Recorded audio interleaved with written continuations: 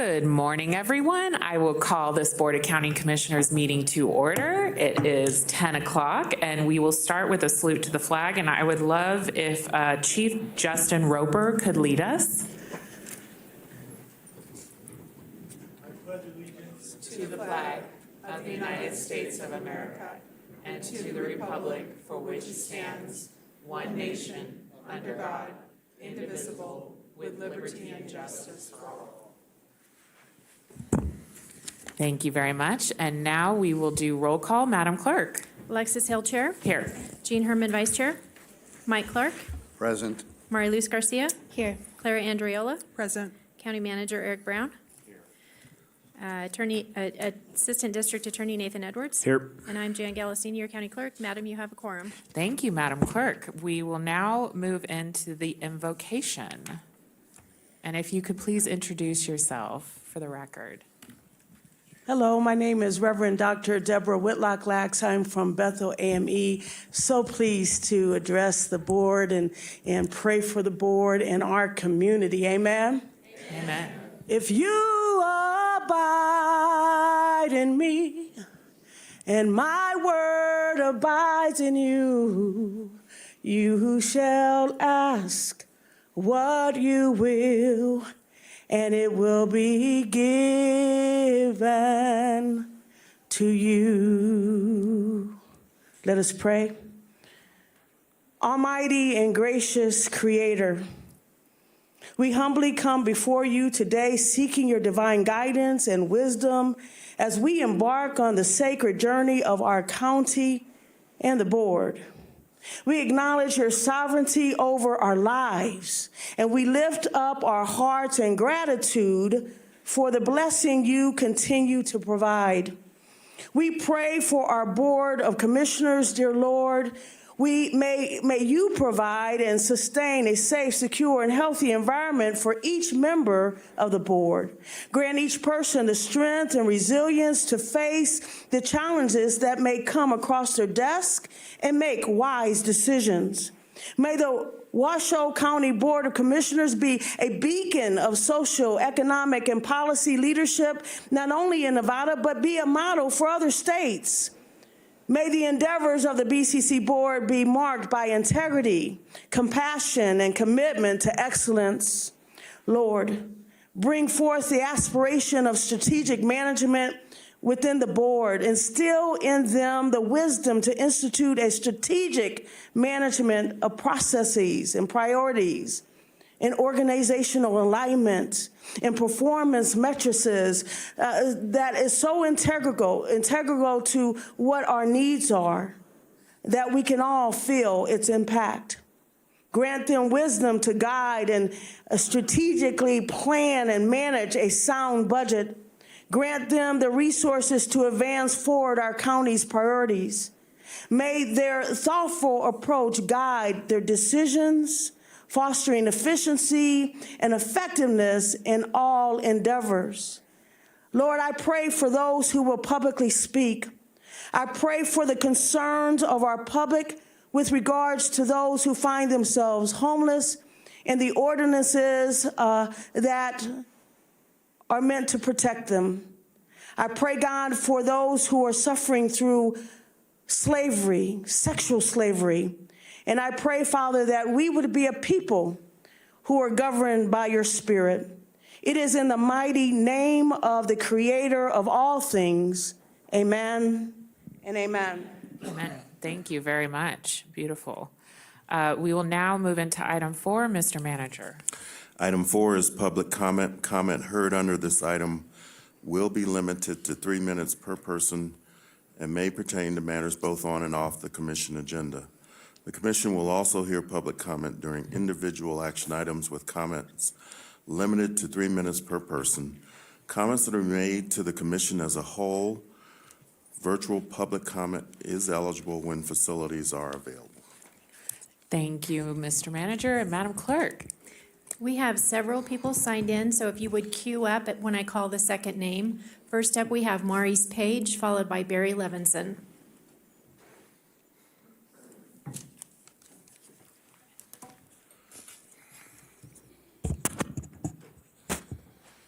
Good morning. For the record, my name is Maurice Page, P-A-G-E, and I am the new Executive Director for the Nevada Housing Coalition. Firstly, I would like to thank you for the opportunity to introduce myself before the Board of County Commissioners today. The Nevada Housing Coalition is a member-based nonprofit working towards affordable housing solutions throughout the state of Nevada. Since estimates show that only 23% of our housing needs are met in Nevada, our work is critical to address the barriers we're seeing throughout the state in renting, buying, and acquiring property and becoming a homeowner. Our previous work includes putting together a task force that brainstormed the Homes Means Nevada initiative, which was an historic $500 million investment in affordable housing. And as someone with an extensive background in landlord engagement, I come to this organization with a sound understanding that our housing crisis cannot be solved without partnerships. Our local jurisdictions, like Washoe County, has a monumental impact on advancing affordable housing solutions. On today's agenda, item 17, to authorize the construction contract for the CARES campus development is emblematic to the hard work that the county has done to address the issue in affordable housing. This supportive housing development is not only efficient use of resources, but a pragmatic approach to ensuring that extremely low-income residents of Washoe County have access to housing. Today, we want to thank you for the hard work you have done so far. And in the coming months, we will work with county staff to allow some time with the Board of Washoe County on the February 13th agenda to present in greater depth on the coalition's work, recap progress in affordable housing development that we have done here in 2023, and discuss opportunities and barriers to affordable housing development. Thank you for your time. We look forward to returning to the board in 2024. Thank you, Mr. Page. All right. Barry Levinson, followed by Elise Weatherly.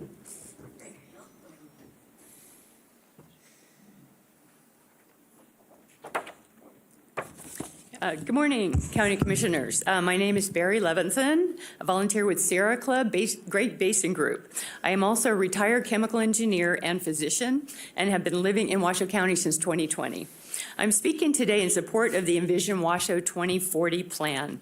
Sierra Club feels that this plan is very well thought out, organized, and clear. It also contains some very good policies for the environment. We especially appreciate the outreach to the community and taking comments on the proposed plan. Today, I'd like to highlight 3 components of the plan related to environmental issues. First, we are thrilled to see a policy providing for development of enhanced landscaping standards to mitigate air pollution. In particular, we would like to see the transition away from gas-powered to electric-powered landscape equipment. The gas-powered equipment is extremely polluting. It is an occupational hazard for the workers and pollutes the air for others in the work area. It's also a major source of noise pollution, which I personally don't like. We need to continue to work toward a future powered by electricity rather than by dirty fossil fuels. Second, we strongly agree with the policy to provide support for alternative agriculture techniques, including healthy soils initiatives. Sierra Club supports a healthy soils approach to all agriculture, where natural methods are utilized in lieu of chemical fertilizers, pesticides, and herbicides. These natural agriculture methods improve crop yields, prevent contamination of water supplies, and are much healthier for human health as well as for our ecosystems. The third item is a bit of a disappointment for Sierra Club. We are disappointed in the lack of support for all-electric new construction in the resiliency section. While there is a policy principle for development of renewable energy and infrastructure, there is no mention of electrification in all new construction. Building operations account for about 45% of all greenhouse gas emissions in our county. To combat climate change, we simply must transition away from gas infrastructure and toward electrification of all new buildings. This includes building codes that require all electric appliances, EV chargers, and solar panels. Electrical appliances, including heat pumps and electric water heaters, are much more energy efficient and less polluting than gas appliances. We should be discouraging gas infrastructure in all new buildings, which would save about $8,000 per home build, believe it or not. And we should be encouraging and supporting the rollout of EVs by making it easy for homeowners to charge at home. We do hope that the electrification requirements in building codes can be addressed in some future policy action, but with this one caveat, we are all in full support of the Washoe Envision 2040 plan. Thank you very much for your time. Thank you, Ms. Levison. Elise Weatherly, followed by Terry Brooks. Good morning. I wish we had 3 minutes and 23 seconds, okay? I'm going to say that. I don't know if you guys take everything to God or not, but I do this morning. I mean, it's like sometimes I just like, and sometimes I beg. This morning I said, you know what I want? I want support. I want support. And then I was reminded, you only give what you get. So I'm going to support you guys. I think it's worth it. What I also have learned in the last few months is that I have a tendency to be a little negative. I'm supposed to expose the deeds of darkness. That's part of my assignment, and it's not fun because nobody wants that, but we have to do it. But in the meantime, I look for heroes. I look for my Perry Masons. I look for my knight in shining armor, and I found one. I found a man named Feliciano Velazquez from Product Cleaning, LLC. He has been elevated to almost the top of the line with Tom Gordon, who works with David Coverdale at Whitesnake. These guys are decent men. So I'm going to support you, but I'm also going to ask that you support me. I can't run for office at HOA. Do you know why? I'm in bad standing. Do you know why? I have a $9,000 fine in violation against me. Do you know why? We don't know why, because it's not taken to court. They can just do it. So I'm fighting with that because if I tell the truth, the whole truth, and nothing but the truth, and I don't do it in a way that you approve of, is that bad behavior? It's like Christ when he called the Pharisees sons of the devil. Was that just like, it's like guy talk, fun talk? No, he was serious. So we have HOA's colonies of tyranny. We have Master Greg Shannon with the Child Support Division that brought a charge against me of contempt of court. Why? Because I questioned and challenged him on how much little child support I got to raise my grandson, who's been worth it. I didn't get very much child support to begin with, so I just cut back on things like haircuts, and going out to eat and stuff like that. We made it just fine. By the way, I'm going to remind him that he's right, that electricity is better than gas. That was confirmed today. What about my case against, I didn't bring the case numbers, by the way. What about my case against Community Bible Church in the city of Reno? The volunteer mediator, mandatory mediation, allowed the second in command at Community Bible Church to come in, but my brother didn't get to come in because there wasn't enough room. That was one of the most intimidating things I've been through, and I can't seem to figure out what to do with it. I was there when Center Street Mission crashed and burned. I saw it firsthand. Do you know what I did? Nothing. Do you know why? I didn't know what to do. All right, sometimes we just don't know what to do. By the way, Steve Loisi is supposed to stand up with me against HOA. He's not worth the money. Thanks. Thank you, Ms. Weatherby. Terry Brooks, followed by Bill Miller.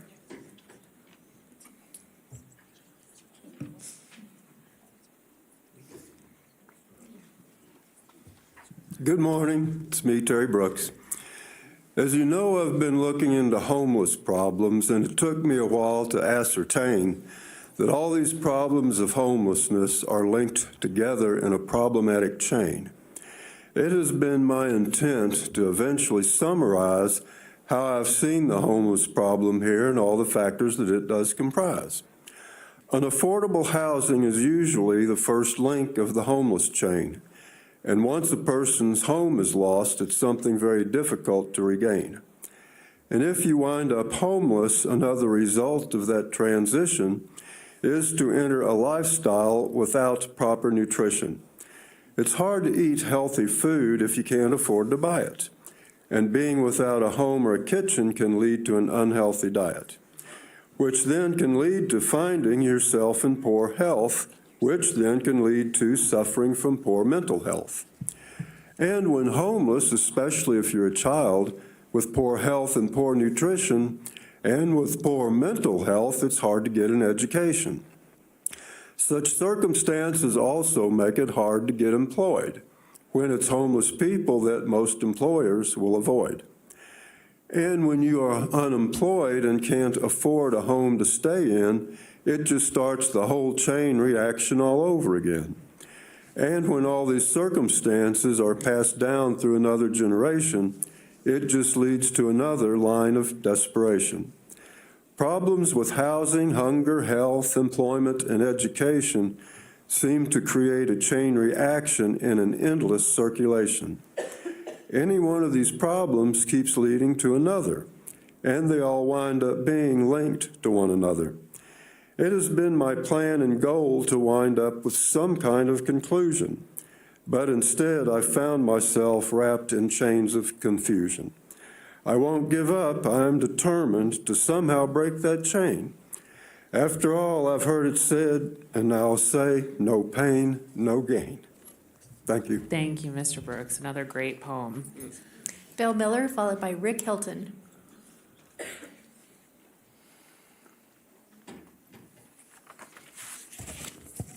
Good morning, Chair Hill, council members, council officials. I'm Bill Miller, retired designer and chaplain. And I have three short points. First, echoing the thanks for all your hard work on the 2040 Washoe Envision action. Really, that was a heavy lift and well done. And I also echo that we need to mandate electrification. It's going to save money. It's going to help save the planet. Second item is the affordable housing. And again, green policies save money and the planet. So please continue to consider that as you're looking at how to solve or create more affordable housing. And last, should be first, is of course homelessness is not a crime. If anything's a crime, it's that rent started over $1,000 and a starter homes started over $500,000. While we can't do much about that, we must care for those who fall through the cracks or chasms. And we need to help them because they're human, because we're human, and it makes our community better, stronger, and safer. Thank you for your time. Thank you, Mr. Miller. Rick Hilton, followed by Augustin Holkes.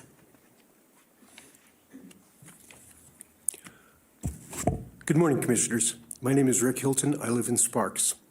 I want to thank all the Commission for allowing me to speak today, and I especially want to thank Commissioner Andriola for bringing the Dignity Index presentation a few weeks ago. That was very important.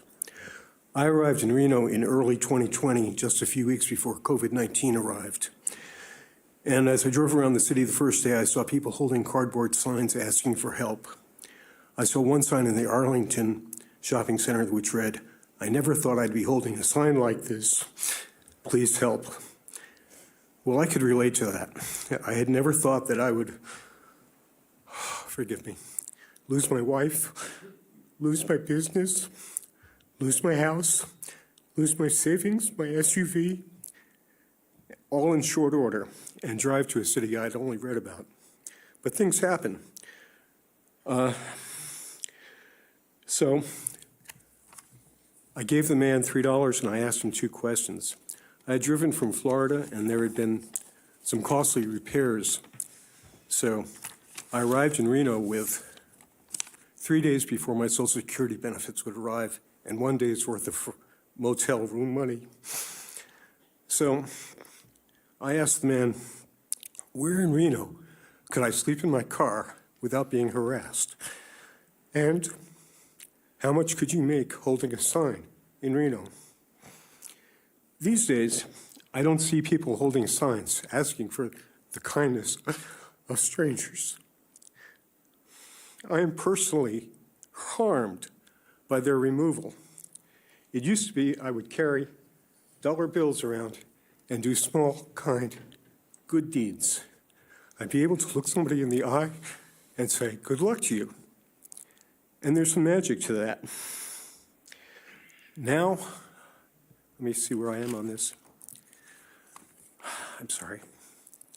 So back in 2020, the man with the sign told me that he made $50 a day, often $80 to $90 a day, from the kindness of strangers. And he was a burden to no one I'm proposing or suggesting that sign holding be permitted, not just allowed, but permitted. In other words, give the man the opportunity to ask his brother for help, give him rules, and revoke his license if need be. But give a person the opportunity to seek the kindness of strangers. Thank you. Thank you. Augustin Holkes, followed by Janice Jones.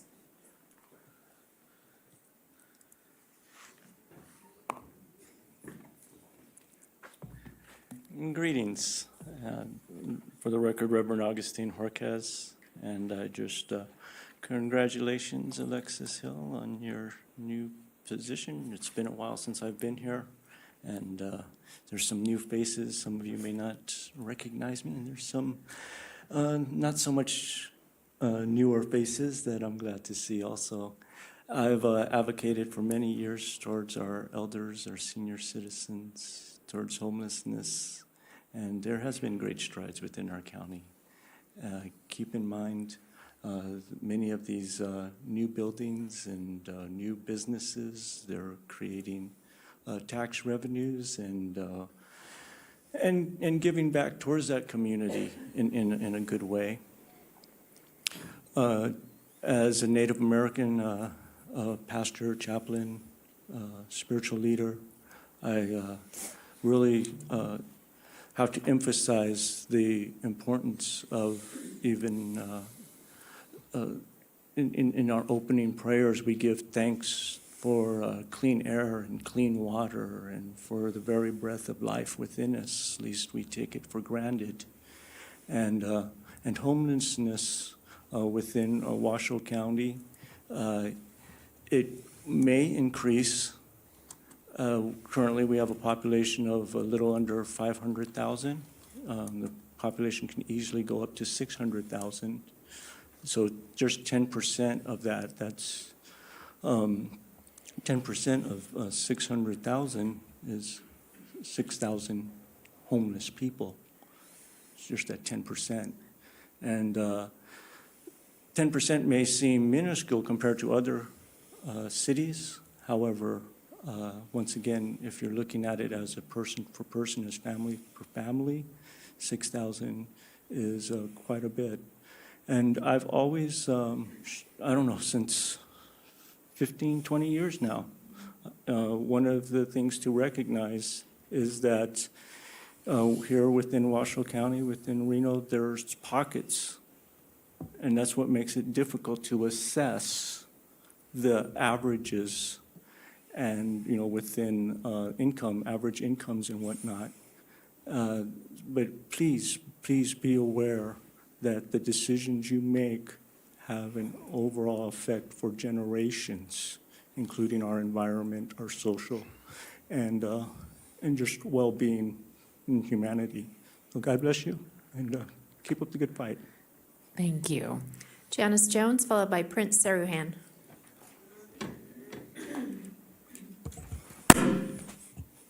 Good morning.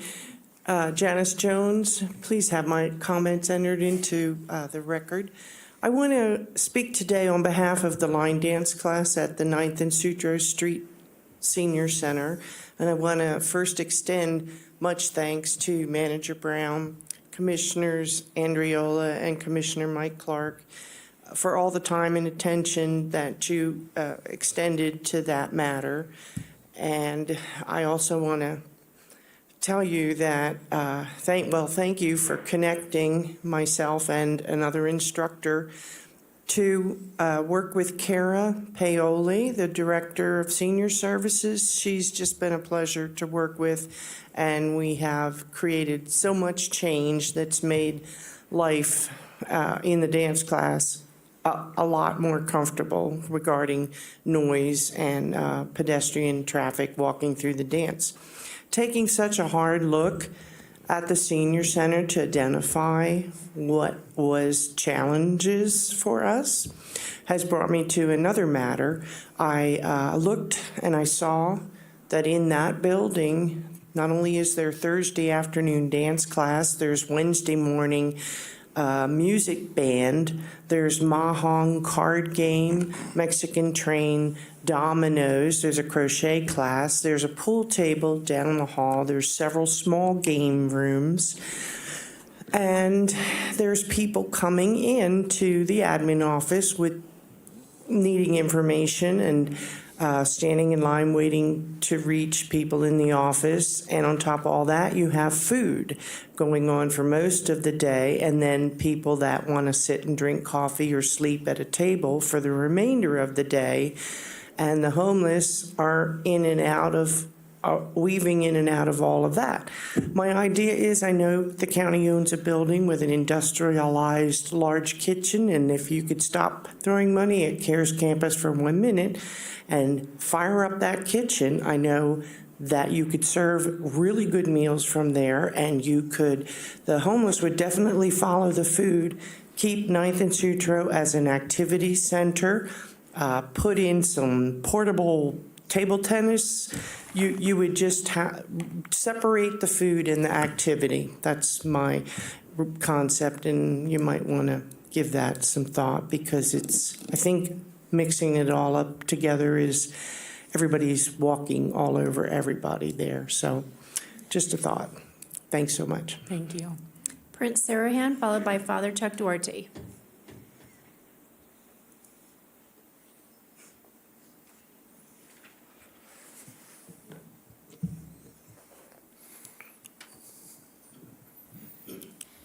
Good morning, Commissioners. My name is Prince Saruhan. I am a resident of South Reno, and I'm under Michael Clark's jurisdiction. And I'm also here with Faith in Action Nevada, and I'm a volunteer also with St. Vincent de Paul Society. And I'm here to bring up today an ordinance that's not on your agenda today, but I also wanted to talk about the work that the county has done. You know, I'm not originally from here. I moved here as a child, as an immigrant. And even me, it took me a while to kind of understand and see the whole beauty and the whole entire system of Tahoe and the river and Pyramid Lake. And I love this entire area, from its geography to its people. And, I'm coming to you as well as a fisherman, and, I have a lot of experiences interacting with the river that way. And with my work with St. Vincent de Paul, interacting with homelessness, and just my time on the river as a person here, I've been kind of, firsthand, I've had a lot of firsthand experience with the people who are habitating on the river, who are forced to do that. And some of those people are also in vehicles, are in moving vehicles, are in cars, who are, living in public spaces. And the ordinance that we're about to bring up that is actually in the works, that was, put in the works by this county to be done by the Sheriff's Department, has been being worked on for all year, and Faith in Action has been interfacing with the county. And some of you here today, we have been interfacing as well all year to talk about this and our concerns about it. And it's not in your agenda today, but we feel like this is the wrong thing to do to amend the county this way, the way the sheriff proposed it, this proposal that you guys don't have right now, but it will target everybody else that is also, using the river. And I feel like the homeless people that are living out there should not be swept and should not be seen as blight and should be given services. And, if it's the police, that's the way to kind of direct services to them. I think that's the wrong way, because it sends the wrong message, and it's not the care that I think the community deserves. You guys do a lot of great work. Action, before it was Faith in Action, in 2019, worked with the county and the state for an affordable housing trust fund, and that exists now. And we're now Faith in Action, but that affordable housing trust fund, I know is in your agenda, and we really appreciate that exists, but we need the funding stream to kind of happen for that. Which just so happened, I think the state kind of cleared out that funding stream, which exists, but it needs to be married with the county to make the affordable housing trust fund a thing, a matter, and this is within your power. So please, we would like for you to agendize this proposed ordinance by the sheriff, and we would like for you to vote it down, because the homelessness needs services too, and more services. Thank you so much. Thank you. Father Chuck Duarte, followed by Pam Gormley. Good morning, Madam Commissioner and Commissioners. Thank you for listening. to us and concerns that are raised. I'm Father Chuck Durante. I'm the rector at St. Thomas Aquinas Cathedral downtown Reno, right in the midst of it. And I also chair the Nevada Interfaith Association. And we'll be having an interfaith Thanksgiving service actually on Thursday, sponsored at Trinity Episcopal. So if you happen to be around, 7 p.m. Thursday. But I want to kind of address why this is an issue for faith traditions when we're looking at the homeless question. And really, every faith tradition has strong language regarding the duty to care for the poor, the stranger, the downtrodden. And the most famous one in the passage in the Christian tradition from Matthew 25, when Jesus says, "Whatever you do for one of the least ones, you do for me." But other traditions also have very similar sorts of approaches, and that what we do to the least ones, and particularly that's itemized in Matthew 25, is feeding the hungry and welcoming the stranger and providing clothes for the naked, the shelter. Every faith tradition calls for this type of awareness. And our laws, of course, flow from these faith traditions. Ancient traditions on how people can live in community together and what justice looks like and what just government is empowered to do.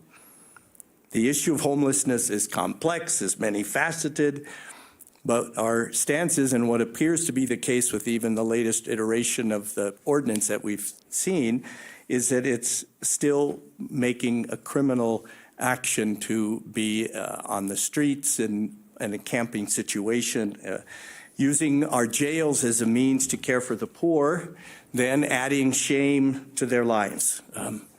It's not a just response for caring for the poor, and it penalizes poverty, which is in direct contradiction of those teachings of every faith tradition in our county. I think it's fair to say that letting people regularly camp in places that affect the free enjoyment of public lands is no solution to the houseless problem. And neither is making it unlawful when people have no other reasonable or reliable place to go. Housing is the ultimate solution. And the Band-Aid of sweeps or moving people out or on, even arresting them, it risks continuing that terrible reality. What we have seen over and over, out of sight is out of mind. So I urge us to look again at the Truckee Meadows Affordable Housing Project, that call that all residents have access to a continuum of safe, accessible, and affordable housing options in neighborhoods that offer access to opportunity and quality of life. Thank you. Thank you, Father. Pam Gormley, followed by Jennifer Peters.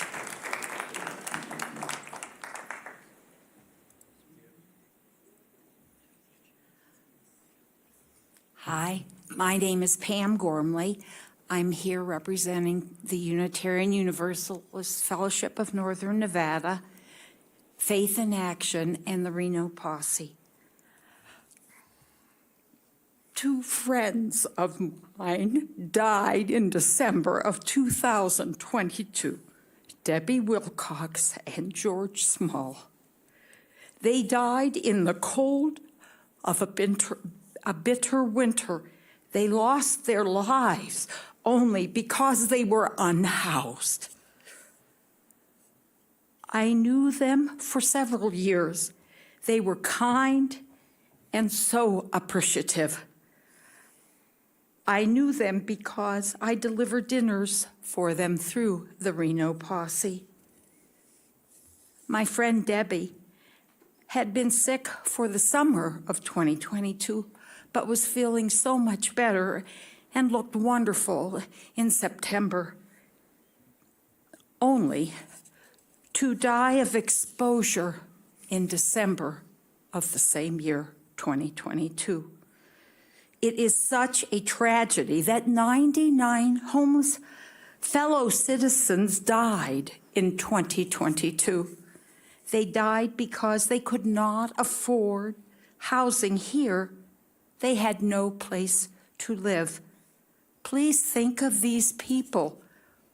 All people must be given affordable housing. We need to find solutions. There is no crime to being homeless and poor. We must judge We must not ever judge, but we must find better and workable answers and solutions that really, really work for the less fortunate who feel the impact of decisions made here, but they do not have a representative voice. We must be a community with compassion and find ways to help, not harm. Thank you. Jennifer Peters, followed by Aspen Marico.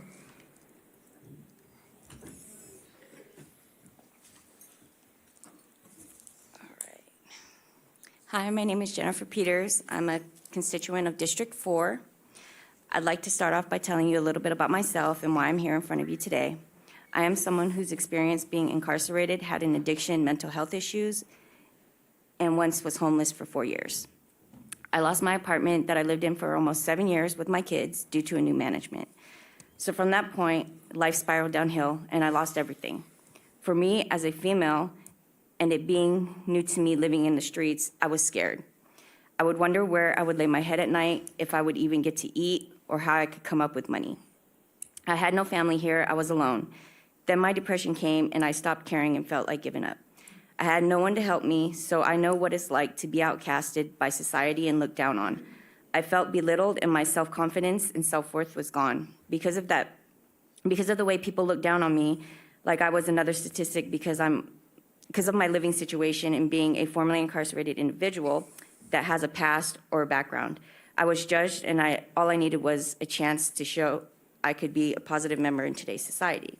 I do have a roof over my head now, but with my criminal background, I have been running into my own obstacles finding housing. All these apartments put up barriers, making it harder for me to find a stable place for me and my family. I work with Faith in Action Nevada, and throughout me working, doing voters registration and community advocating work, I've met some of the most kind-hearted individuals and built relationships and friendships with those experiencing housing issues. And it breaks my heart. They are people just like us, and they deserve better. They are people going through a rough time in a rough situation who don't choose to be out there. We should find ways to address the root problem. I think it's wrong to criminalize a person's struggles and by giving them jail time or fining them. And how I see it, it's a lose-lose situation. It is discouraging and unjust by putting up more barriers that's only going to keep them in the same situation. So when the ordinance comes back, I'm asking you all to vote it down and work to address some of these issues. Thank you. Thank you.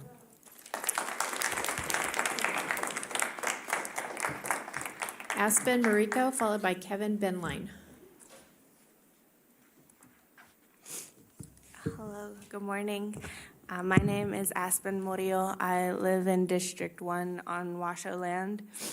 And I am here with Faith in Action and representing Unitarian Universalist Fellowship of Northern Nevada. And here in response to the ordinance that is currently being drafted. And just here to say that criminalizing a social issue that is beyond a person's ability to reach is unethical and illogical. The homeless population is homeless due to financial factors, and making it a crime wouldn't help the problem. It would only create more issues for the individual. Funds need to be allocated to offer actual solutions and not rely so heavily on our law enforcement and emergency services. It stretches that resource too thin, and police are not the answer to poverty. Secondly, the limited time that an individual can stay in shelter. I am an advocate that works in domestic violence, and sometimes that issue is tied very closely to homelessness, and sometimes it's between,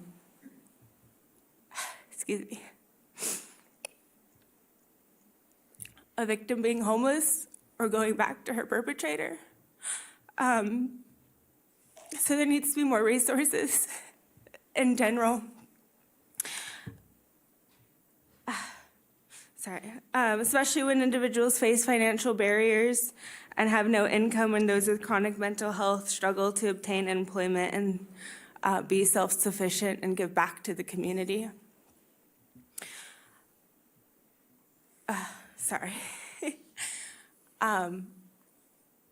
We want to see a community that has resources and places that we can send people, not where our public spaces are over-policed. And then I also have for the commissioners signed statements from members of the community who could not be here, but also don't feel that this ordinance is a solution to the problem at hand. Thank you. Thank you.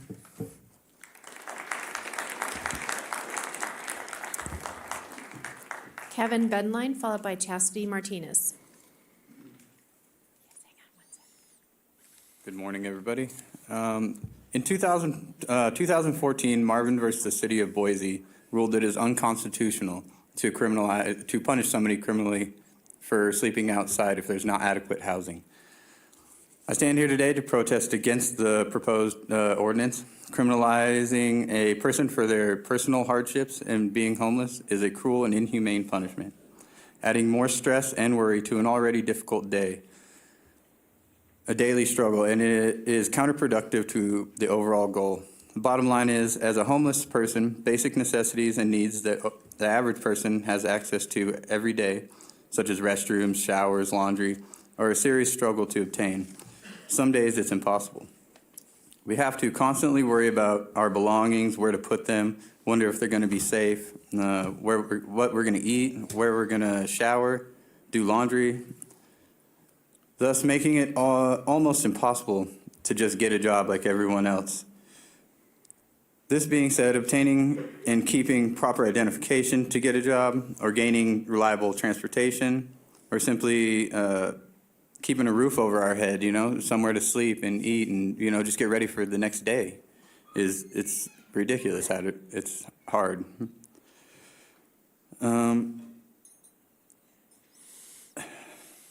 This tragedy could happen to anybody, Everybody there's a lot of people that are right there on the cusp of, being the same way.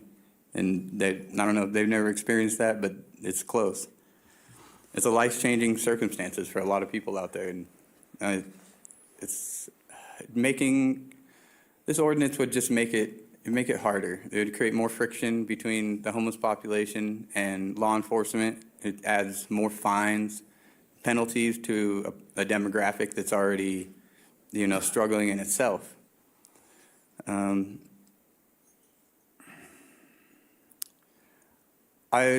I like everything you guys have done, the CARES campus, everything you guys are really trying to help everybody. And it's hard to help that many people when a lot of those people don't want help, So I don't know really the proper solution, but I know criminalizing it is not it, It's so you're either going to be at one of the campuses or you're going to be in jail, It's not good options, Thank you. Thank you. Chastity Martinez, followed by Janet Butcher.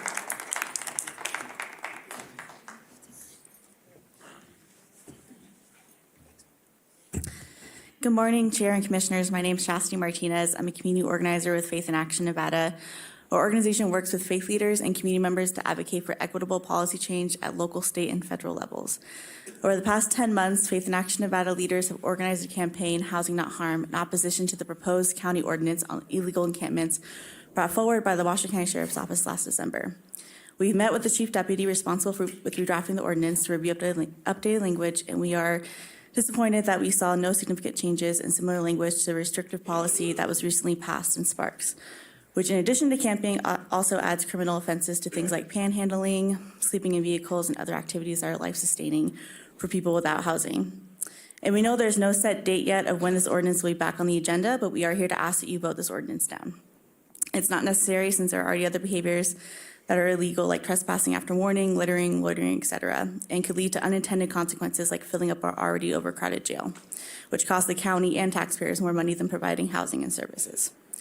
Research has shown that a carrot and stick response to people living unhoused doesn't change behavior and in fact can lead to added barriers for folks if they're constantly being displaced. We've seen this approach taken by numerous cities and counties, including Reno and Sparks, and their lack of effectiveness in addressing the root causes proves this is not a policy to take countywide. The solution to homelessness is housing and supportive services. Research shows the housing first model is less costly than supporting those living in shelters or on the street. And for example, a county in North Carolina saved $2.4 million at the start of their housing first program, and at the end housed 1,000 people in a single year. In Placer County, they established a mobile temporary shelter, similar to the Safe Camp, but operated by a local nonprofit. And in general, more success is shown when there's individualized care, well-trained case managers, and when people are given the power of choice, not forced into services like this ordinance intends to do. We know the county is making additions to the CARES campus and adding more case management, and recently purchased West Hills, which we hope will bring more mental health resources to the community. And we fought a few years ago for the establishment of the Washoe County Affordable Housing Trust Fund, and I see in the updated master plan, which we hope you will adopt today, that it mentions the goal of getting more funding for that. And we want to encourage the county to continue to move forward on these types of efforts. We believe this ordinance is a big step in the wrong direction for the county's plan to end homelessness, and until we address the root causes of the issues of policies that are solution-based and not just temporary fixes, we will do unnecessary harm to members of our community experiencing homelessness. With wintertime at hand, it's imperative that our elected leaders focus on compassionate solutions, not punishing people for what they have to do to survive. Faith in Action Nevada is committed to working together with the county and other stakeholders to ensure there's adequate housing and services for these and other vulnerable populations. And for time's sake, I want to close by asking everyone here with us, if you don't want to see more criminalization of our unhoused, but more transformative solutions, please stand or raise your hand now.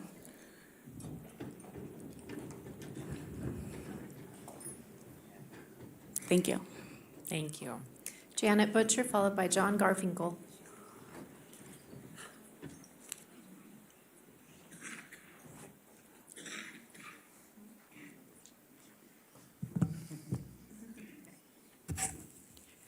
Janet Butcher, for the record, please enter my comments into the record verbatim.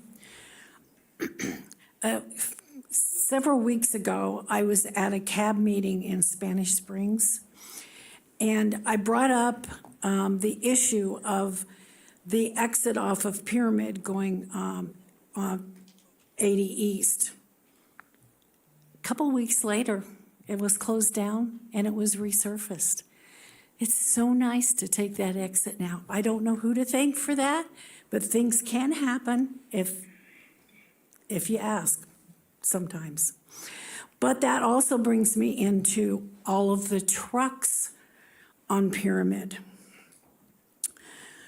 So as I was going down Pyramid, within 2 days, I now have 2 dings in my windshield. One in the middle and one over here. One came from a cement truck. The other one came from a rock truck. The cement truck, I couldn't get up close to it because it was spewing stuff all over. I also have dings now in the hood of my car. Which brings me to the rezoning issues. I know there's a meeting tomorrow night in Spanish Springs and having to do with rezoning. The problem with rezoning is if you buy a house next to the airport, you really can't or shouldn't complain about the planes coming in. But if you buy a house and it's a residential area, and all of a sudden somebody comes through and says, let's rezone it because we can make more money, then that's not right. And you, as county commissioners, you really need to stop and take a look at this. Should you take a residential area and turn it into a commercial area? We already have a horrible issue with trucks and traffic on Pyramid. Okay, I got a few minutes left. I do want to say something about the affordable housing. I happen to help subsidize a young person who gets $900 on Social Security, and I pay the rest of her rent because there is no way she could afford an apartment in this town on $900 a month. Thank you. Thank you. John Garfinkel, followed by Ariel Kraus.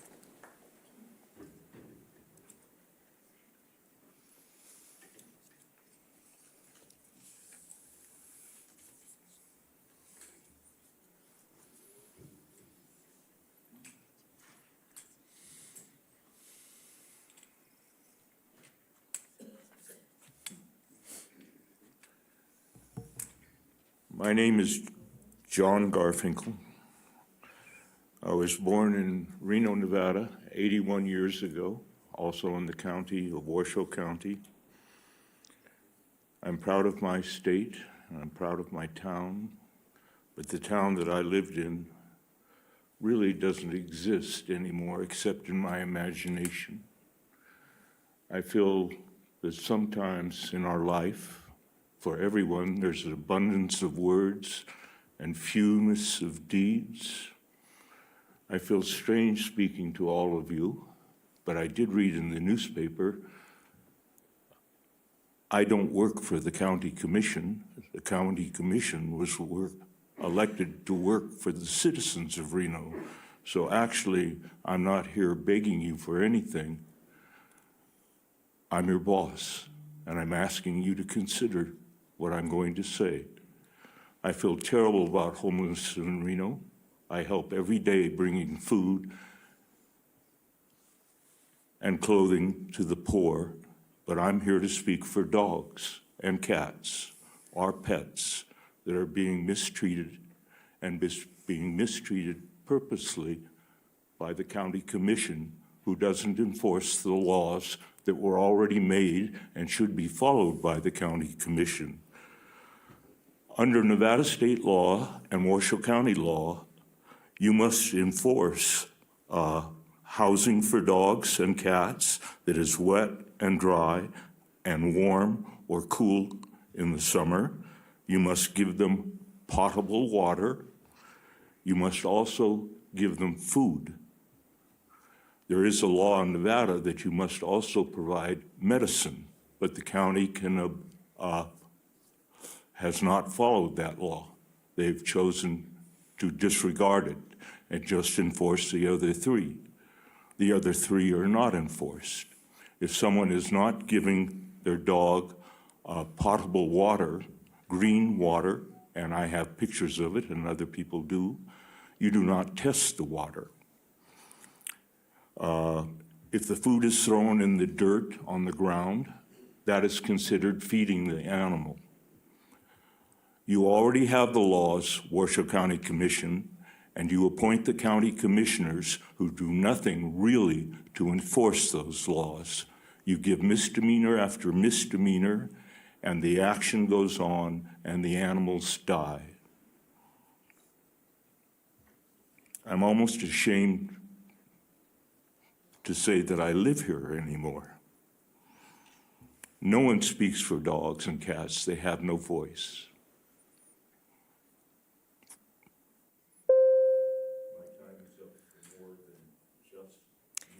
Ariel Kraus, followed by Penny Brock.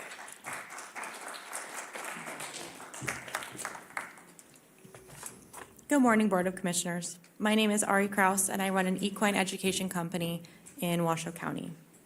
Thank you all for your dedication to the county and your efforts to make our community a place that works for everyone, from city life to rural life and everything in between. I emailed the Board of Commissioners in the summer of 2023 to share about the challenges my family has been facing in attaining a business license for my horse business. In October, Commissioner Andriola contacted me to ask about the progress on our license, and I shared with her the challenges we were still facing, as well as the additional suffering that the horse community as a whole was facing after dozens of violations were sent in late August to small businesses in Washoe County. Commissioner Andriola elevated the issue to the level of attention that is necessary to seek a solution.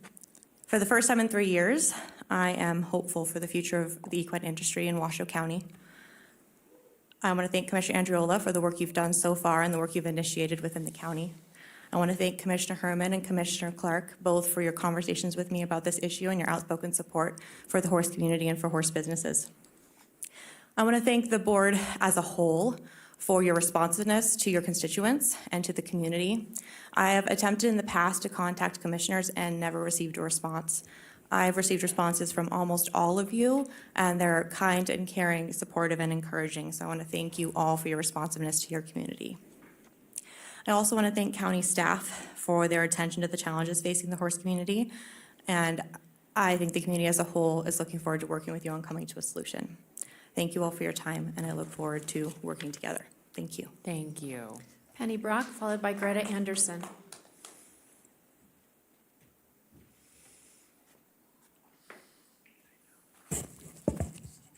Penny Brock, please put my comments in the record per NRS. I would like to address the October 24th strategic planning meeting. First of all, the room was not large enough for everybody that was there. The setup was terrible. The video was not clear. I couldn't see a lot of what was put on the screen. It was blurry. You had to shut it down because of techie problems. So I would ask that next time you have a strategic planning meeting, it be held in this wonderful room that we, the taxpayers, have paid a lot of money for. Secondly, the PowerPoint presentation that was done, it was not part of the agenda as it should have been. The NRS says within 24 hours after the meeting that PowerPoint is to be available. I sent a public record request asking that it be put on the internet. It is still not posted. I don't know why. I would ask that you investigate it. I would also ask that you make sure that that PowerPoint is posted on the internet per NRS. The second thing is after the meeting, I sent a public record request for the contract for Dignity Index. We, the taxpayers, want to know how much that cost us. Secondly, so I would ask that you would investigate that, and I would like a copy of that along with the expenses that we paid for that person and her staff to come in. The second thing is at that meeting when the county manager gave his report, he said that for the Register of Voter office that an outside consultant had been hired. So I sent a public record request and I asked who that person was. And I also asked for a contract for that person. What they sent me was for the Elections Integrity Group, which we know that they were not, phase 2 of their contract was not honored. So I would like to know who is that outside consultant? And I would also like a copy of that contract. We, as the public, have a right to this information. We have the backup of the Nevada Revised Statute, which is a Nevada law. It's our protection that we as the public, we as the taxpayers, have a right to this information. And I don't understand why someone in the county does not want to be transparent. Something is really wrong. As the gentleman before me said, the county commission as elected officials and the employees of Washoe County work for us, the taxpayers. And we have a right to that accountability. Greta Anderson, followed by Cliff Lowe.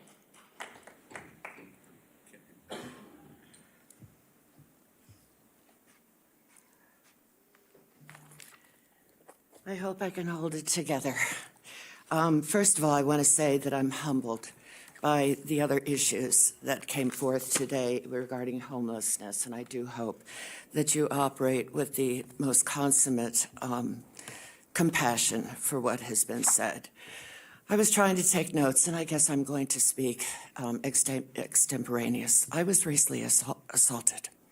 I have a broken finger. I already have scoliosis.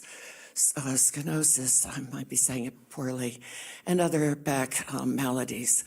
And so this is what this is all about, and I'm glad to hear that there are some people here today from the horse community, which really does need your assistance regarding spaces and people being able to house and care for their horses without undue interference.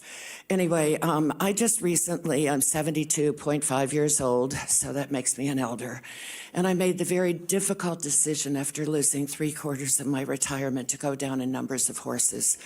I have, for the past 45 years, done dog rescue, horse rescue, and it's rather a passion, but I am not insane.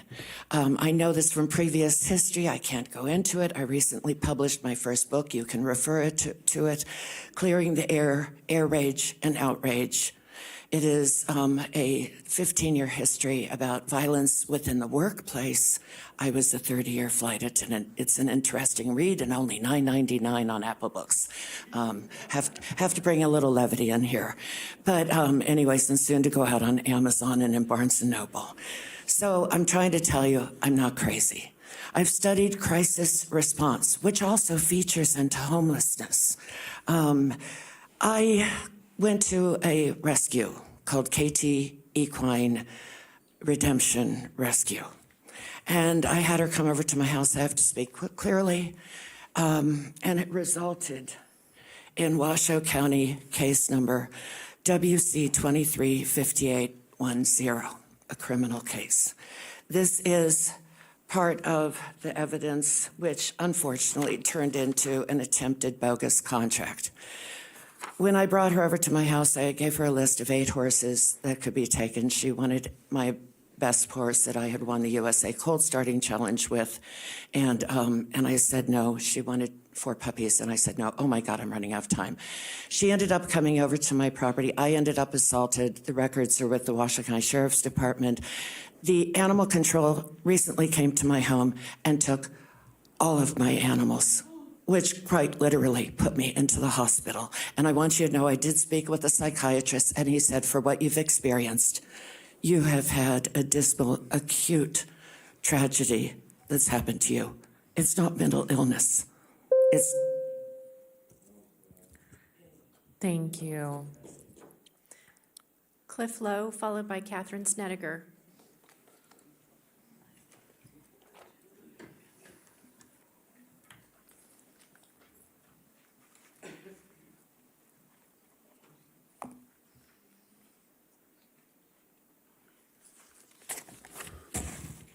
Morning, Commissioners.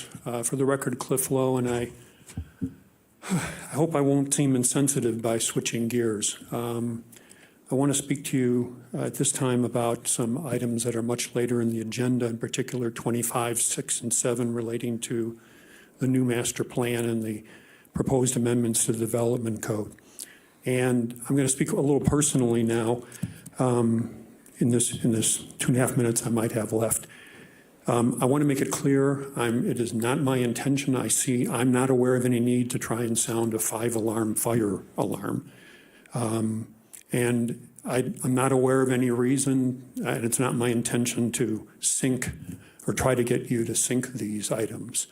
And my biggest fear, I guess I deeply hope that when my little part in today's meeting on those items is over, that you don't think that I've wasted your time, staff time, my time, because that'll harm my credibility, and that's probably one of, if not the most important thing to me. So I try to put myself in your shoes as best I can. And one of the questions I would have, so Cliff, why are you bringing something up now? That's already been through the Planning Commission.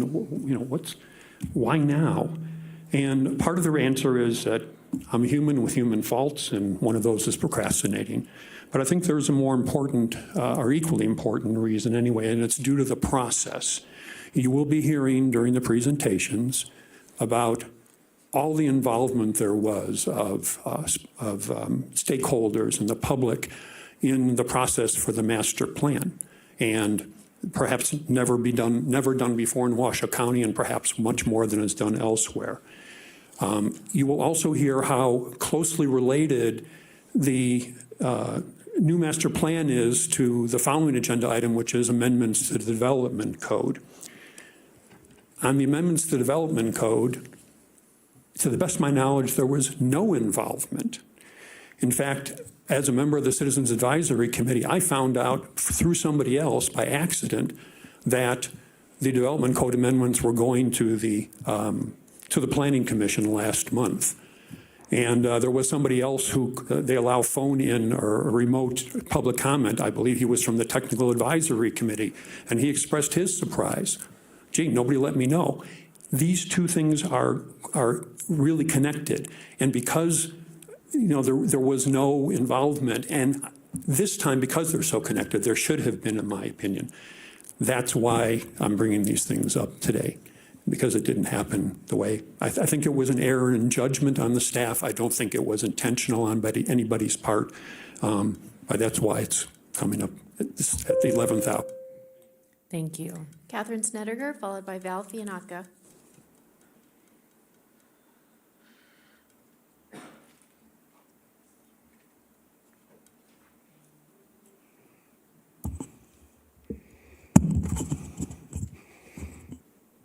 My name is Catherine Snedeker. I'm a non-person, non-resident, unenfranchised natural woman.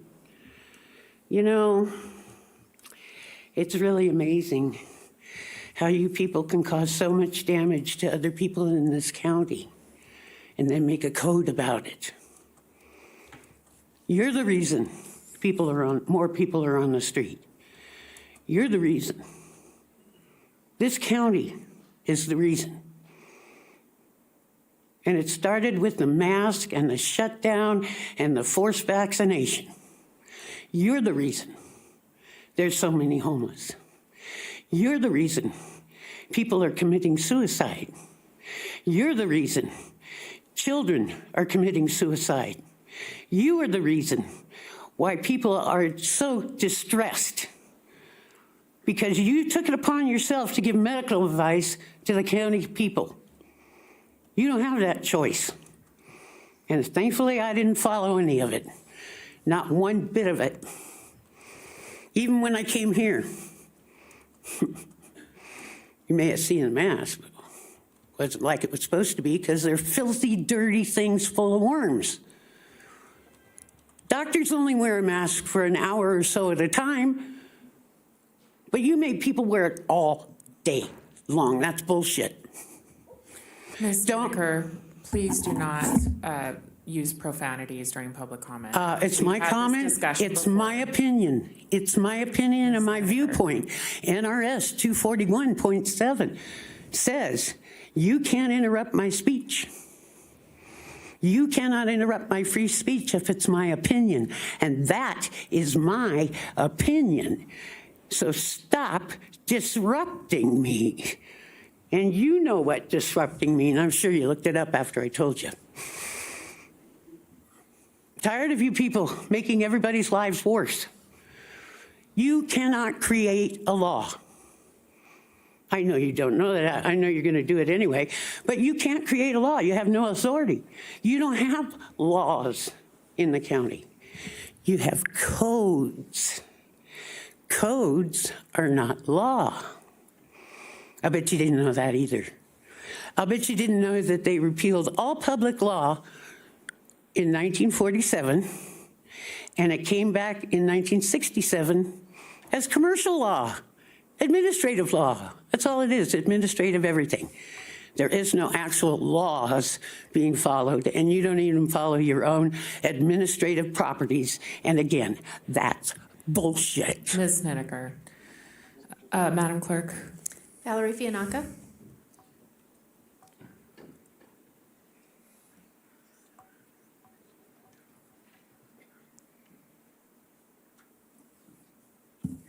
Hard act to follow, but I'll try.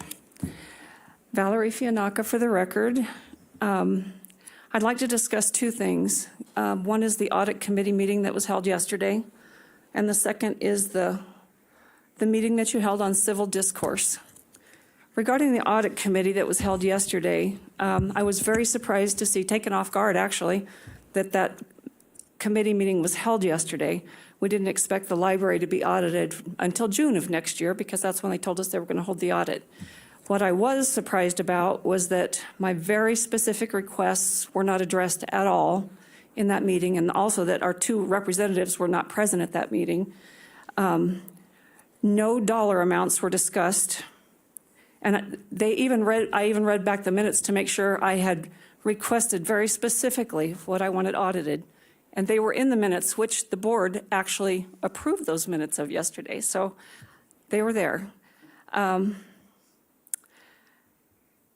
I would also like to address, I didn't come to your conference on civil discourse because I think I'm usually pretty civil. I only shake my finger once in a while. I try not to do that very often. However, civil discourse. 2 meetings ago at the library board, I was called a fascist for, you want to know what for? For saying the Pledge of Allegiance during my public comment time. And I was called that by an employee of UNR. Present also at that meeting was a UNR professor who was allowed to print an article 2 weeks later by Mr. Scott, approved by Mr. Scott, in the newsletter that goes out to our entire community, whoever subscribes, about Nazis, which would have been an okay topic. It was a well-written article, except it had a link to my public comment in it. Bad judgment on the part of Mr. Scott.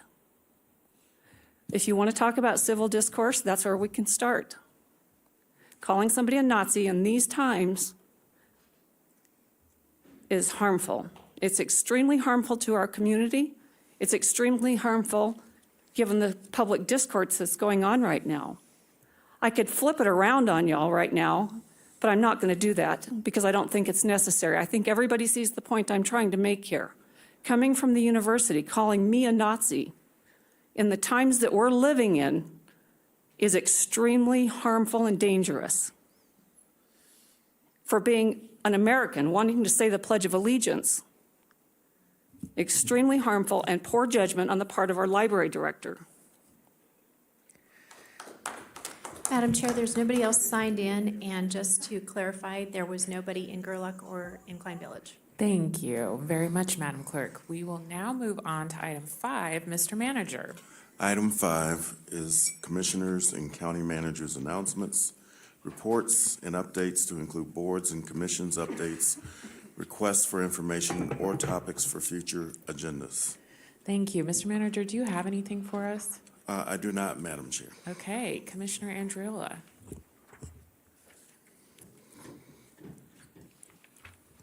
Thank you, Madam Chair. Since May, I've received information about concerns related to the code governing the equestrian community. For the last several weeks, I've been in communication with several people who have been doing their best to navigate the situation. On October 26th, I was invited to attend one of their meetings to learn more. I would like to thank the county manager and Dave Solero, who also invited Julie Olander for attending this meeting. The meeting invitation email was sent to all the commissioners, and thank you to Commissioner Clark, who was kind enough to attend as well. Since hearing about their concerns and knowing more after attending the 10/26 meeting, I've been working with the county manager and Dave Solero, as well as Assistant District Attorney Nate Edwards, to initiate steps to explore a solution. I'm requesting that planning staff hold a series of staff meetings with stakeholders to receive input for possible creation of amendments to the development code to be considered by the county commission. Considering that we are looking at helping the planning department with establishing priorities as outlined in item number 27 today, I'd like this item to also be included as a priority. Thank you, Madam Chair. Thank you, Commissioner Andriola. Vice Chair Herman. I commend you, Mrs. Andriola, and Commissioner. I have been working on the same project in different ways, but it just seems like the horse people in the districts that have horses are just kind of in the sights, and it's just like they are being individually picked on. I mean, this has happened before, and we had to do some fixing. It doesn't seem like there's a fairness there, because a lot of these folks have had horses on their properties. That's why they have those properties. And it's like the kingdom for a horse kind of thing, you know? I mean, it's something that's there, that's enjoyed by many people, benefits many people, And now they're gonna try and spoil that, and that's what I'm angry about. It's happened before. We had to have meetings before. Kitchi Snedeker out here in the audience, she remembers what we had to do to preserve the horse population in District 5 before I even became a commissioner. So it's not a new issue, but we got to stop picking on people. We are getting a bad name from the folks in this county. They pay their taxes, and it's like a license for them to be hit on and taxed to death. I mean, they have to come up with permit fees and go through all the bull of going through the process, and it's just not fair. It happens often. And it's just like horses are criminals or something, you know, and we've got to get rid of them all because these folks don't know how to take care of their animals, and no, they do. But anyhow, I will work with you any way we can work together on this, and we need to fix this. And there's a lot of other issues that are similar, but this is just a hit job. Thank you. Thank you, Vice Chair Herman. Any other commissioners have comments? Commissioner Garcia? Thank you, Madam Chair. I just want to start off by giving my profound thanks and respect to our past, present, and future veterans. Saturday's celebration in downtown Reno was a beautiful reflection of our community coming together, and it was wonderful to hear and see different stories of our vets here in our community who have served. And I also wanted to draw attention to November being National Adoption Awareness Month. We recently got some correspondence with some updated data that I wanted to share today in case you didn't have a chance to see it. Currently, we have over 650 children in foster homes throughout our region. Our amazing team at HSA is comprised of about 280 children's services staff, reflecting a lot of different jobs and responsibilities. But with their hard work and dedication, we've been able to finalize 250 adoptions over the past 3 years. And that's a heavy lift. Having gone through the process myself, I know all of that is entailed in that. But here's the call to action. The county's been doing an incredible job kicking this out and spreading awareness about this. But we currently have 100 children in need of a forever home. And, you know, I'm thinking that's like the population of Gerlach, you know, like we have that many children in our community who are looking for a forever home. And I just wanted to take a moment. It's, you know, we're getting close to halfway through the month. This is a conversation that we'll be seeing and hearing more about in the coming months, but please talk to friends, talk to neighbors. It doesn't have to be a perfect time. There's never a perfect time. If you have that little inkling or spot in your heart where you're interested in learning, I encourage you to take those classes, take that step, reach out to county staff, and see if we can help move the needle on bringing those numbers down. So thank you. Thank you, Commissioner Garcia. Commissioner Clark. Thank you. Thank you, Madam Chair. I've got 10 or 12 different items I want to talk about, but I'm all over the board here, but I want to first of all talk about the horse problems horse licensing problems that people seem to be experiencing. Thank you, Mr. Would you like me to jump in on that? I do. Okay, thank you. Thank you. Commissioner Clark, this has nothing to do with the comments that you want to make, or it's not directed at you. You just happen to be third in line today. There's already been 2 commissioners that have brought it up. I'm going to ask you not to comment further on the horse regulation I won't comment piece. further on the horse, but I did have a request of you to explain what is called the bundle of rights. Great, yes. And what people have the right to expect when they own a particular piece of property. So that's what I was segueing into. Thank you. I didn't mean to talk about something that others had, but I wanted to bring this up so everybody understands what, as a 47-year real estate broker, 47-year property manager, I want people to understand what ownership of property and the bundle of rights entails when you own a particular property. Take it away, please. Yeah, thank you. So when you go to law school and you start studying real property, it's almost like a class in a foreign language. It's one of the most complicated areas and historical areas of law in our American system. Primarily, we're based on the common law system out of England, and that's a series of essentially judicially decided cases over a period of perhaps 5 centuries or so that predated the founding of the United States with the Declaration and then ultimately the Constitution. We still have the English common law system in effect in America. In Nevada, we have a specific statute that says as long as it's not been overridden by statute or constitution, it is still the law of the state of Nevada as well. And so there's a lot of gaps in between the express provisions of constitutional law and statutory law that English common law fills that void for. Most law schools are built around the notion of teaching English common law with a focus on certain specific statutory areas. In the area of property throughout the country, as I mentioned, it is English common law with a couple of specific exceptions. Louisiana has more of a French code-based legal system.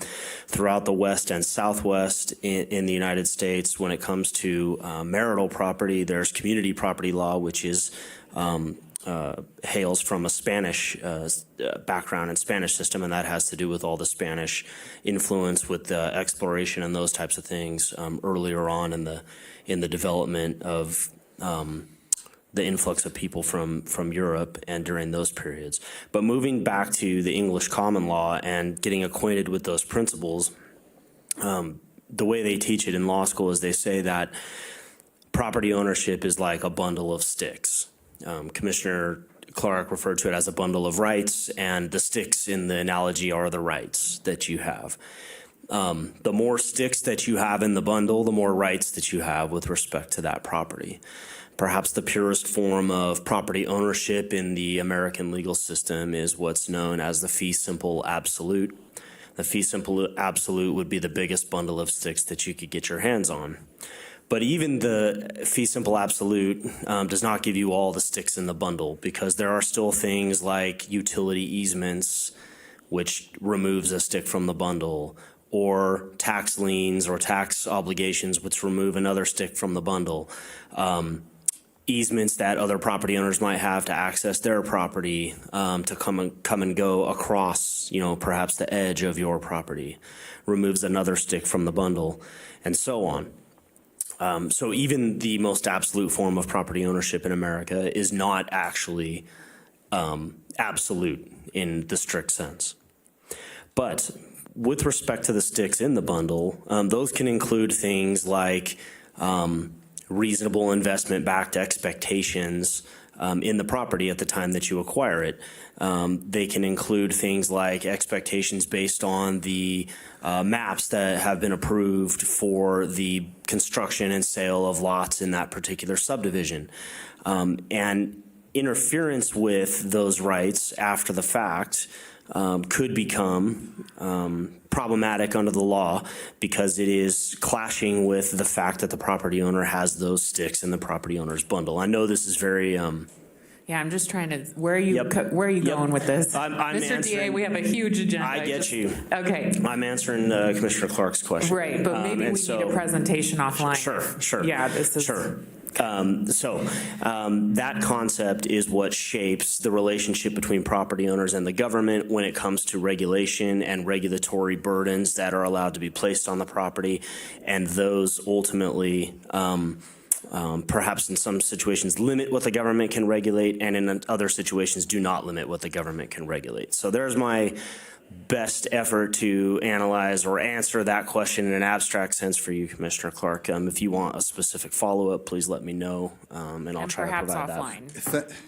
Thank you. I salute you for answering the question. I don't know why the chair always likes to interrupt when I'm trying to get something on the record here.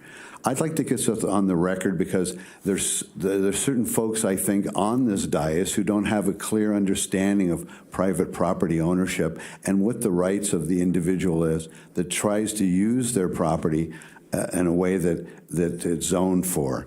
And so I want to make sure that people understand the background of why we have bundle of rights and why we have these sticks in the bundle and why people have a right to do this without saying the word four-legged animal or equine.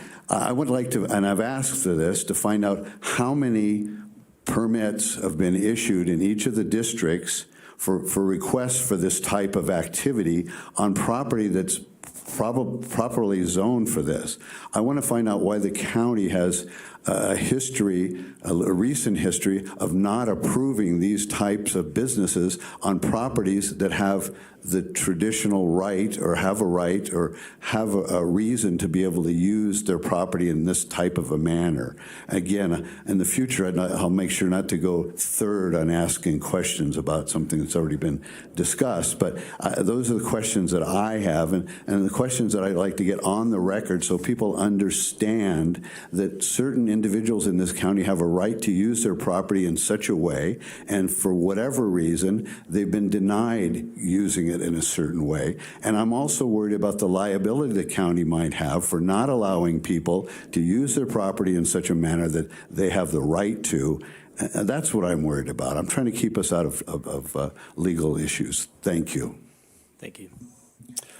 Now I have some other things I'd like to talk Commissioner about. Clark, could I just clarify? Sure. Could you restate what the request is? Because I'm not sure. It's not clear to me. What request was that? That you just made for. I have a request to understand how many business licenses in each of the commission districts in Washoe County, Nevada today have licenses to run equine businesses.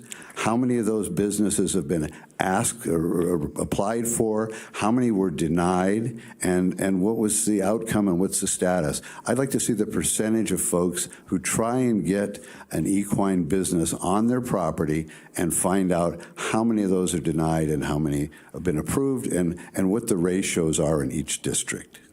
Got it. Thank you. Thank you.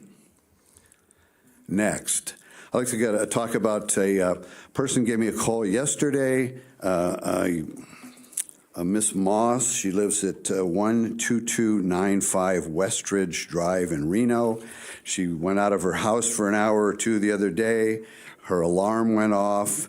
The other day, maybe in the last month or so, she gets a bill from the fire department for $349 for answering a burglar alarm during the day, I guess, and then a $25 late fee. So we're looking at, $374 for a burglar alarm going off. I'd like to find out what our policy is on that, and is that being charged to everyone whose burglar alarm goes off accidentally? How many times? I'd just like to have more information about that. I asked her to call the fire chief and also Adam Mayberry to find out about exactly how that plays out for her. And this citizen was quite unhappy about that. She feels she pays property taxes and she didn't want to have the extra fee. So I'd like to find out more about fire alarms and burglar alarms and that type of thing. Next, I had a chance to meet with the director of Desert Research Institute. I'd like to ask for that to be on the agenda in the future, to have her come in and make a presentation to the staff. So my understanding, Desert Research Institute has not made a presentation here in the past, and I think it'd be helpful for all of us to understand the water issues and drought and things of that nature. Also, I've asked for it in the past for Ollie to be involved with the senior citizens here, find out how we can coordinate that group and have their teaching and training and courses offered to our seniors here at our local senior centers. I'd like to bring up item 14 in the consent now. I know it's going to be brought up, but just quickly, maybe we can get some answers before we move to that. Apparently, it's a contract to clean the courts and other secure buildings in the county. I understand that the certain judges are very unhappy with the quality of service, and this is apparently a renewal or an extension or another go around with the same firm. I understand that Chief Judge Simon is not happy with the way the courts are being cleaned over there, and apparently people have had issues of vomiting over there, and it hadn't been cleaned up properly. It's just an ongoing issue. That coincides with the tour of the courts that I had back a couple months ago. I'll tell you, the courthouse is a mess. I don't understand if it's even safe to be working in there. Elevators are not operating. So, we've got functional obsolescence. We've got physical obsolescence. We've got situations that are unsafe over there. Electrical issues, water issues, leaking, just on and on and on. Sewer backing up on a regular basis. So I don't know if it's possible for us as a county commission to order a safety inspection over there and find out what exactly the conditions of that court as it stands today. I'd like to have an update, and I think the citizens deserve an update on the quality of that building. I think it's time we need to be looking at building a new courthouse, but we need to also make sure it's safe for the citizens that have to do their business in the court, the people who work in the court, the judges, the attorneys, the staff. Everybody needs to be safe over there, and I think that there's issues with that building that need to be addressed. Talked about the bundle of rights. I'd ask the other commissioners to visit. I'd like to see the other commissioners and County Manager Brown visit Carson City. Look at Carson City's senior center and see how efficiently Carson City seems to handle their senior center. I'd also ask them to visit the Douglas County Senior Center. They've got quality food, quality service, lots of activity. It's a vibrant place to be, and I think that there's a lot of lessons to be learned from some neighboring counties. They do in my opinion, a much better job, but others that have looked at it, I think, feel the same way. I'd like to see the management here of the county and other commissioners to take a tour and view those facilities. I'm concerned about seniors, and I'm concerned about veterans here in this county. You know, we've got a history of seniors. About 72% of the seniors vote in this county. We've got approximately 120,000 seniors. That's about 86,000 seniors on a regular basis vote. So I'd ask my other fellow commissioners to take the time to, we've got a couple elections coming up in the near future, to take a look at their constituents, take a look at the people who actually vote, and take a look at some of these other senior centers and see if we can get some improvement here. You know, I'm not a perfectionist, but I think we should move the needle in the right way and get some things that make people happier to be at the senior center. I think Jan Jones gave some good examples today of some things that we should be looking at, so thank you to Jan. I also want to thank everybody who made public comment here today. I think it's important to hear what people have to say. All of us work for you, and we need to hear what's on your mind. Thank you. Thank you, Commissioner Clark. I also want to join Commissioner Garcia in thanking Mr. Mantle and Mr. Wilrich for organizing the county's first entry into the Veterans Day Parade. It was great to honor our veterans and walk with county staff who have served, so thank you to our county staff. And I would just note for Commissioner Clark, we had a robust discussion on the courthouse and senior services at our strategic planning retreat, and I suggest you review that video. So, Mr. Manager, we will now move on to item 6. Item 6 is a presentation from Ann Silver, Chief Executive Officer of the Reno Sparks Chamber, who will briefly describe the activities and the organization and discuss the new chamber career program for residents of the CARES campus. Good morning, Chair Hill and Washoe County Commissioners. My name is Ann Silver, and I serve as the Chief Executive Officer of the Reno-Sparks Chamber of Commerce, the largest business organization in northern Nevada that advocates for over 2,200 businesses and nonprofit members that collectively employ over 120,000 residents. Our members include companies as large as Tesla, Panasonic, and Google, Southwest Airlines, the Las Vegas Raiders and Golden Knights, our hospitals, Reno-Sparks Indian Colony, hotels, casinos, banks, and manufacturers, as well as thousands of smaller businesses that provide the goods and services we all rely upon each day. According to the Secretary of State, 99% of all businesses in Nevada are registered as small businesses, which technically employ less than 100 employees. Therefore, the Reno-Sparks Chamber of Commerce continues to seek out members for whom we can serve as the voice for a robust economy and expansion of free and fair commerce. Please note we receive no federal, state, county, or city funding and rely solely on member dues and the larger amounts paid by our 41 chamber partners that help to underwrite all the programs, events, and educational sessions we provide our members at no charge. Our chamber partners are proudly listed in your handout. It's noteworthy that the Reno-Sparks Chamber does not endorse candidates nor raise funds for their campaigns, but we do schedule post-primary forums so our members can meet key candidates and ask questions regarding their positions on vital business laws, regulations, and supportive infrastructure. We also produce an annual public policy platform for all elected officials to read so they understand the Chamber's positions on a wide variety of business and employer issues. You all have received a copy of the current public policy platform. Today, I'd like to specifically address one new program, the Chamber Careers Program, conducted under a memorandum of agreement with Washoe County to provide skills assessments, high school certifications if needed, and career training to residents of the CARES campus.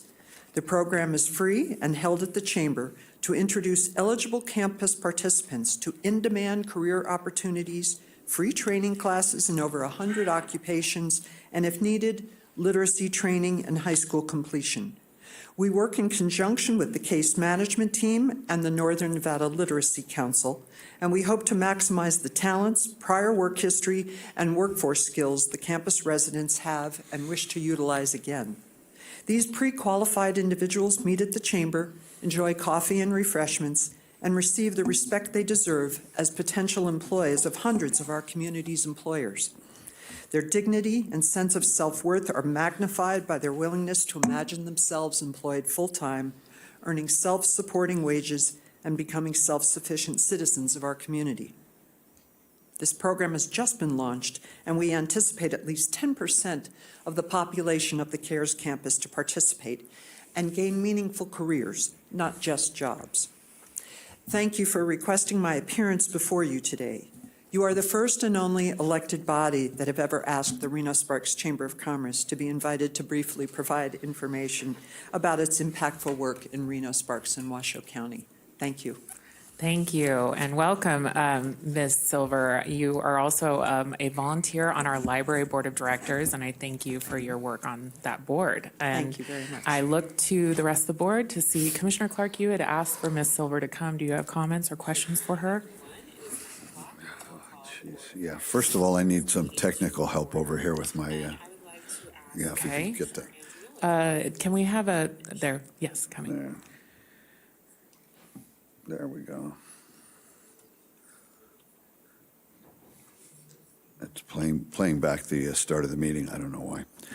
I'd like to thank Ms. Silver for showing up and making a presentation. I started talking to you first about this over June in 2022, I think. Some great work. I don't know why it's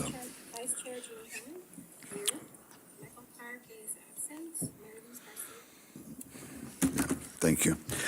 Again, thank you for coming and making a presentation. We've talked about this for some time. I think you've got some great ideas. You've got a fantastic resume.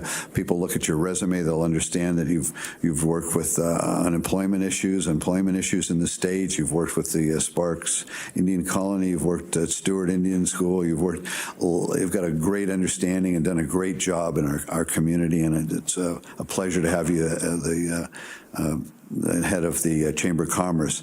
You know, the Chamber of Commerce, you have your finger on the pulse of the business community.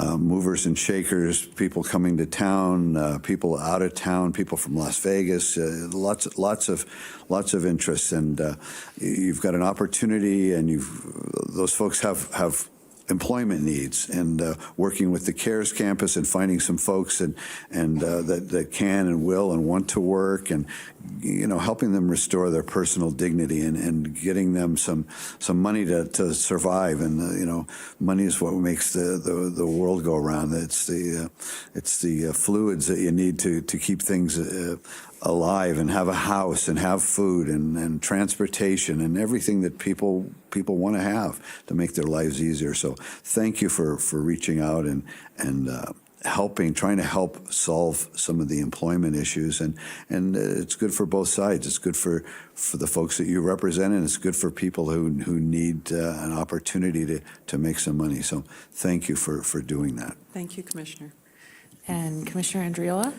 Thank you for coming. I just have a quick question on the new program, and thanks for the partnership. That's really exciting, and I'm very familiar with your workforce background. I'm wondering if you could just share, how long is that career program? It consists of 4 sessions. Okay. Of 3 hours in length. Okay. So is it open enrollment, or does it have a start? Yes, So it's open enrollment? It's a flow, and whenever participants sign up, their case managers will recommend them and bring them over to the chamber. Thank you. That's great. I love the open enrollment concept. Thank you. You're welcome. Any other commissioners? I just want to say, Ms. Silver, I really applaud you for your consistent outreach to the community about what the business community is doing and what you need. And that Alliance event, I applaud you for that event. And I think it was a great opportunity to bring together RCBA and EDON and the Chamber, and that's your leadership. So thank you so much. And I really look forward to hearing the outcomes of the program under your work for the CARES campus residents, and we'll be in touch. Thank you so much. Thank you so much. And Mr. Manager, we'll move on to item 7. Item 7 is a presentation by Chief Justin Roper, Chief Alternative Sentencing Officer, and Sergeant Andrew Sherbandi, Washoe County Department of Alternative Sentencing, on 2023's results, data, and successes of the Washoe County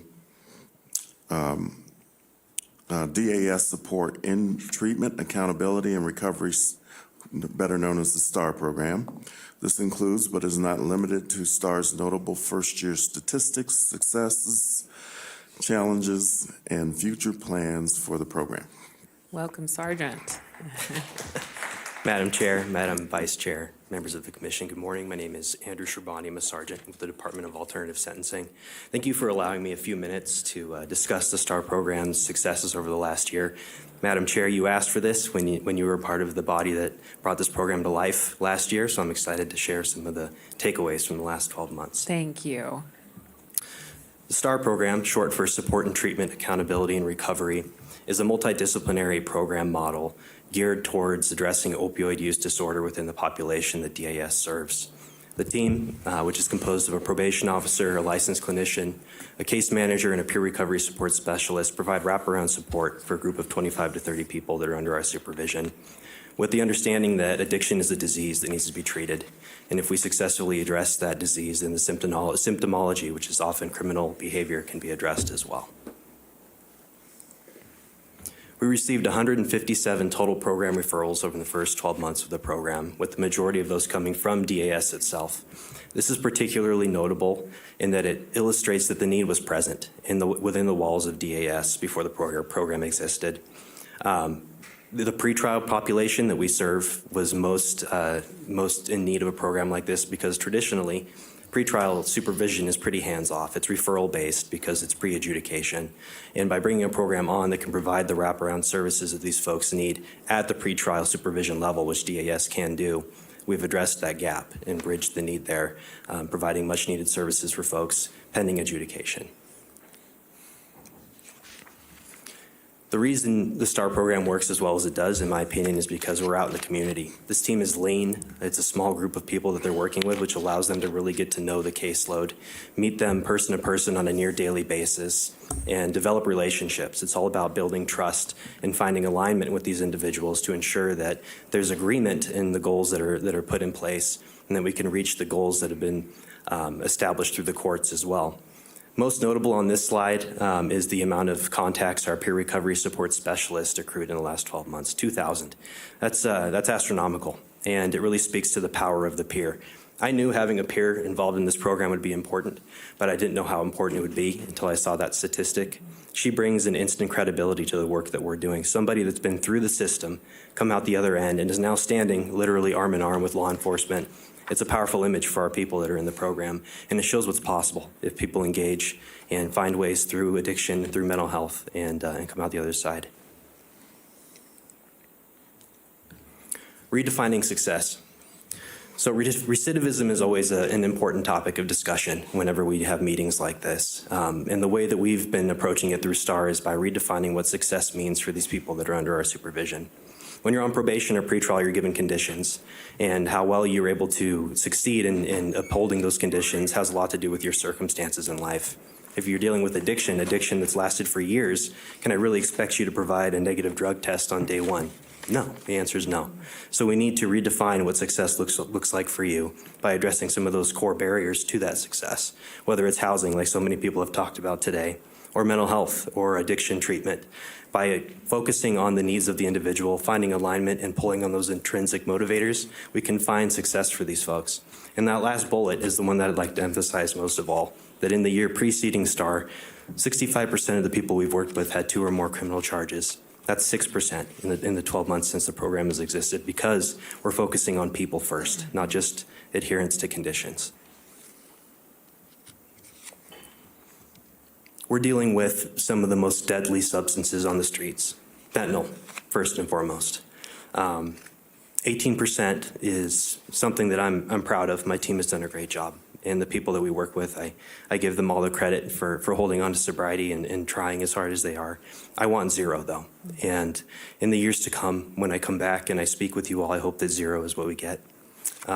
We lost 1 participant in the last year, and that was very difficult for us. But it's what motivates us, too.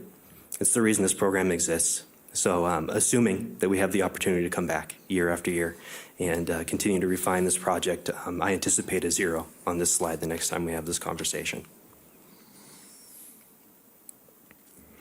One of the ways that we help folks through recovery is by using the Courage to Change interactive journaling series. It's an evidence-based journaling series that guides and motivates people to work on behavior change. It's a wonderful system. It's evidence-based, as I mentioned, which gives it the credibility we need to be able to confidently deploy it with the folks that we work with. We love to deploy it through a group setting, as you can see through the pictures provided here, as well as one-on-one or as homework. We'll give them a project to work on and bring back to us. But it's CBT in nature, cognitive behavioral therapy.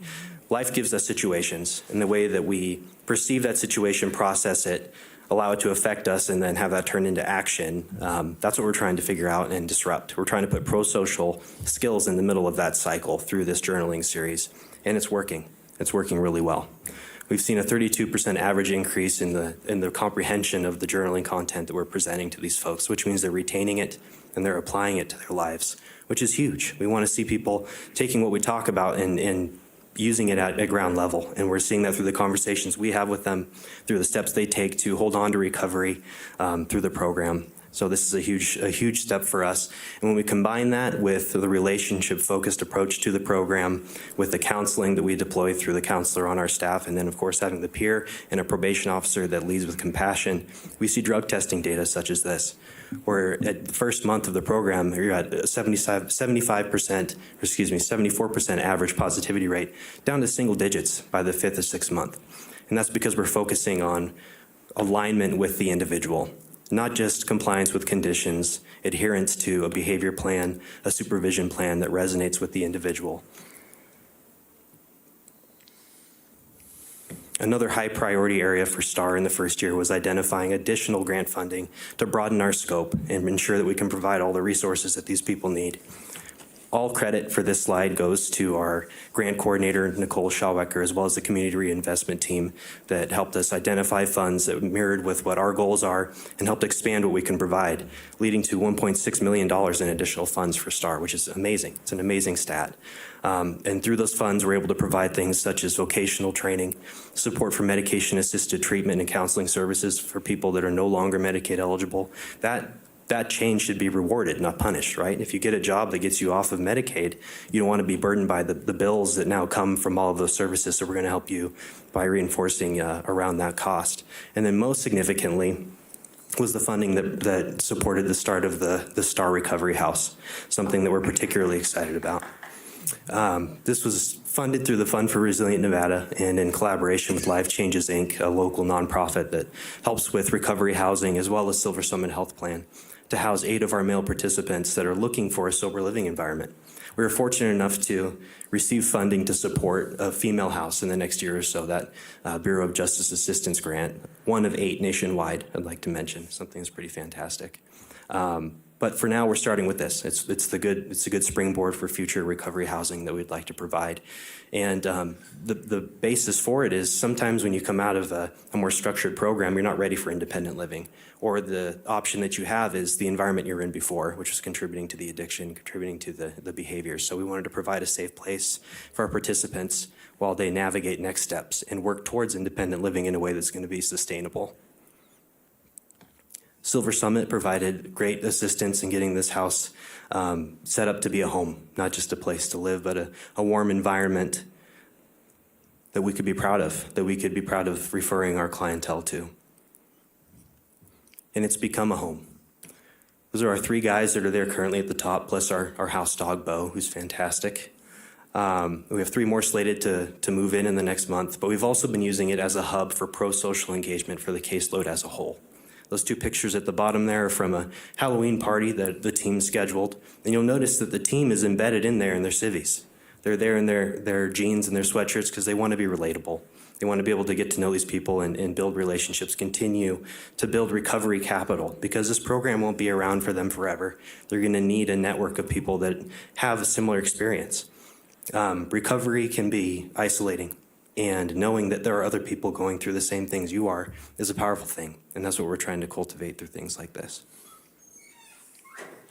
And as we reach the end here, just a few communications that our team has received from participants in the program.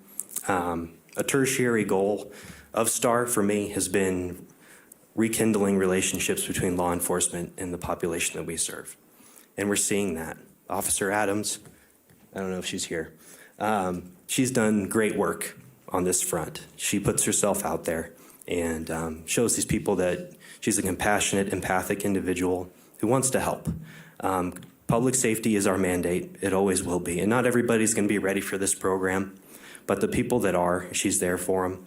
And she's there in her jeans or her uniform, whatever they need, picking up clothes, picking up food. And that goes for the whole team. They're not afraid to go above and beyond to show that it's about trust, it's about alignment, and communications like this, just a few of many, I think really illustrate that. And of course, I'd like to acknowledge Washoe County for all the support that we've received, this body, for all the support and allowing us to continue to seek and obtain funding to support our efforts. It's been a huge rallying cry, and the response that we've had has been fantastic. And I thank you for the opportunity to stand here and present on this first year's successes, and I'd be happy to answer any questions that you guys have. Thank you. Wow, what a great overview. Something to be proud of for sure. Looking to the board to see if there's questions or comments that folks have. Commissioner Garcia? I was just curious who you brought with you today. You guys want to stand up? Some of our participants, some of our team members. You know we're going to have to take a picture with all of you. I hope you're okay with that and tell you congratulations.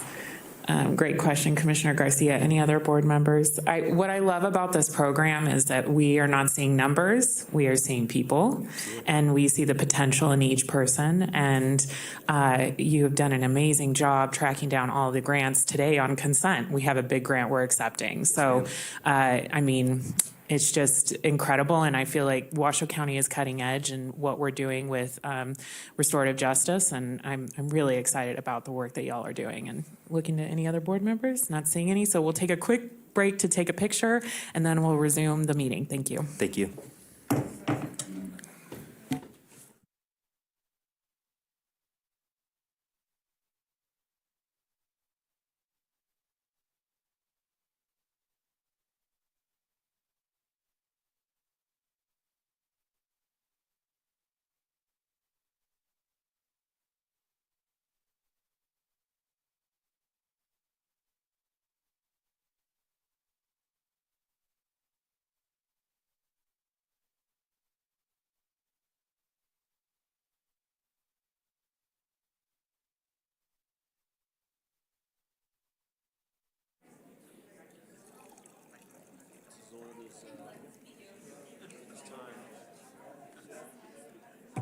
Cycles, right? Yep. I was watching Joseph and the Amazing Technicolor Tribute, Weber Yeah. show. They build all around, story of Genesis.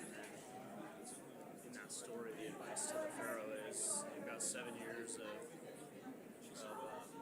strong economic times coming up, and don't get too happy because that's going to be followed by 7 years of famine. Yep. And so it's like the first book of the lays that, and yet we're still kind of caught off guard.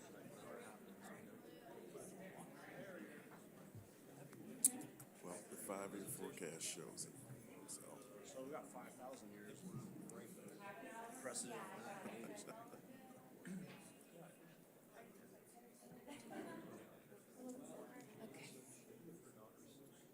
All right, looks great. Good job, guys.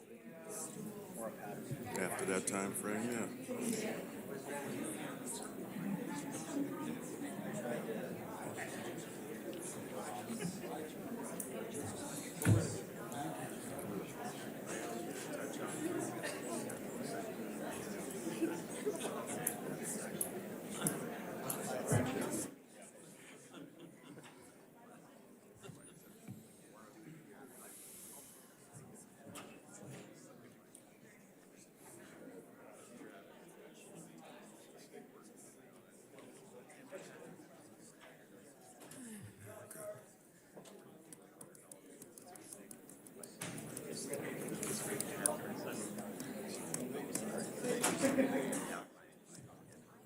It's amazing what they do.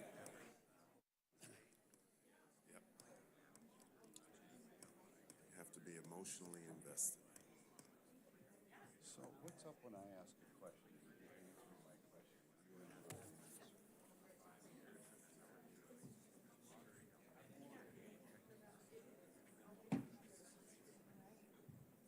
No answer?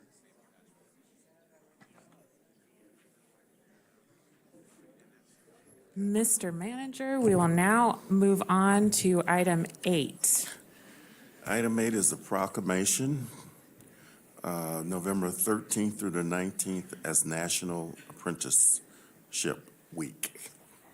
Great. Thank you, Mr. Manager. And I think we've got folks here to accept the proclamation. Commissioner Andriel is going to read it. So please come on down. I think Councilwoman Vanderwell is also here if you want to come down. All your work on this. Yes, the whole team, come on down. Hi, how are you? Good, how are you? Good. Hi, how are you? Hi, oh. Yeah, we can do that. I know. Hi, hey, how are you? Hey, thank you, how are you? Hi, how are you? Hi. How are you? And then, hey, everybody, okay. Thank you for the opportunity to do this. It's a special time to celebrate apprenticeship. I served for several years, many years, on the State of Nevada Apprenticeship Board, so this is near and dear to my heart for everyone working. So the Board of County Commissioners proclamation, whereas National Apprenticeship Week is celebrating its 9th anniversary of raising awareness of the vital role registered apprenticeship provides in creating opportunities by allowing apprentices to earn while they learn and preparing a pathway to good quality jobs and well-paying careers in Washoe County and across the nation.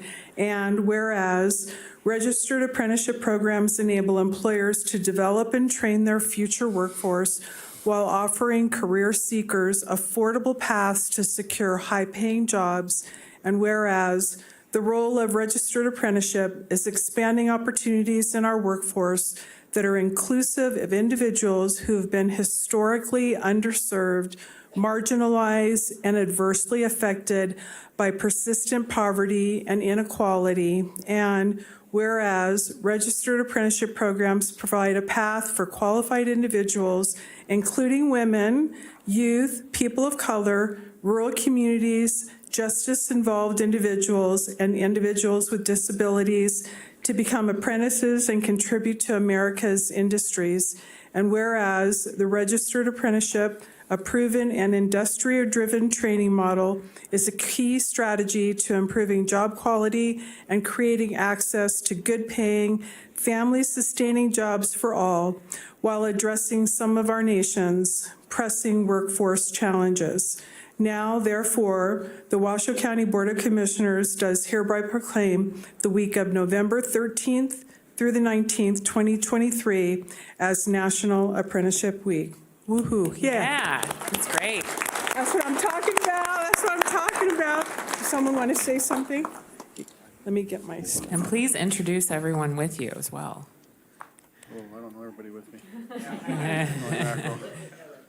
Yeah, we're very diverse here in the team we have from the different registered apprenticeship programs across the state of Nevada. So some of these folks I have not met. Some of my apprentices are here that I do know: Andrew, Madalena, Jordan, Hector, and then we got some other folks. I don't know how to introduce anybody. I feel bad. Oh, come on up. Hi, my name is Sherelle Maddox, and I work with the Center for Energy Workforce Development, which is CWD, and here representing the IBW, the International Brotherhood of Electrical Workers. Local 1245 is Adam Weber, and Scott Talbert is here with Nevada Energy. And we have a program called Stronger Together, where we do diversity, equity, and inclusion, where we're out bringing awareness to the skilled labor trades. So we are here representing NV Energy, Northern and Southern Nevada. Wonderful. Good afternoon. My name is Charles Zemp. I'm an apprentice instructor for the Bricklayers and Tile Setters Union, Local 13, Nevada. Okay, and we have the Central Labor Council Building Trades, Rob Benner and Wendy are here also, along with City Council, Spark City Councilwoman Diane Vanderwell is here to help us as well. Also, as a group, we represented by Northern Nevada Apprenticeship Coordinators Association. Cover all of Northern Nevada as far as that goes. Currently, we have over 1,000 apprentices in Northern Nevada working their way through the program. Registered apprentice plays a crucial role in expanding the opportunities for historically marginalized individuals, offering path for quality candidates, including women, youth, people of color, rural communities, justice-involved individuals, and those with disabilities to contribute to American industries. Apprentice work-based training offer industrial-driven, adaptable solutions to meet national and local demands. It's an earn-while-you-learn system, offering individuals of all ages a chance to learn the industry experts. Competing, the program leads to nationally recognized credentials. Building construction trades apprentices start anywhere from $17 to $23 an hour. And that's plus benefits and retirement. Amazing. And that's moving this industry not knowing anything. So earning an average of $300,000 more over their lifetime than non-apprentices. So skilled trades do work. Registered apprentices, again, is a proven model. We are entering a elderly workforce over the next generation. We're going to lose everybody that's skilled craftsmen. We need to bring that up to help build Washoe County, Reno, Sparks, and the rest of northern Nevada, so we can keep our economies going strong. Benefits of apprenticeship include recurring and developing highly skilled workforce, boosting productivity and profitability. It reduces turnover costs and enhances employee retention. According to the U.S. Department of Labor, for every dollar spent on apprenticeships, employers see about $1.50 return on their investment. We welcome all of you to visit all the apprenticeship programs here around the state and see the industry and technology that we are training and teaching our future. Wonderful. Thank you. Thank you for all your work with this. Any board member questions or comments? Commissioner Clark? Thank you, Madam Chair. I'd like to thank you for the hard work you do. You say you have over 1,000 people in the apprenticeship program now. What's the capacity? How many apprentices could you train at this point in time? Our programs will expand and grow with any limited number of people that come into our programs. The only thing that limits us is the economy and the work that's out there. Sure. Sure. Well, thanks for the good work you do. People don't realize that your iPhone is not going to paint your house. It's not going to wire your house. It's not going to weld for you. You can do so much with YouTube videos and do it yourself kind of projects. But if you're trying to do something serious, the training is unbelievable. This kind of thing wasn't available years ago. People wanted to get into trades and couldn't figure out really how to get into trades. And you're walking around now saying, we have work. We want to help you. We'll teach you. All you have to do is show up. It doesn't get any better than that. So I totally support what you're doing. Thank you. Absolutely. And with the retiring workforce, we do have a lot of availability for work. Yeah, well, that's good. And I know I'm pushing that information out to family members who are looking for a change in job or kids that are graduating as well from high school. So it's great what you're doing in providing these incredible careers for folks. Any other board members? Commissioner Andriola, was that a motion? I'm looking for a second. Vice Chair Herman, second. Okay, and Madam Clerk, is there any public comment on this item? There is none. Okay, we'll take this vote to approve the proc, and then let's do a quick photo, and then we'll move on with the next item. So all those in favor, please say aye. Aye. Aye. Any opposed, please say nay. And that motion passes. We'll do a quick photo. Don't forget, nobody has a bill when they graduate. No. They earn high wages. You need about $250,000 a year in order to fill the gap. I could have done all kinds of stuff.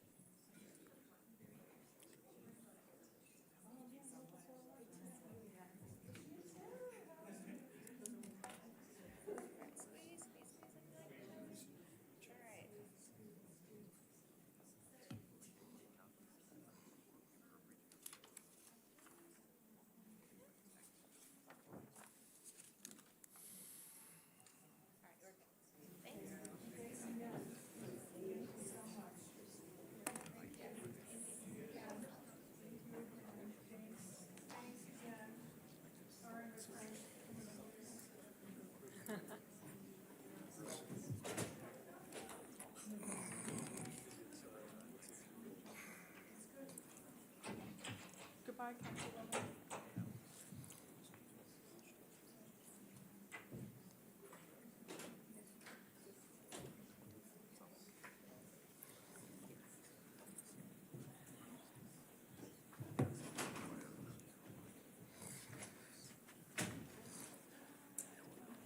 Okay, to the board, I'm hoping we can try to get through consent and our block vote, and then we will take a lunch before our public hearing so folks know where we're at in the agenda. And so, Mr. Manager, we're on to item 9, our consent items. Yes, item 9 is consent, and I have no changes. Okay. Madam Chair. Great, and we do have public comment on consent. Is there anything in particular that board members want to pull or have questions about on consent? I'm not seeing any, so I am looking for a motion from the board. So move. Okay, is there a second? I'll second. Thank you, Commissioner Andriola. A motion and a second has been made, and I see Commissioner Clark is signed in. Was item 14 in the consent here? No, sir. Okay, thank you. Yes. Okay, with a motion and a second, we will now take public comment. Madam Clerk. Melissa Holland, followed by Leo Horishny.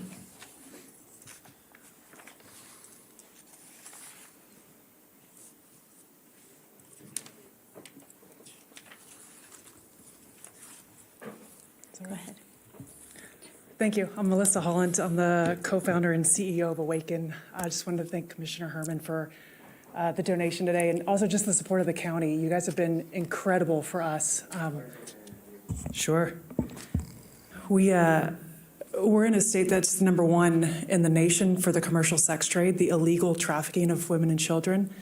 We have a large fight against us, and it's vital that the community is able to support the resources for those who have been victimized by this issue, and that's what the funds are able to do. So with these funds, we're actually reallocating what's currently office space and turning it into a gathering space, and so that victims of trafficking, they're able to come together and share a meal, engage in programming, learn healthy community, and just be around peers that have also been trafficked in our community.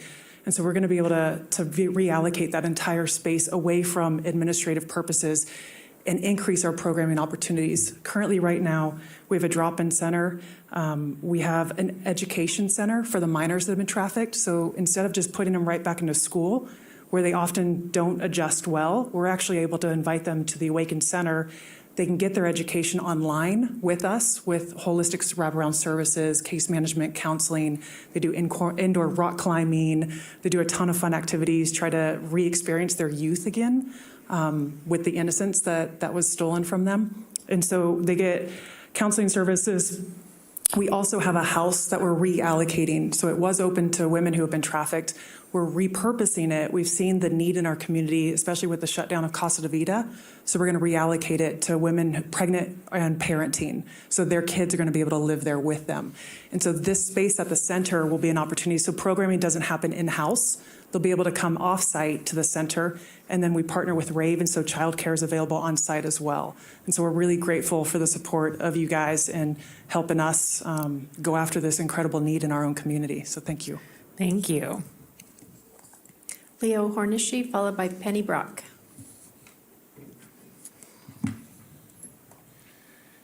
For the record, my name is Leo Horishny. I'm a Washoe County resident, live in Sun Valley, and just recently was asked to consider an open position in Sun Valley for the Board of Adjustments. I had no idea about it. I've looked into it. And I just am here to thank you for your consideration and time, and thank you to Commissioner Garcia. And I've been a longtime active, involved community citizen with the Washoe County Leadership Academy, the Washoe County Community Advisory Board. So this will be another opportunity for me to return the favor and give back to the county that I think has done some good things and can do some good things. And so I appreciate the opportunity. Thank you. Thank you. Penny Brock, followed by Mark Picker.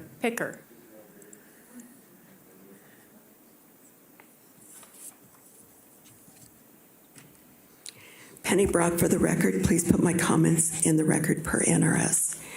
I would like to address agenda item 9F8 and 9F9. This has to do with more homeless money. 9F8 will give approximately over $300,000 to provide housing and services for homeless families. 9.F.9 will give over $200,000 for homeless. Where will it end? Our staff tells us we've got between 1,700 and 2,000 homeless in Washoe County. We've already given over $150 million for housing, CARES Campus, Karma Box, Our Place, and then we give them $88 million for the fiscal year budget. So this is over $259 million. We've got 110,000 seniors in Washoe County, and in the budget you give $7 million. There are no locations for seniors in South Reno, West Reno, or Northwest Reno. All Reno has is the 9th Street Senior Center, which is being taken over by the homeless. At your strategic planning meeting, the county manager asked, he said, I don't know what to do because in the last 6 months, the homeless are taking over the 9th Street Senior Center. So having added security there is not an answer because I don't know what you call those that are seniors, the tax-paying housed seniors. They don't feel safe going into an environment where there's a lot of security. That tells them this is not a safe place. So the county commission needs to do something for the seniors. Why is there no place for them to have congregate meals in South Reno, West Reno, or Northwest Reno? Why not? Sparks has got a lot. They've got 3 senior centers, plus they use a lot of their community buildings. In Vegas, they use their libraries. Why can't we start using the library on Wedge Parkway and the Northwest Library? Something is wrong here. Why more and more money for 2,000 homeless? That's millions and millions of dollars. What about the 110,000 seniors that are the voters? Remember that, they vote. So this is huge. Thank you. Mark Picker, followed by Alma Bernejo.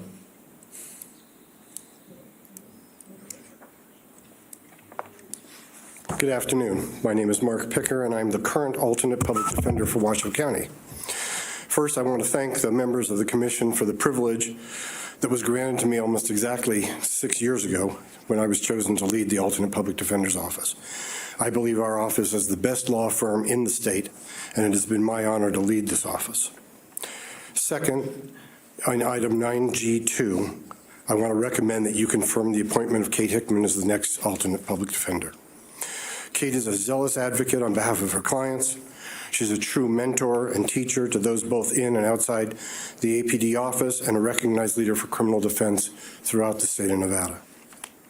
Kate will be an outstanding alternate public defender, and I could not be more pleased that she will be leading the office into the future.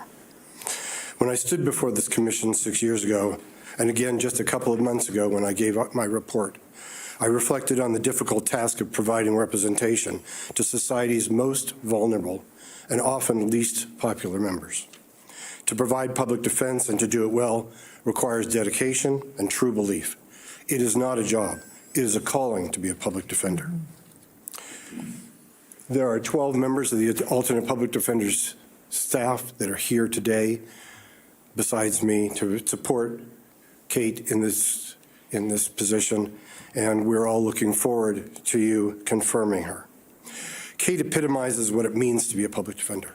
She's an outstanding choice to be the next Washoe County alternate public defender. Thank you. Thank you, Mr. Picker, and for your service. And I'm so glad that you were able to come down and speak on Ms. Hickman. And I know that her family is also here to support her in this appointment. So thank you. Thank you. Alma Bermejo, followed by Cliff Lowe.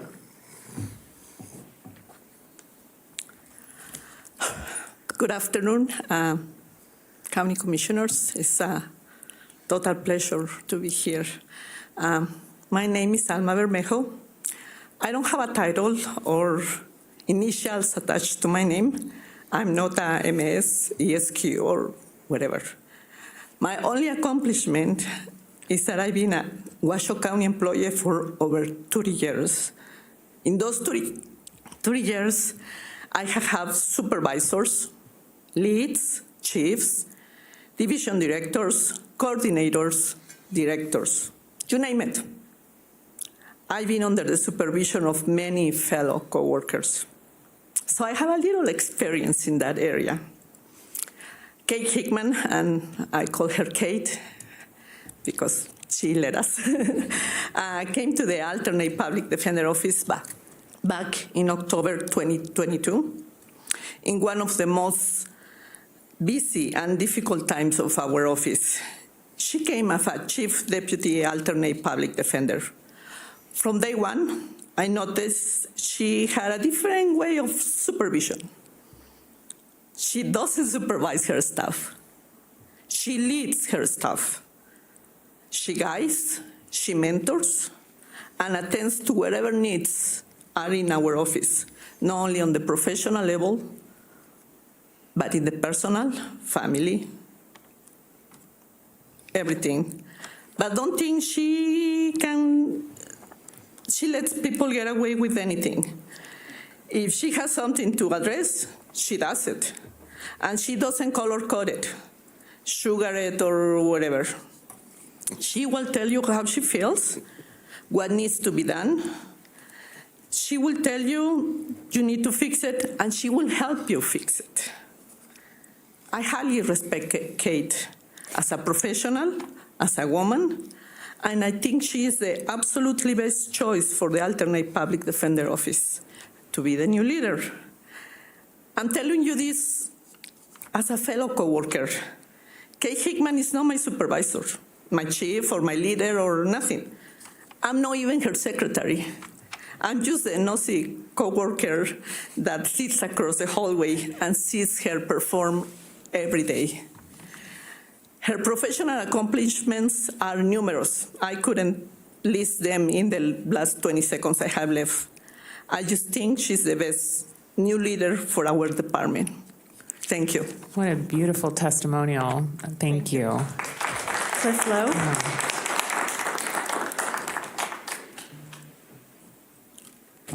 How do I follow that? For the record, Cliff Lowe, and I will try and be brief. Not one of my strong points. So as you know, on the consent agenda today is the appointment of an individual to the County Board of Adjustment.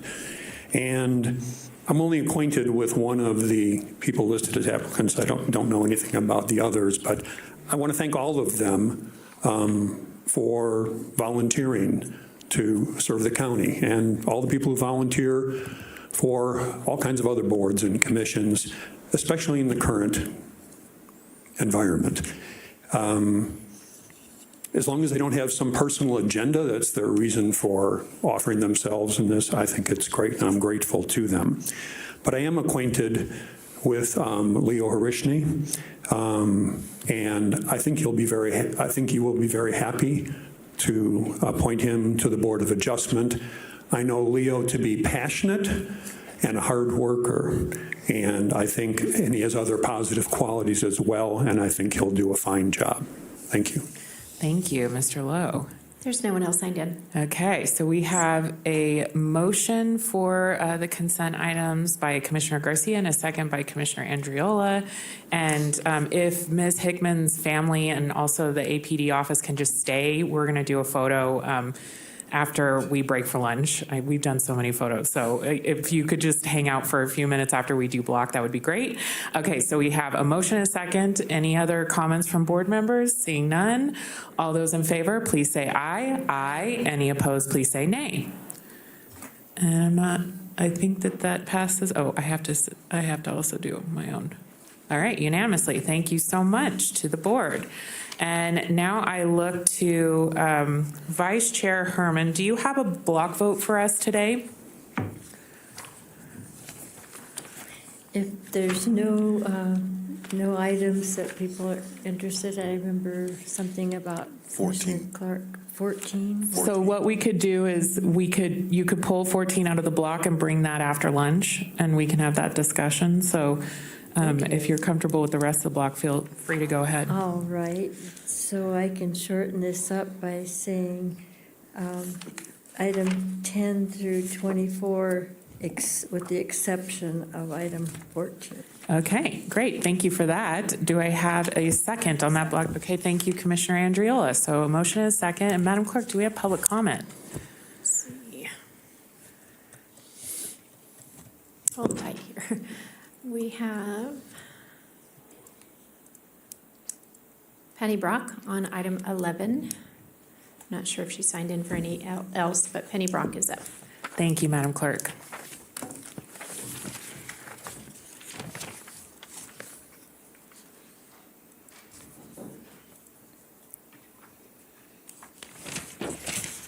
Penny Brock for the record. Please put my comments in the record.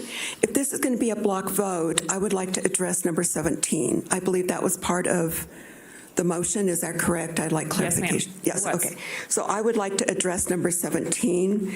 This has to do with approving over $20 million for Phase 4 of the CARES campus. Back in March 28th, there were 4 county commission members. At that time, Phase 3 was defeated due to the tie vote. On April 11th, when Commissioner Andriola was seated, the $28 million passed. It was a 3-2 vote. This is Phase 4 for 50 units for over $20 million. That comes out to over $400,000 per unit without calculating in the $28 million. Now, are you sure that's the most that we can get for $20 million for affordable housing? $400,000. I live out near Florida Lee, which is a condominium community. Those have a clubhouse, etc. You can buy at Florida Lee for around $400,000. We don't even see a floor plan or the square footage for these units. I would ask the commissioners to table this and get some additional information, because this, and also, did it go out to bid? Or is it just being given to the previous contractor, Clark Sullivan? Something's wrong here. This is not adding up. This is not wise use of taxpayer money, in my opinion, without getting some additional information. Did the staff come and give you the floor plans? If they did, why didn't we as the public get to see those? This is very confusing to me. I also see there's a dog kennel area. Are we sure if this is affordable housing? I don't even know who's supposed to live in this affordable housing. But I just think, as I've said, there's so many questions. As a taxpayer, I would ask you, as our elected representatives that work for us as taxpayers, that you table this and get some more information. Aren't you concerned that it's $20 million for just 50 units? Is that really the best that we can do? I don't think so. I really don't think so. And I know I keep saying the same things over and over, but I need you to make sure you've heard me. Thank you. Thank you. Next up, we have Roger Edwards.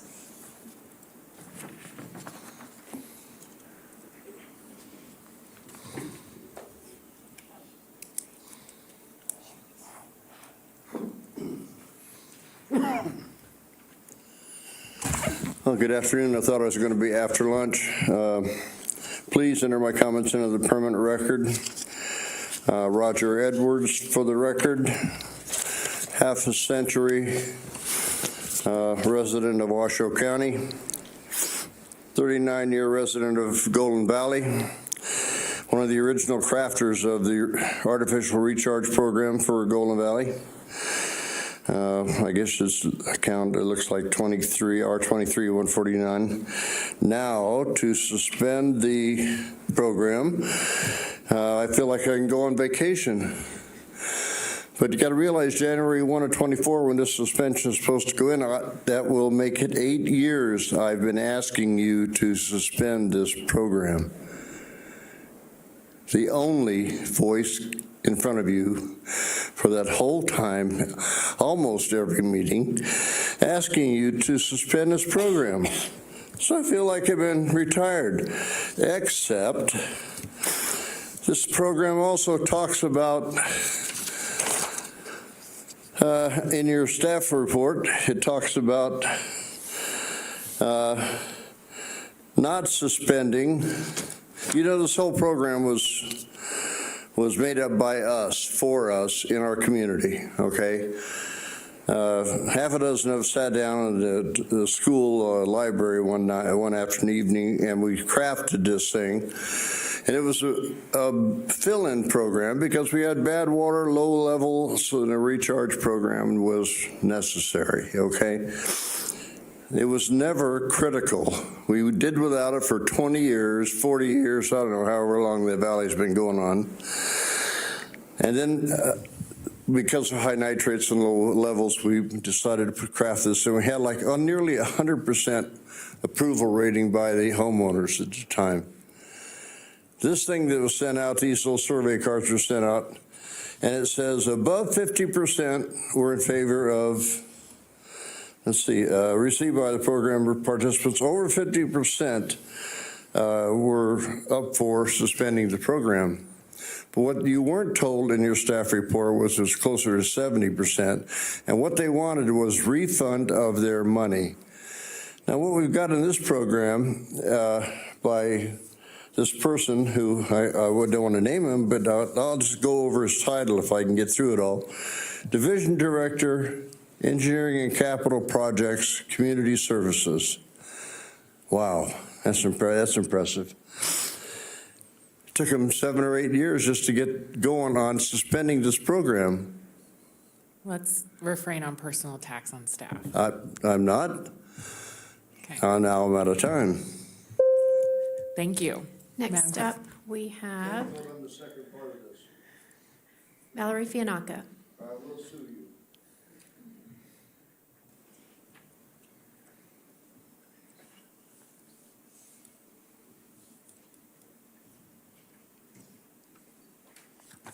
Valerie Fianacca for the record. As I understand it, on item 17, no houses are included. I read that to not include any houses, Penny, just the infrastructure. But I really want to talk about is number 19, the opioid settlement. In my estimation, and I'll make it short and sweet because I want to eat lunch too, every nickel of that settlement should go to the STAR program. Sounds to me like they're doing an awesome job. Thank you. There's nobody else signed in. Okay, so with a motion by Vice Chair Herman and a second by Commissioner Andriola, are there any questions? I see Commissioner Clark is signed in. Yes, I've got concerns about number 17, as usual. I'm concerned about the way that we continue to fund the homeless community here in our county and continue to almost ignore the seniors. I can't seem to get a straight answer on the census of what we have as seniors. I hear anywhere from 12 to 1,300 to 2,000. I don't know what the exact number is. I'd be surprised if anybody has an accurate number of the census of homelessness. But we've got over 100,000 seniors in the county, and we just don't seem to be spending the money on the seniors and the veterans the way that we do with the homeless. So I'd ask that number 17 be pulled out of here, or I won't be able to support the other items. Well, Thank you. thank you for that. At this point, we have a motion and a second, so we do need to vote on this block. But any other commissioners signed in? I'm not seeing any. Commissioner Andrew, are you signed in? I just wanted to clarify that on item 17 is really a grant. It's not additional funding that is being requested. The CMAR allows for what I would call a competitive process. It stands for Construction Management At risk. at risk. Gosh, I hope anyways, CMAR helps to ensure that the project is done with high quality, guaranteed price, on time. So the Home Means Nevada is the funding. It's not additional funding request. It was actually essentially approved. It's really the CMAR part of this that And it Mr. allows Manager, for maybe, that. or if you have a staff person you want to come It's up. almost like a pass-through, in my opinion. That's correct. We approved the grant for Home Means That's Nevada in right. August, and then this is now moving forward with the construction, which is Right, very I exciting. just think it's important for everyone to know, because I too understand it's a lot of money, and the complexities of homelessness are immense. And the seniors do absolutely, along with everyone else, deserve to have an opportunity to meet whatever their needs are. But this is not, item 17 is not requesting additional funding. It's a pass-through. And CMAR affords that process for a competitive, what we would consider a competitive process. So thank you. Thank you, Commissioner Andriolo. Okay. With a motion and a second, we've done public comment. All those in favor of the block, please say aye. Aye. Any opposed, please say nay. Nay. Okay. And the block passes 3-2. Okay. We're going to take a lunch break and come back at, let's just say, 1 o'clock. And we'll do a quick photo as well before the family of the APD and Ms. Hickman leave. Thank you.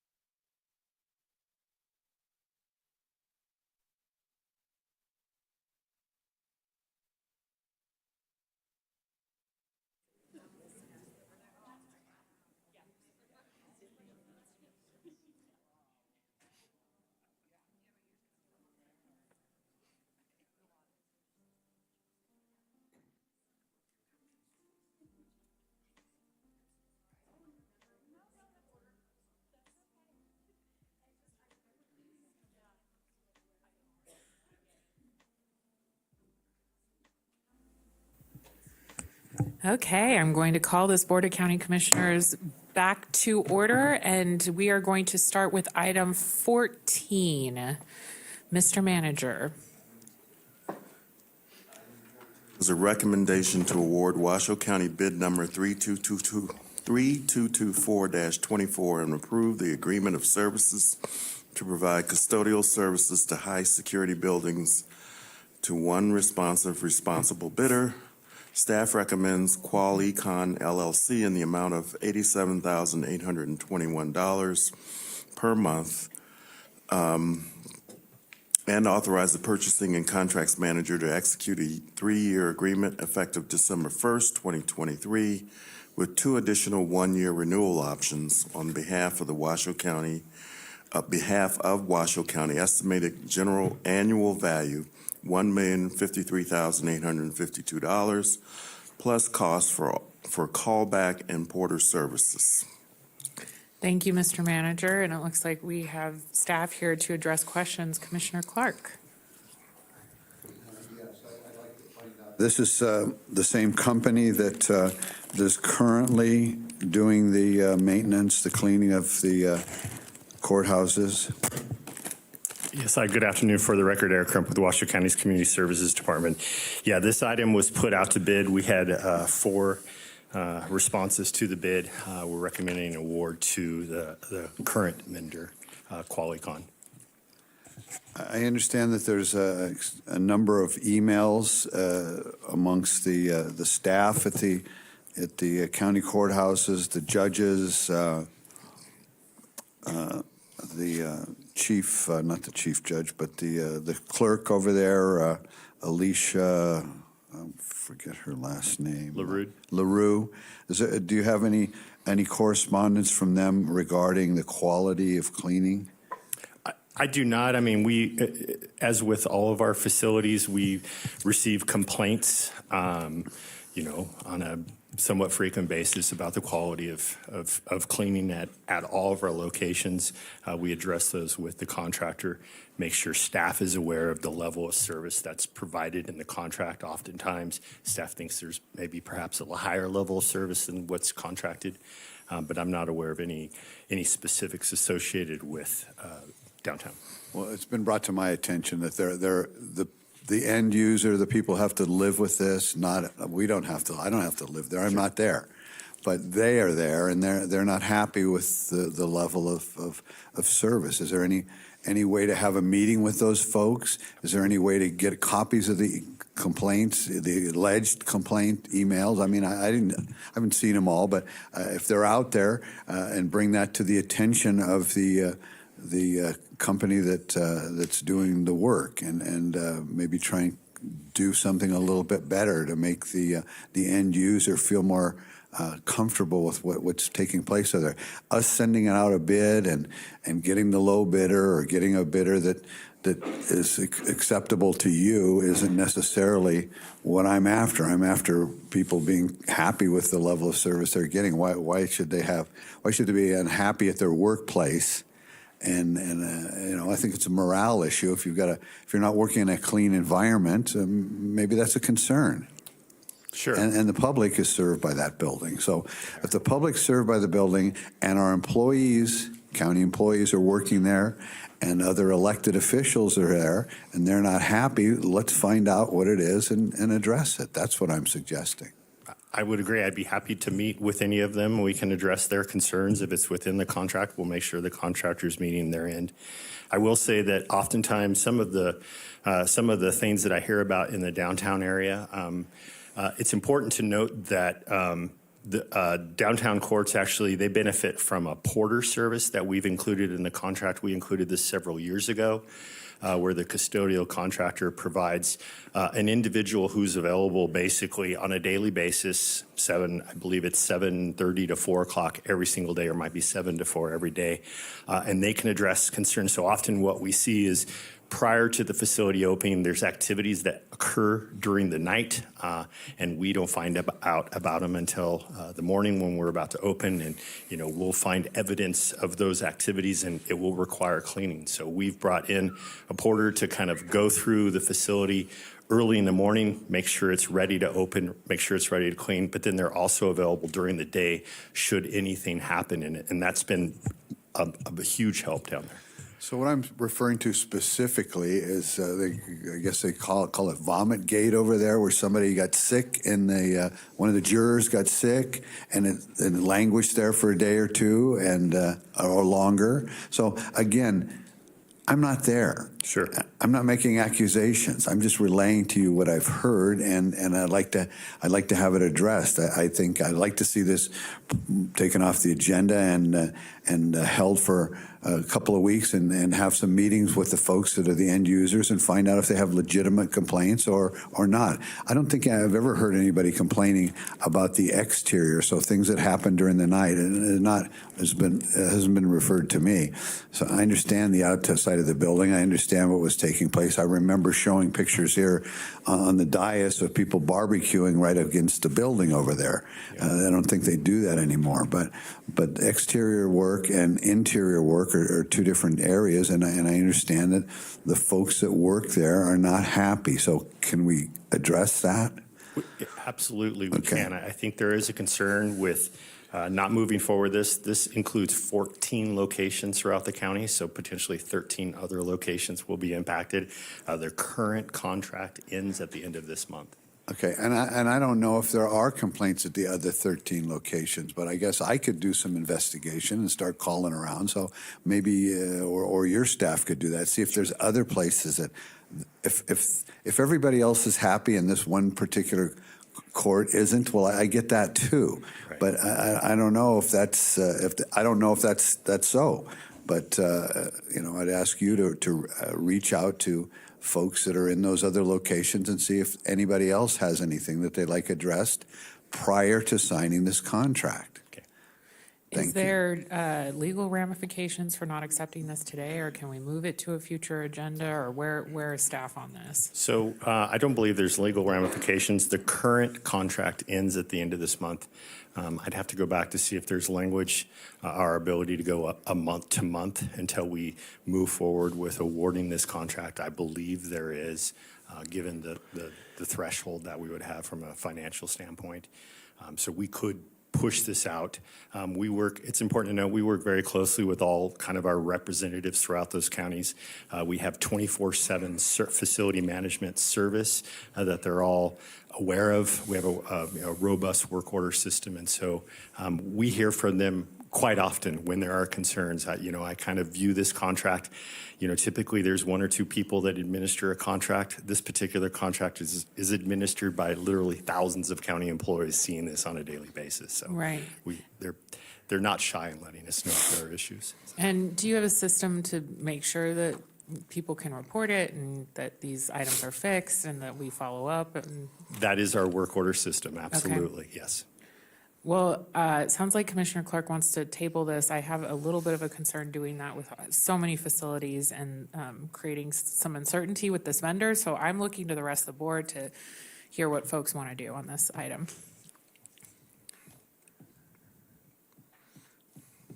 And Madam Chair? Yes, Commissioner Andriola. I don't mind tabling it if there are concerns and there are issues or things are broke. I mean, it looks like there's a long-term relationship, and looking at all the information, there's a long-term relationship with this particular company. And I think any company who wants to make things better will want to look at what they need to do to improve. Yeah. So I'm happy with tabling it. Okay.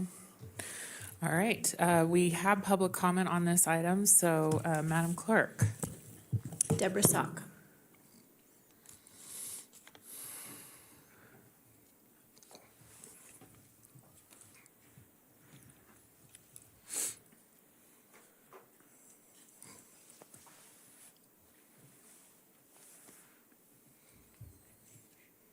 Thank you, Madam Chair and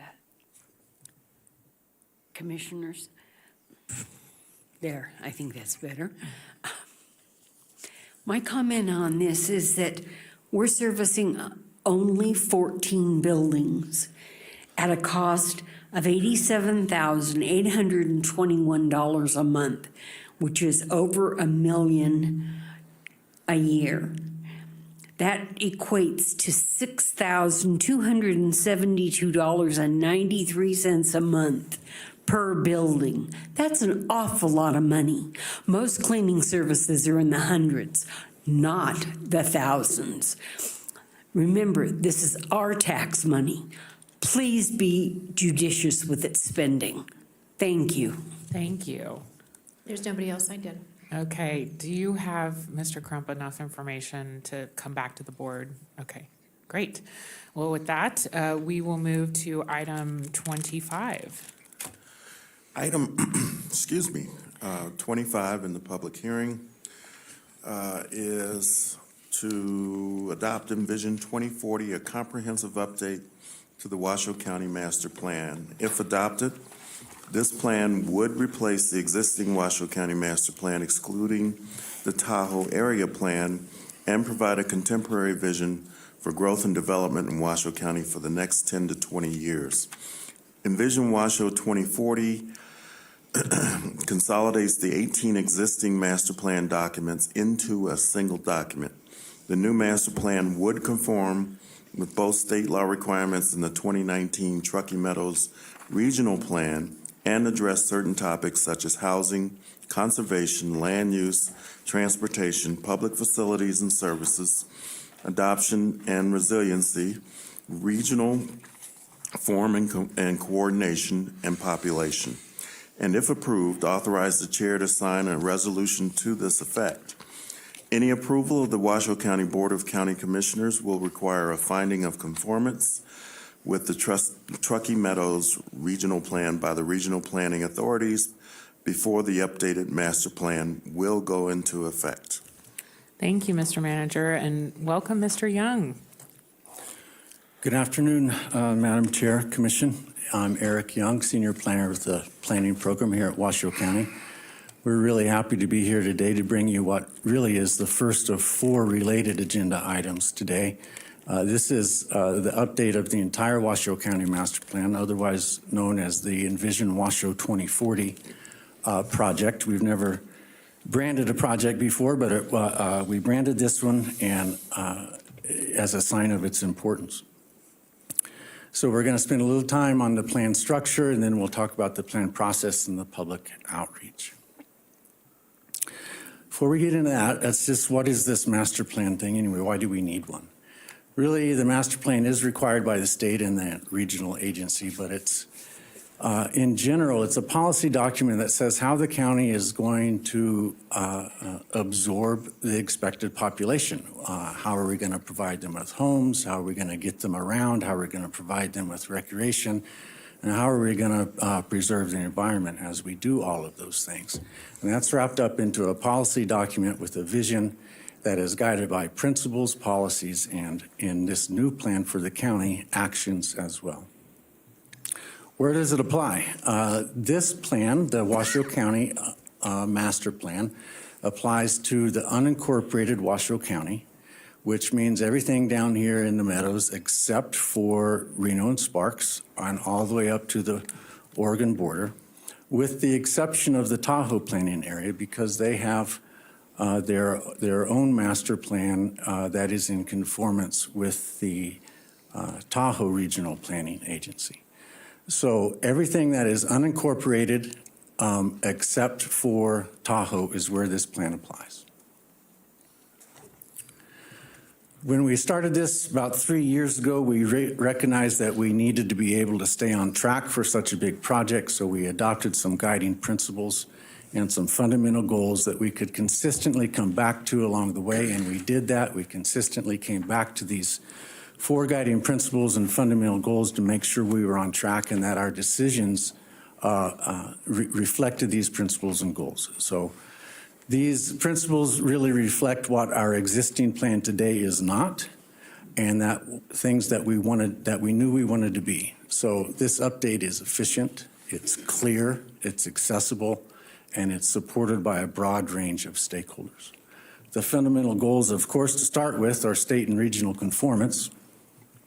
We also needed to establish a clear distinction between policy and code. Our current master plan has an enormous amount of regulatory language and code language, which is problematic.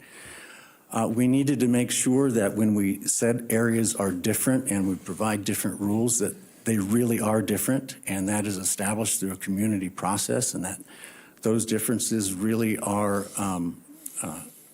really do exist, and we can legally defend that we are drawing those differences between areas. And then we want to make sure that there is a clear bridge between the master plan and development review. So when you have a planner standing here before you, or when the Planning Commission has a planner standing before them talking about a zoning change or a new subdivision or a master plan amendment, and they're talking to you about this is in conformance with the master plan or it's not in conformance with the master plan, those bridges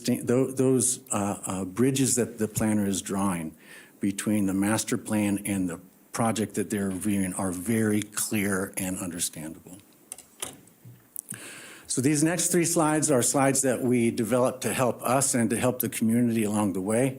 This is the slide that we kept coming back to make sure that we are in conformance with the state and the regional agency. All three of us look at this in the same way. We're all trying to affect population and housing. Regional coordination is more and more important to all of us.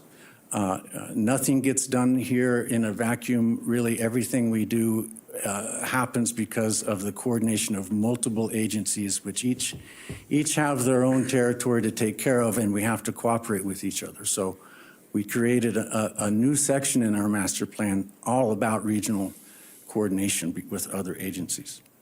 Of course, natural resources is a significant component of state and regional rules for us to follow. And in the Washoe County tradition, it's critically important to our citizens as well. So we have a large section in there for that. Regional form, how are we going to do this? Where are things going to be? Of course, land use. And transportation and public facilities, of course, as well. So we used this chart that we developed early on to help us make sure that we, at the end of the day, we were going to be in conformance with the state and the regional plan. Now, these next two charts, this one, we carried around to every meeting without exception. We took it to every public meeting with small groups of the public, to every CAB. We brought this to every Citizens Advisory Committee meeting, to every Technical Advisory Committee meeting. I think the Planning Commission almost got tired of seeing it. We brought it to them every time we provided them with an update. And we did that because these are really critically important to how we did this. Trying to take 18 separate documents, which is our current plan, and make a modern, clear, efficient document was challenging. We had to remove a lot of the code into the development code. So that's the top section that you can see here, where we took out all of that and we proposed to put it in the development code with no changes. As much of a cut and paste as we could possibly make it, the code language moved directly into the development code. Then we had to take all of those elements and move them into this new document. Those all went into Chapter 2. We had to do the same thing for the area plans. As you're aware, we have 13 separate area plans, which are replete with boilerplate language, the same language in every plan. Many times it's language that is code or regulatory, and that is very problematic and confusing for every customer of the master plan. So all of that has been moved out into the development code. As you can see here, the Tahoe plan, which this board approved a few years back, sits as a separate plan.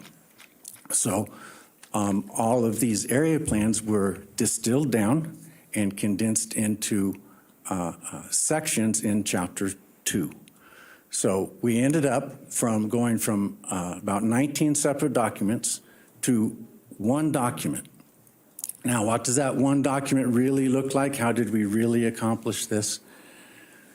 Chapter 1, the foundation, where are we going? How did we get here? What is this all about? It contains everything that we did to get to this point, all of the public process, all of the background information, why it's important. A lot of these last two charts that I showed you are in the plan. All of those charts are in the plan. All of this information shows up in Chapter 1. And Chapter 2 really is the bulk of the plan.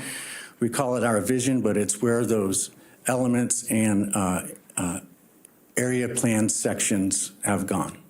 Chapter 3 is new and is really quite exciting to us because it's something that we knew we've needed to do. A master plan really needs some guidance on how are we going to do this? How are we going to make this happen? So Chapter 3 is an implementation section, which we currently don't have.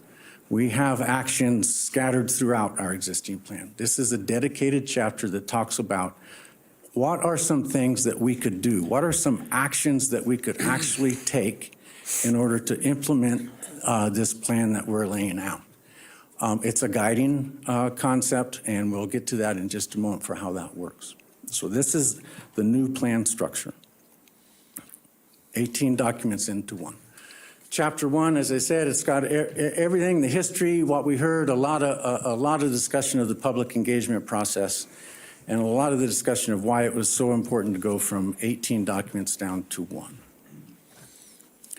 Chapter 2, the elements, population and housing, regional form coordination, conservation, natural and cultural resources, adaptation and resiliency, land use, transportation, public services, and facilities. Those are what we call our high-level elements that apply to everywhere in the county.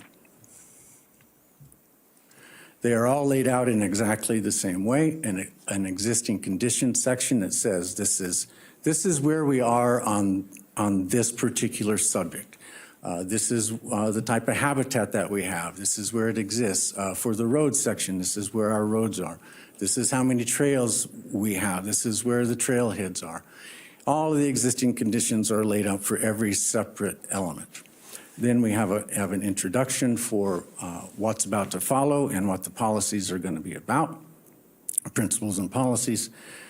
A new thing that people have really liked as we've gone along here is a link to relevant plans. Some are county plans, some are partner agency plans. Some are plans from nonprofit agencies. But what they do is really help you understand the subject as a whole and help you understand how those other agencies play a role in this subject. And then we lay out the principles and policies.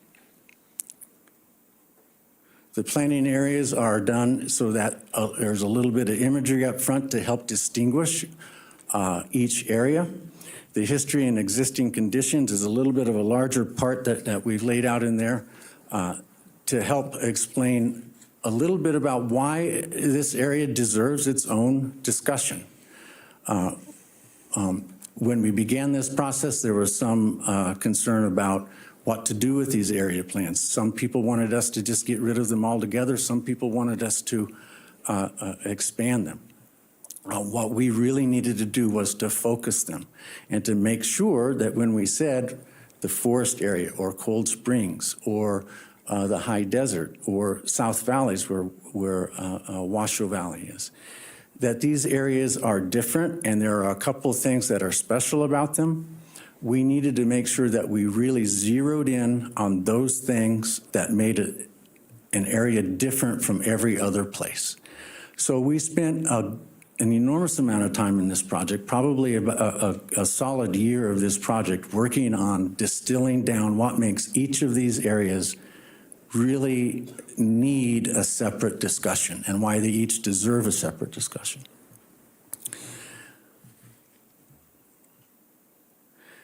Of course, the maps are, for some people, what is really the meat of the master plan. What can I do and where can I do it? Nobody's land use designation changed as part of this process. These maps have stayed with the information is all exactly the same. We made no amendments to anybody's land use, but we did make more modern maps, more presentable maps, more accessible maps, maps that you can look at and actually get the information off of them. And we made a commitment to move towards electronic mapping so that people can go onto our WORMS system and really see in detail the individual information for each parcel. That's all of Chapter 2. Chapter 3, as I mentioned, the implementation chapter, actions for each element, and then from time to time, actions for each planning area when a planning area needed a special action. So where do these actions come from, and what is an action? So they really come from establishing the principle. What is it that we need to do? Policies, how are we going to do that? And then an action for, well, what is the actual thing that we would do? What would staff do? What would we bring before you to review and approve? What would we spend money on? What are the actual things we would do? They really are broken down into 4 things. Development code revisions, lots of opportunity for revising the code to make it more modern and responsive. New plans, studies, or policies. Lots of times we go out to a place like Gerlach or other places and we find out, you've got more going on here than we can handle right now. We're going to come back and talk to you more about this in the future. So plan, studies, and policies for ways to implement the plan.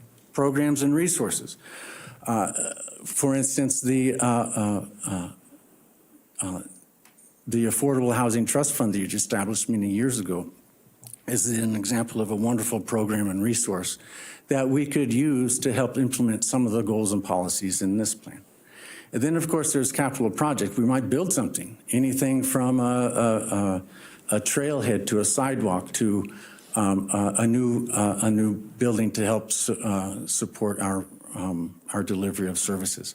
So from time in here, you'll find that a capital project is identified as the way to implement this plan.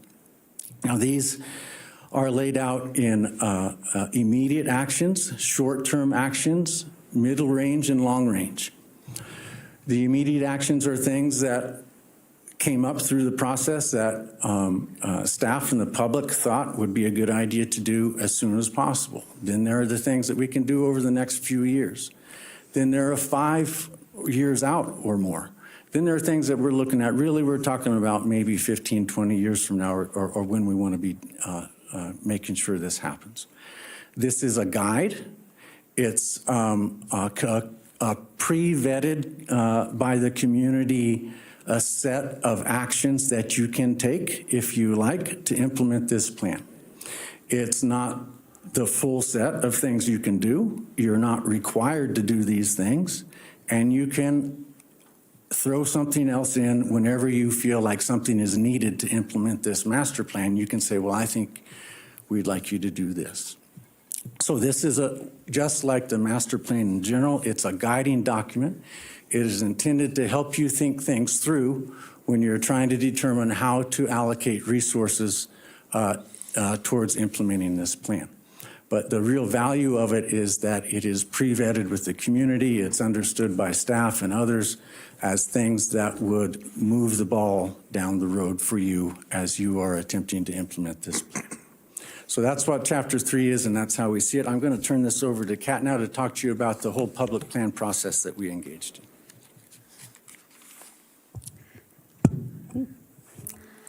Kat Oakley, for the record, planner with Washoe County. So I'm just going to conclude our presentation by talking about the plan process and public engagement that we did over the last 3 to 4 years. This graphic really represents an overview of what we did.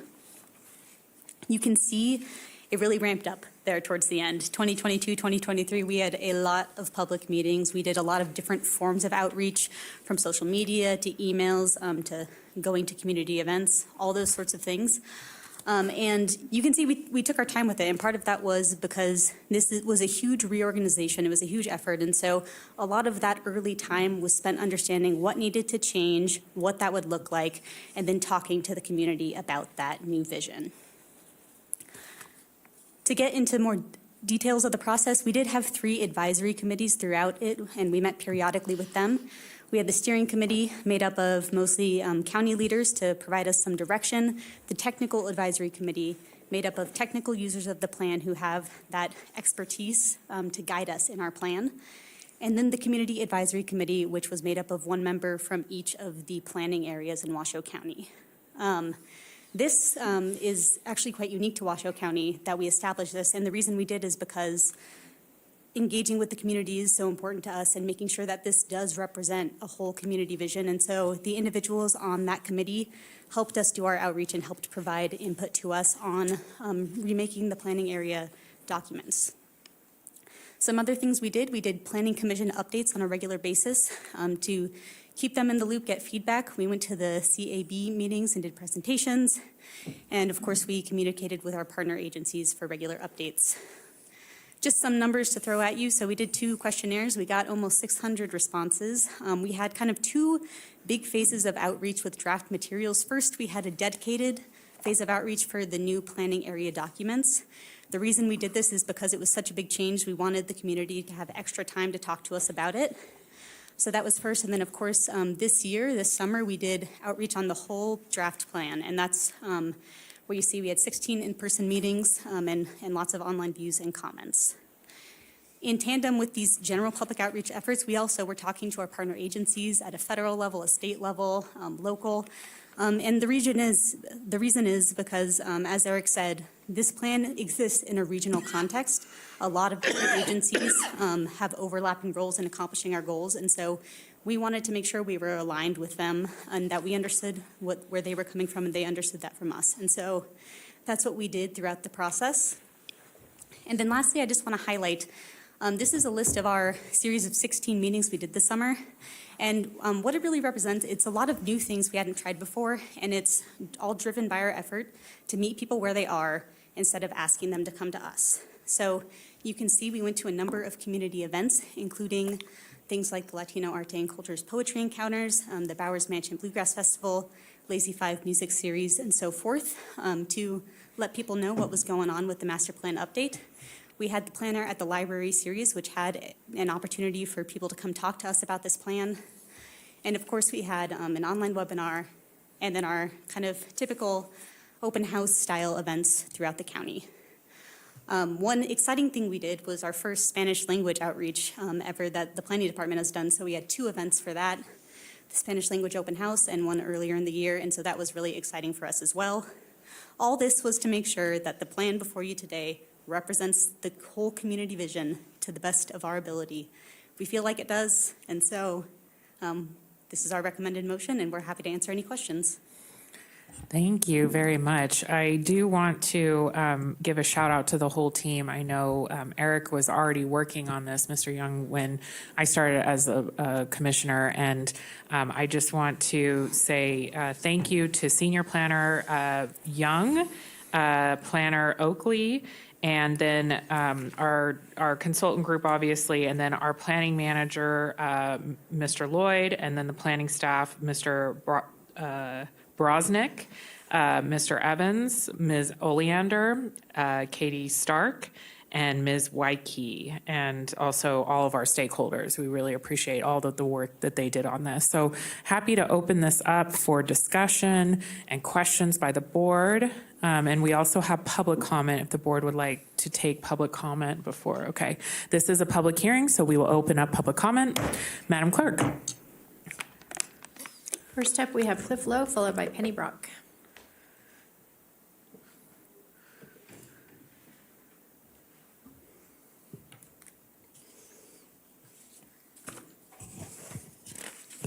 For the record, Cliff Lowe, and I don't know if my speaking skills are good enough, but I hope this doesn't end up being construed as Cliff Lowe and people who think like him against the planning department. That's not at all the case.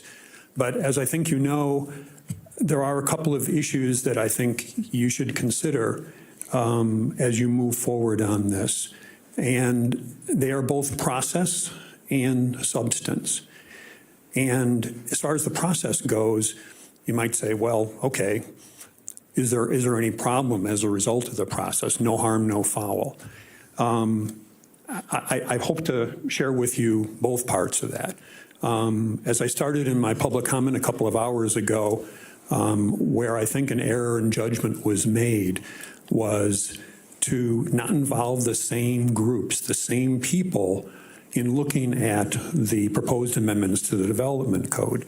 If you read the staff reports, I could read you language from it, but I'll use up valuable time. Basically, it says there really were no changes of substance intended, except for things that were compliance, like the regional plan and changes in NRS. But I ran across, actually somewhat by accident, something that was pulled from the master plan and didn't make it into the proposed amendments to the development code. So how serious is that substantial? I think it can be. Here is part of the current master plan, and I don't have if the medium is the message, I'm going to fail because I don't have nice overheads and slides and everything. But here's an example of something from the existing plan where a planning area was broken down into character management areas, and I've only got a minute. And in this case, and there's a map that goes along with this, and there's new maps for the whole area. I tried to analyze these maps and the effect, and I just chose them kind of at random, but I happened to run across in particular the West Truckee Meadows. And the effect of pulling this out and not moving this language into the amendment to the development code is that in the West Truckee Meadows character management area, the proposed changes add general rural agricultural, high-density suburban, low-density suburban 2, medium-density suburban 4, and removes the limitation on medium-density suburban to areas already designated medium-density suburban as of 2010. I think there's substance there, and I think this deserves more look. And the Planning Commission, I don't even know if they knew about this. And I'm out of time. Thank you. Thank you. Penny Brock, followed by Nate Kusha.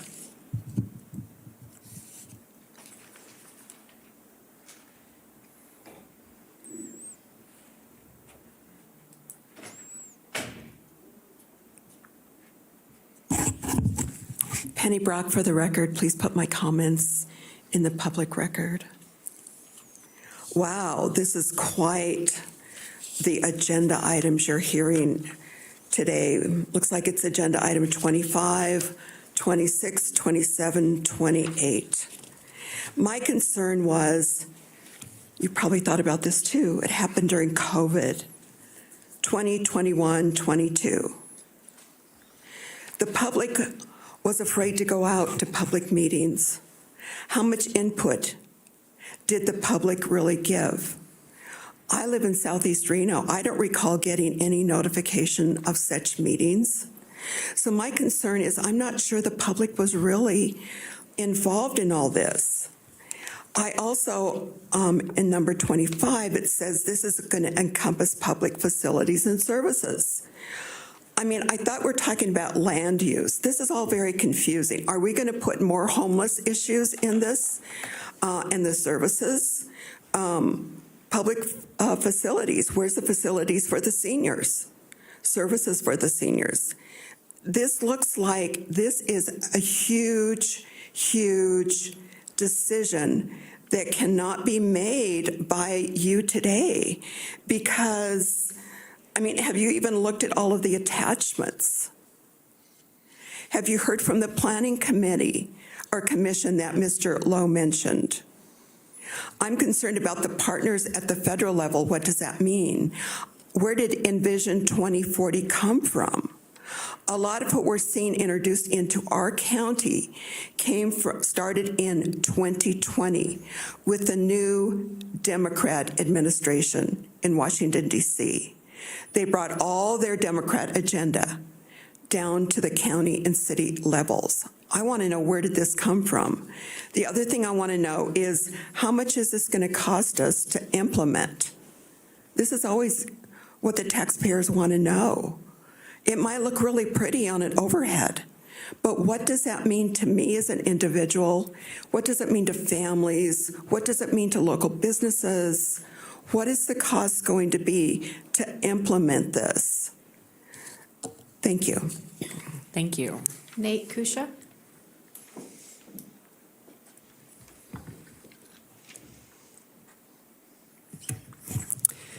Thank you. Good afternoon, Commissioners. For those of you who don't know, my name is Nate Kusha. I'm a policy analyst with Truckee Meadows Regional Planning Agency.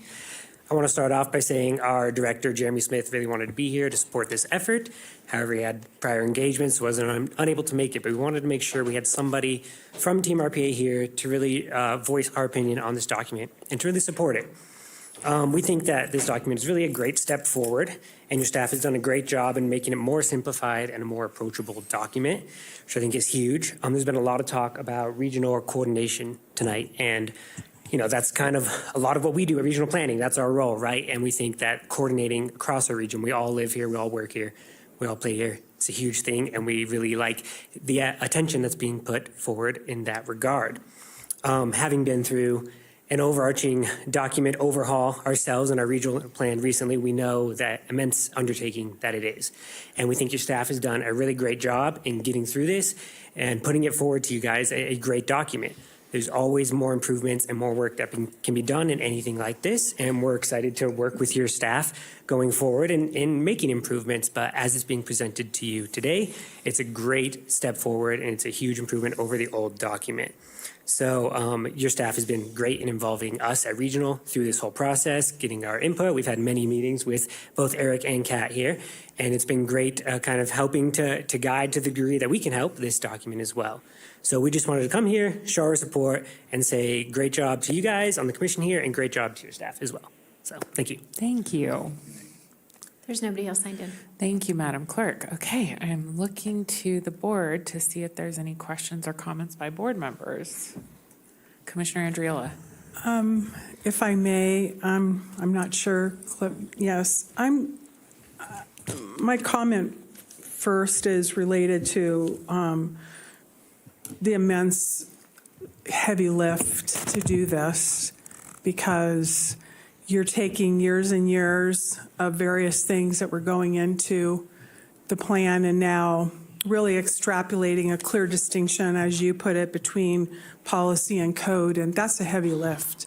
So kudos to you. I understand this went before the Planning Commission, and I was curious, I believe on October 16th, I'm curious what type of feedback the Planning Commission provided you or any direction. So that's my first question. And then second, was it a unanimous approval? Yes. So the first question then, I guess. Eric Young, Senior Planner, Planning Program. We had a robust meeting at the Planning Commission. A little bit more public input, public comment than we had today. Not much more, but some more. We were excited to see the Sierra Club show up in support. That was new for us and exciting. A citizen named Pat Davidson showed up with some concerns about housing and hoping that the master plan would be more supportive of housing and that the county would, she had several suggestions for that came forward. There were some concerns from Mr. Lowe and others about some process issues. But then the Planning Commission itself was very supportive. They seemed, their input seemed to be looking forward to how it would work. How it is a big change, as you mentioned, so, some curiosity about how it would all unfold. There were some concerns about Chapter 3. I'm sorry, I'm not recalling the commissioner that voiced concerns about Chapter 3, but the concerns were that it was prescriptive and that Chapter 3 was a list of required actions. And so we tried to make sure that it was understood that it was not a required actions, it was a list of pre-vetted ideas. Those are my recollections of the real input. It was quite positive. Madam Chair, may I have a follow-up, please? Yes, of course. So you had stated in terms of the distinction between policy and code that moving the code really do not have any changes, is how I understood that.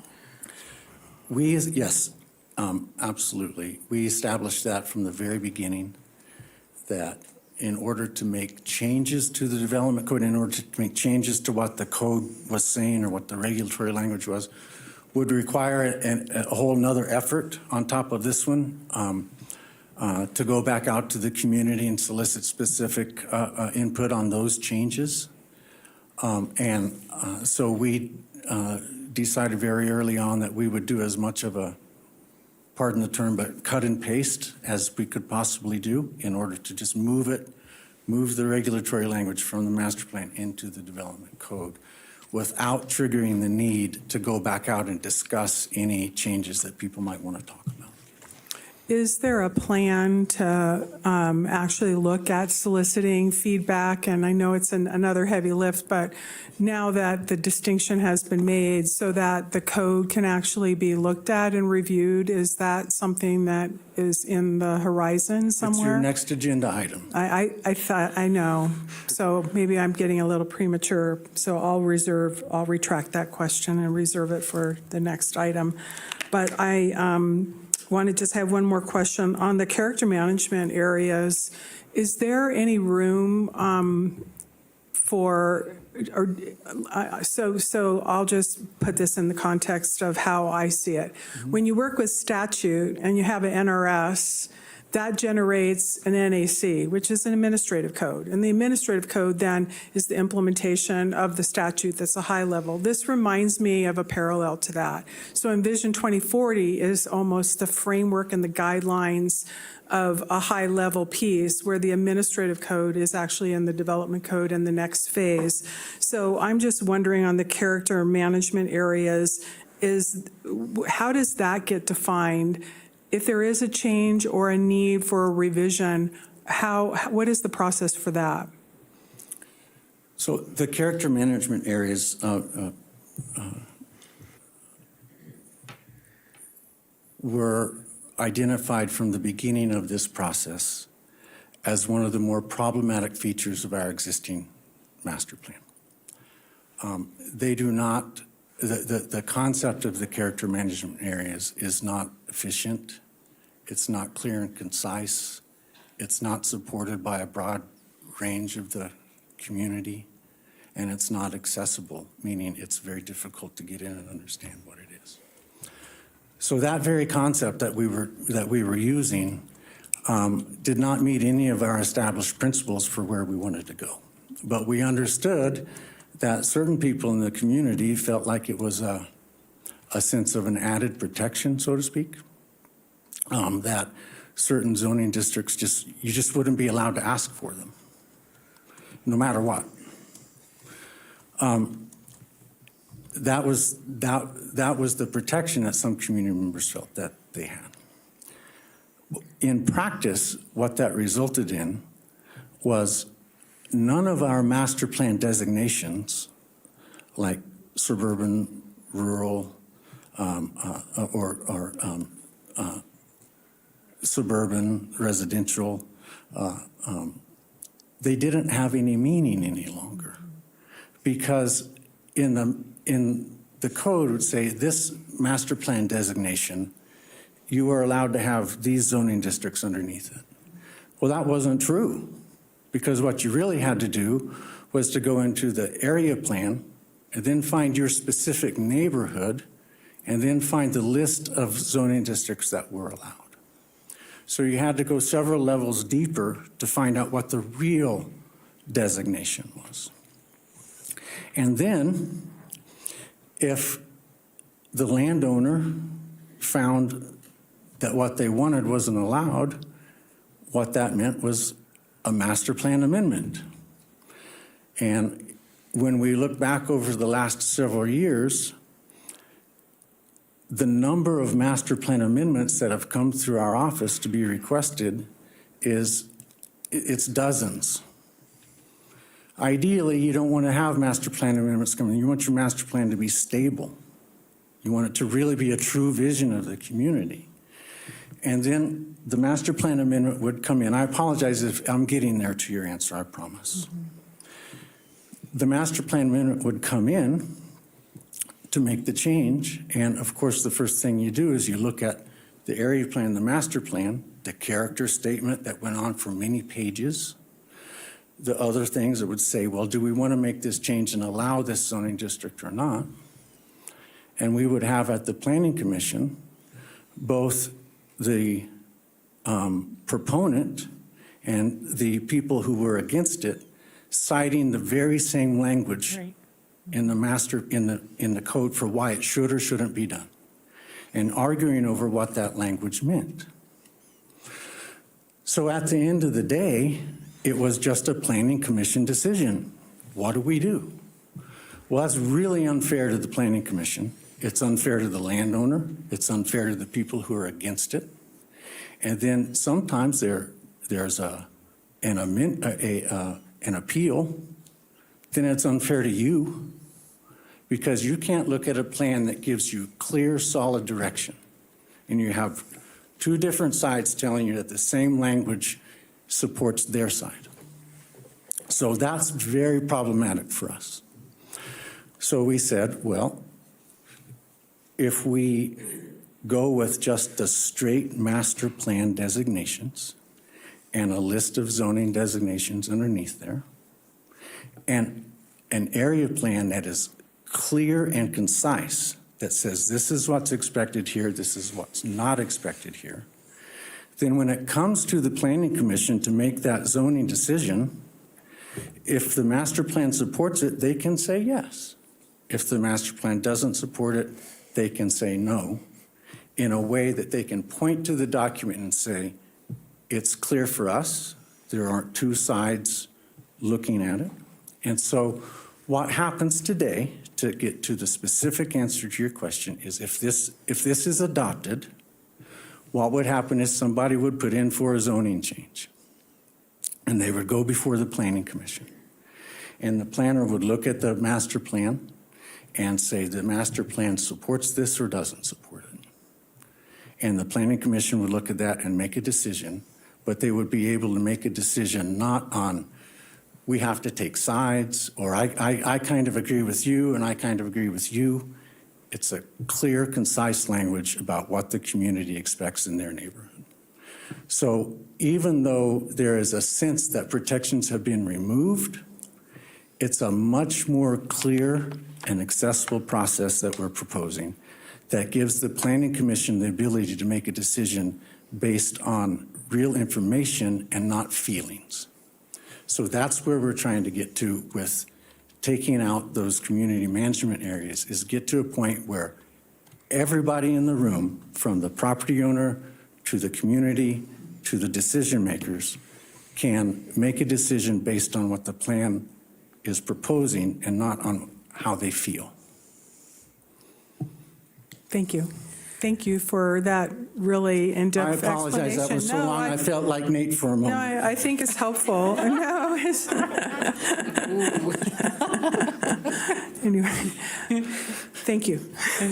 I really appreciate that question because I think that gets it to the heart of something that has been difficult for me as a board member making these decisions. And I think this will be a better document to guide us through the process instead of, we've had those discussions of folks on both sides using the same part of the chapter to argue pro and against a development. And it's a very difficult position for anyone to be in. So I think you really said it very well, Mr. Young. And thank you for asking the question, Commissioner Andriola. Vice Chair Herman, I have you signed in, and then DA Edwards, unless DA Edwards, you really need to get in there for a legal. I was gonna round out another point on what Mr. Young just brought up, and I'm glad he feels the pain of explaining property law stuff too. And so I'm not alone up here trying to do that. But his answer right now was fantastic for anybody who's really interested. I really think that's a great description right there that you just heard. I would go back one step further and say a lot of this came about because of the decades ago, the decision to go to what was called the one map system. The one map system, in my view, I mean, I hate to offend any one map, aficionados out there, but it's not a great system. What one map does is it combines zoning and master planning into the same document.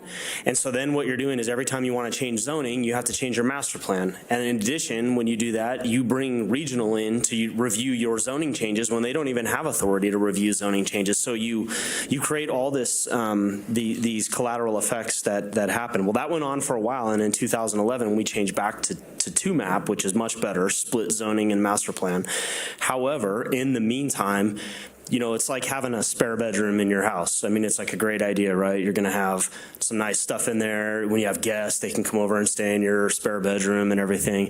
But what ends up happening is that's where the exercise bike goes. And then that's where the ironing board goes. And then that's where the boxes go. And after a while, nobody even goes in the spare bedroom. It's just a pile of like stuff you didn't know where else to put.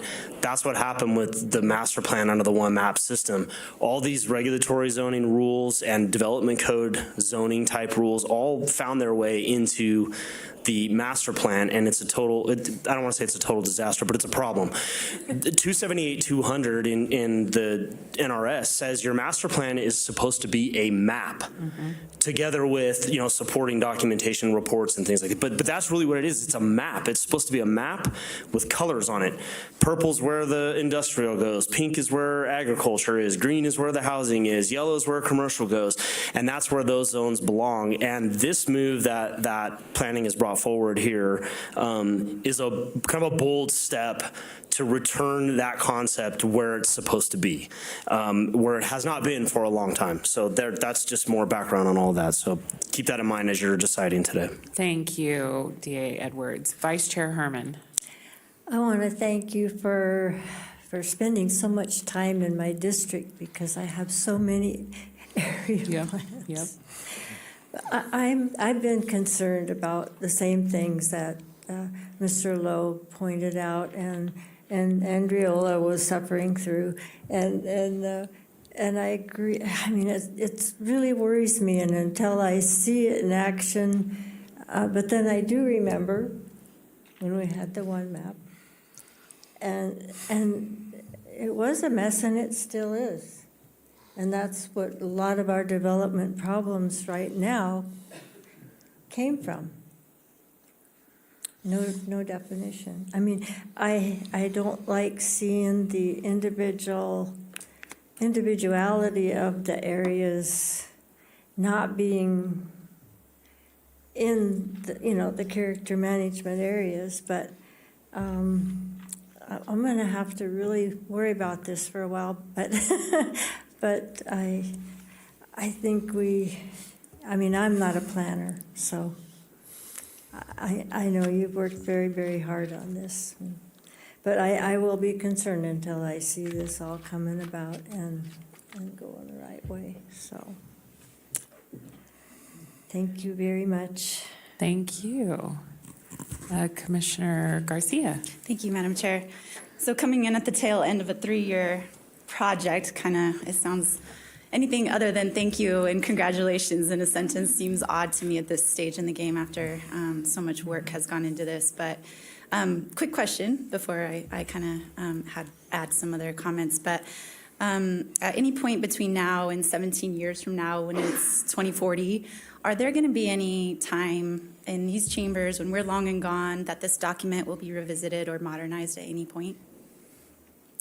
Yes, multiple times.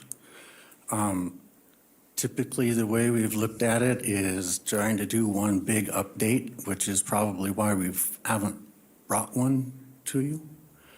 The wiser way to do it, and the way that this plan anticipates it in Chapter 3, you'll see, is that we should have more of a continual maintenance approach to the plan, where we don't allow the little things to pile up.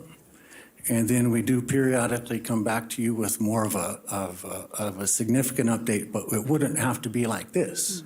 I mean, it could be, a much more focused update that wouldn't have to last 3 years to get through, right? And so we do recognize that we've just taken in way too long, that we've kept this plan for a long time.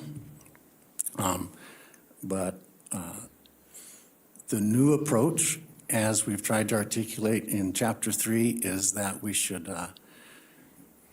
not wait a long time and then come back to you with another huge change, that we should take a constant maintenance approach and just come back to you periodically with the changes that we see are needed.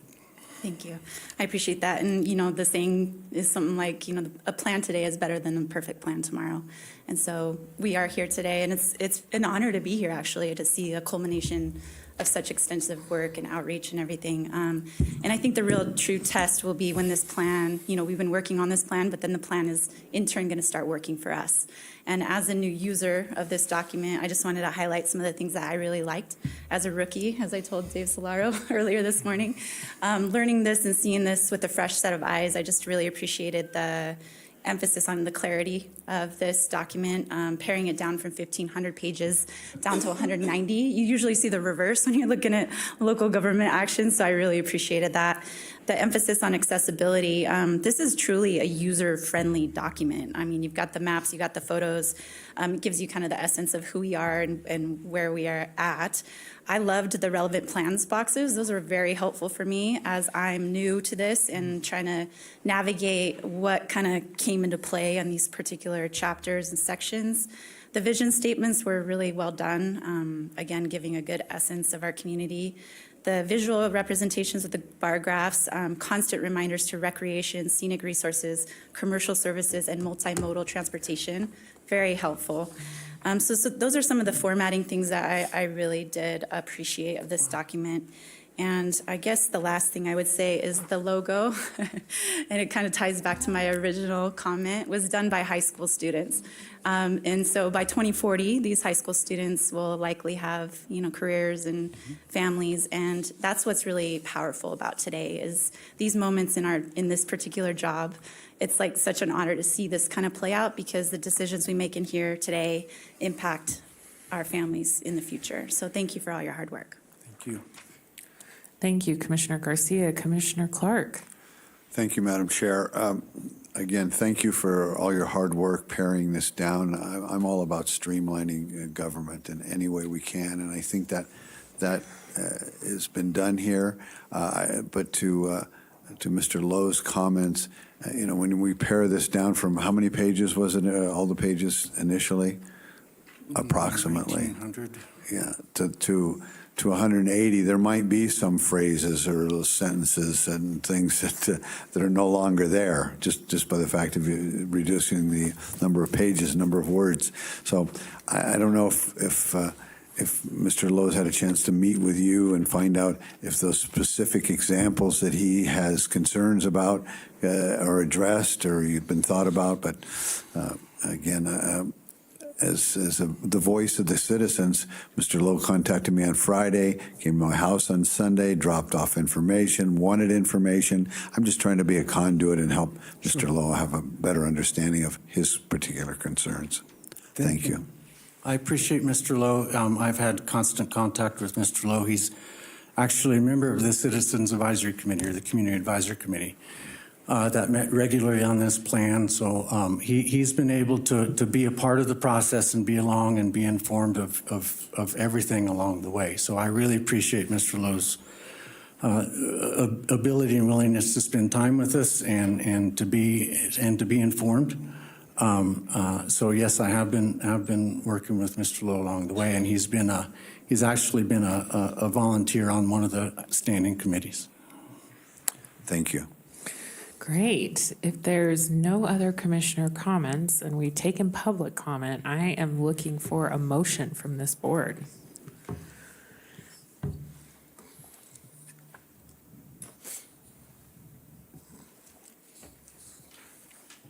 I'll do the motion. I have it up. Okay, move to adopt the master plan amendment case number as stated in the staff report, and further authorize the chair to sign the resolution. And I'm able to make all 6 findings made by the Planning Commission in accordance with Washoe County Code as outlined in the staff report. Looking for a second. Thank you, Commissioner Andriola. We have a motion and a second. Any questions by the board on that? Seeing none, all those in favor, please say aye. Aye. Any opposed, please say nay. Okay, and that motion passes unanimously. A great celebration for the team. Wow, what an amazing lift, and we're really looking forward to continuing the discussion. Thank you. Yeah, that's awesome. Oh, yeah, with the, I know, yeah, the high school students. I know, I love that Commissioner Garcia brought that up. Okay, we are at the end of our scheduled public hearings. We're now going to go to item 26, Mr. Manager, and man, that's a long one to read, so feel free to shorten it.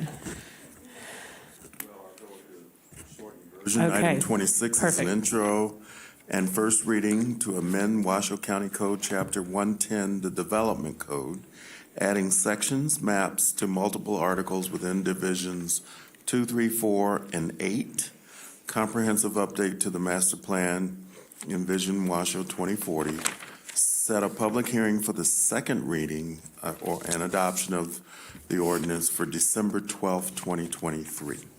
Thank you very much, and we have Mr. Young again for the presentation.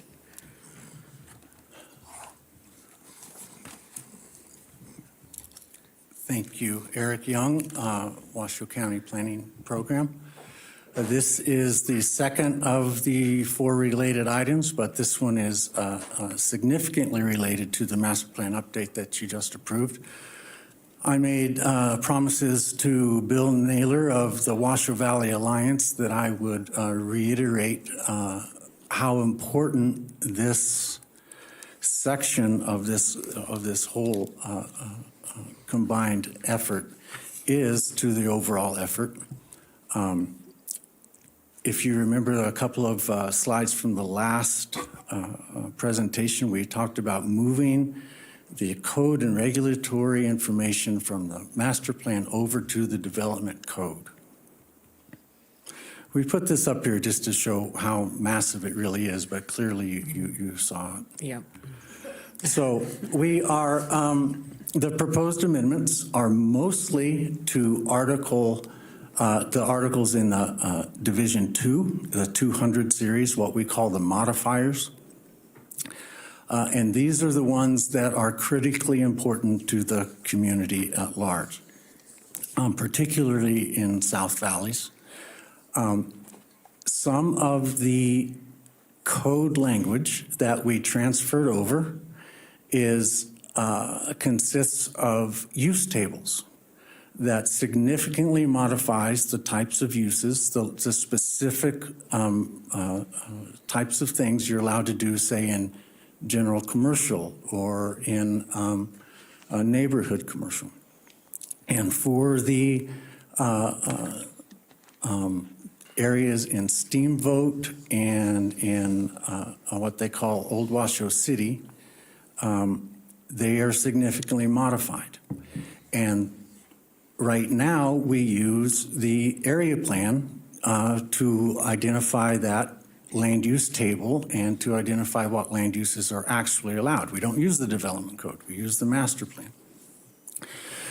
So if we adopt the master plan, but we don't adopt these changes, those, in a real sense, those existing zoning designations won't happen.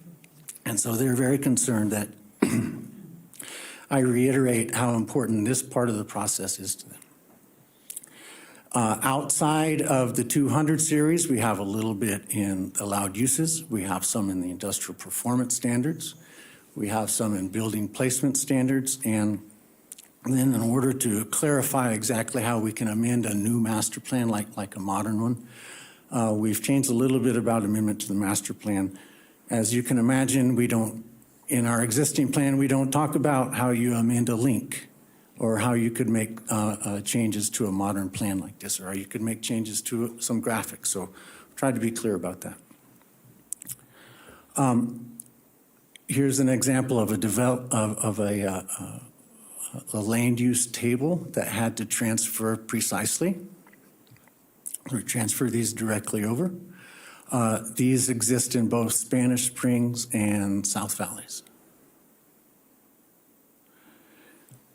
Some of these for Article 302 and Article 340 have to do with actual uses. These exist as policies right now, and so we are transferring them over to code. You might wonder how we implement code if it's not code, and they're typically implemented through placing conditions on an approval, conditions on a special use permit, or conditions on a new subdivision. And so by transferring all of this information over to the development code, we no longer have to put those conditions on. Our list of conditions that comes through for somebody can be much shorter. And in fact, that's one of the things that Washoe County has a little bit of a reputation for.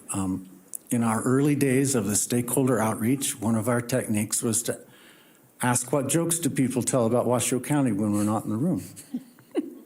It was a great way to get information, but the most valuable thing we heard was that we're teased quite a bit for conditioning everything, just page after page of conditions. So we're teased a little bit about that out there in the community. And so one of the reasons for that is because so many of our rules are not actually regulations, they're policies. And so by making this change, we can significantly cut back on the amount of conditions that we put on development, because it'll just be the rule. Building placement standards, this is a really good example of one of those things that shows up almost as what you might call a boilerplate condition. It just goes on every common open space subdivision that shows up. Well, we won't need to do that anymore because it's going to be code. Here's why I talked about the amendment of the master plan to help us really make it clear when something needs to come before you and when something can just be done, like fixing a link and so forth. So one of the really important things to understand about this proposal, this development code update, is that it is a companion to that master plan update that we just talked about. And as such, it was discussed at every master plan meeting. We took those charts to every meeting, without fail, every meeting. And we made it clear that we would not be coming back to the community for individual discussion of these changes, because it's only these changes. We're not making any changes to the rules. The things you can do with your land and your property are not changing. As I think we spent a little bit of time on the last agenda item, we drew that line very early in the process. We said, and we got requests for changes. We got requests from the community to make things a little tougher sometimes. We got things from consultants to say, oh man, we're going to have to come in and ask for this in the next year if you don't just do it for us now. Can't you please just do this for us now? There was a lot of that from the north to the south. Please just fix this for us now. The answer every time was, I'm sorry, we can't do that. That would require a special community process. That would require us to come out and talk it through. Any change to the development code that require us to come out and talk about how does the community feel about this change, do you want to do it or not, we're not going there. This is a boilerplate cut and paste change. We said that at every meeting. We made it clear at every meeting that this is how it was going to happen. So I know that there has been some concern at the Planning Commission meeting, while this also passed unanimously. There were questions about that process. well, why didn't this get a special discussion? Why didn't people get more time to look at this? Well, our answer is that it took about 30 minutes to see that we did what we promised we were going to do. That people had a significant amount of time to see that we did what we promised we were going to do. And that we didn't make any changes that would require a specific meeting with the community. So if you have more questions about that, I'm happy to talk it through with you. That's how we got to this. That's how we got to these changes. These are the findings that the Planning Commission was required to make. They're only required to make one. They made all 4 of these findings in regard to this change. Consistency with the master plan, promotes the purpose of the development code, it responds to changed conditions, and there are no adverse effects. So with that presentation, I'll leave the slide up for a possible motion, and I'm happy to answer any questions that you might have. Thank you very much. We have some public comments, so we'll take that first, and then we'll go to commissioner comments. Madam Clerk. First up, we have Cliff Lowe, followed by Russell Beerley.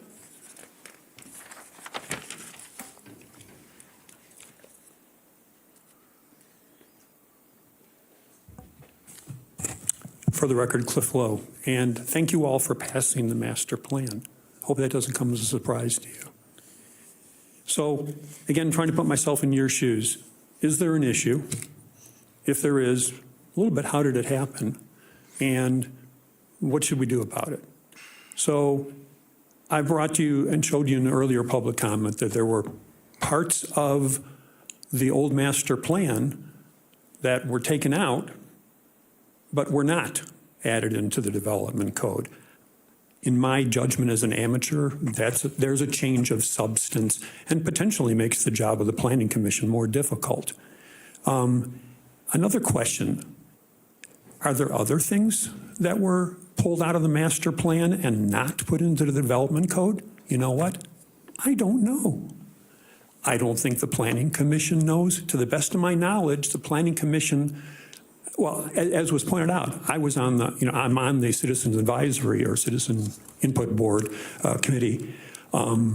Never saw it. We found out by accident the Friday before the Monday evening meeting that this was even going to be on the agenda. And I couldn't stick around for the actual agenda item. I offered some public comment early on. I couldn't. I had another commitment. I don't even know if, I don't know that, I tried to find out, but I don't know if the Planning Commission was presented, which what I think should have happened and still can. What did we not bring and why? You've gotten, an explanation today. I think the Planning Commission moved forward. Mr. Young even mentioned that they'd been updated so a real lot. And my read of them early in the meeting was that maybe they were just tired and wanted the pain to be over. That's a human condition too, like my human frailties. But I think, what else is there? I happen to find out this by accident. No, I did not sit down and spend hours and hours and hours comparing documents. Are there other things that are of substance? I don't take issue with what's there in the proposed amendments to the development code. The question is what's not there, and what's not there, should it be there?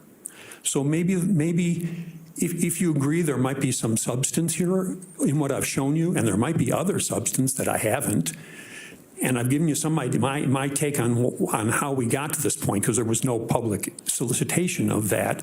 What do you do about it? Well, I'm not going to suggest that you not move the development code amendment along.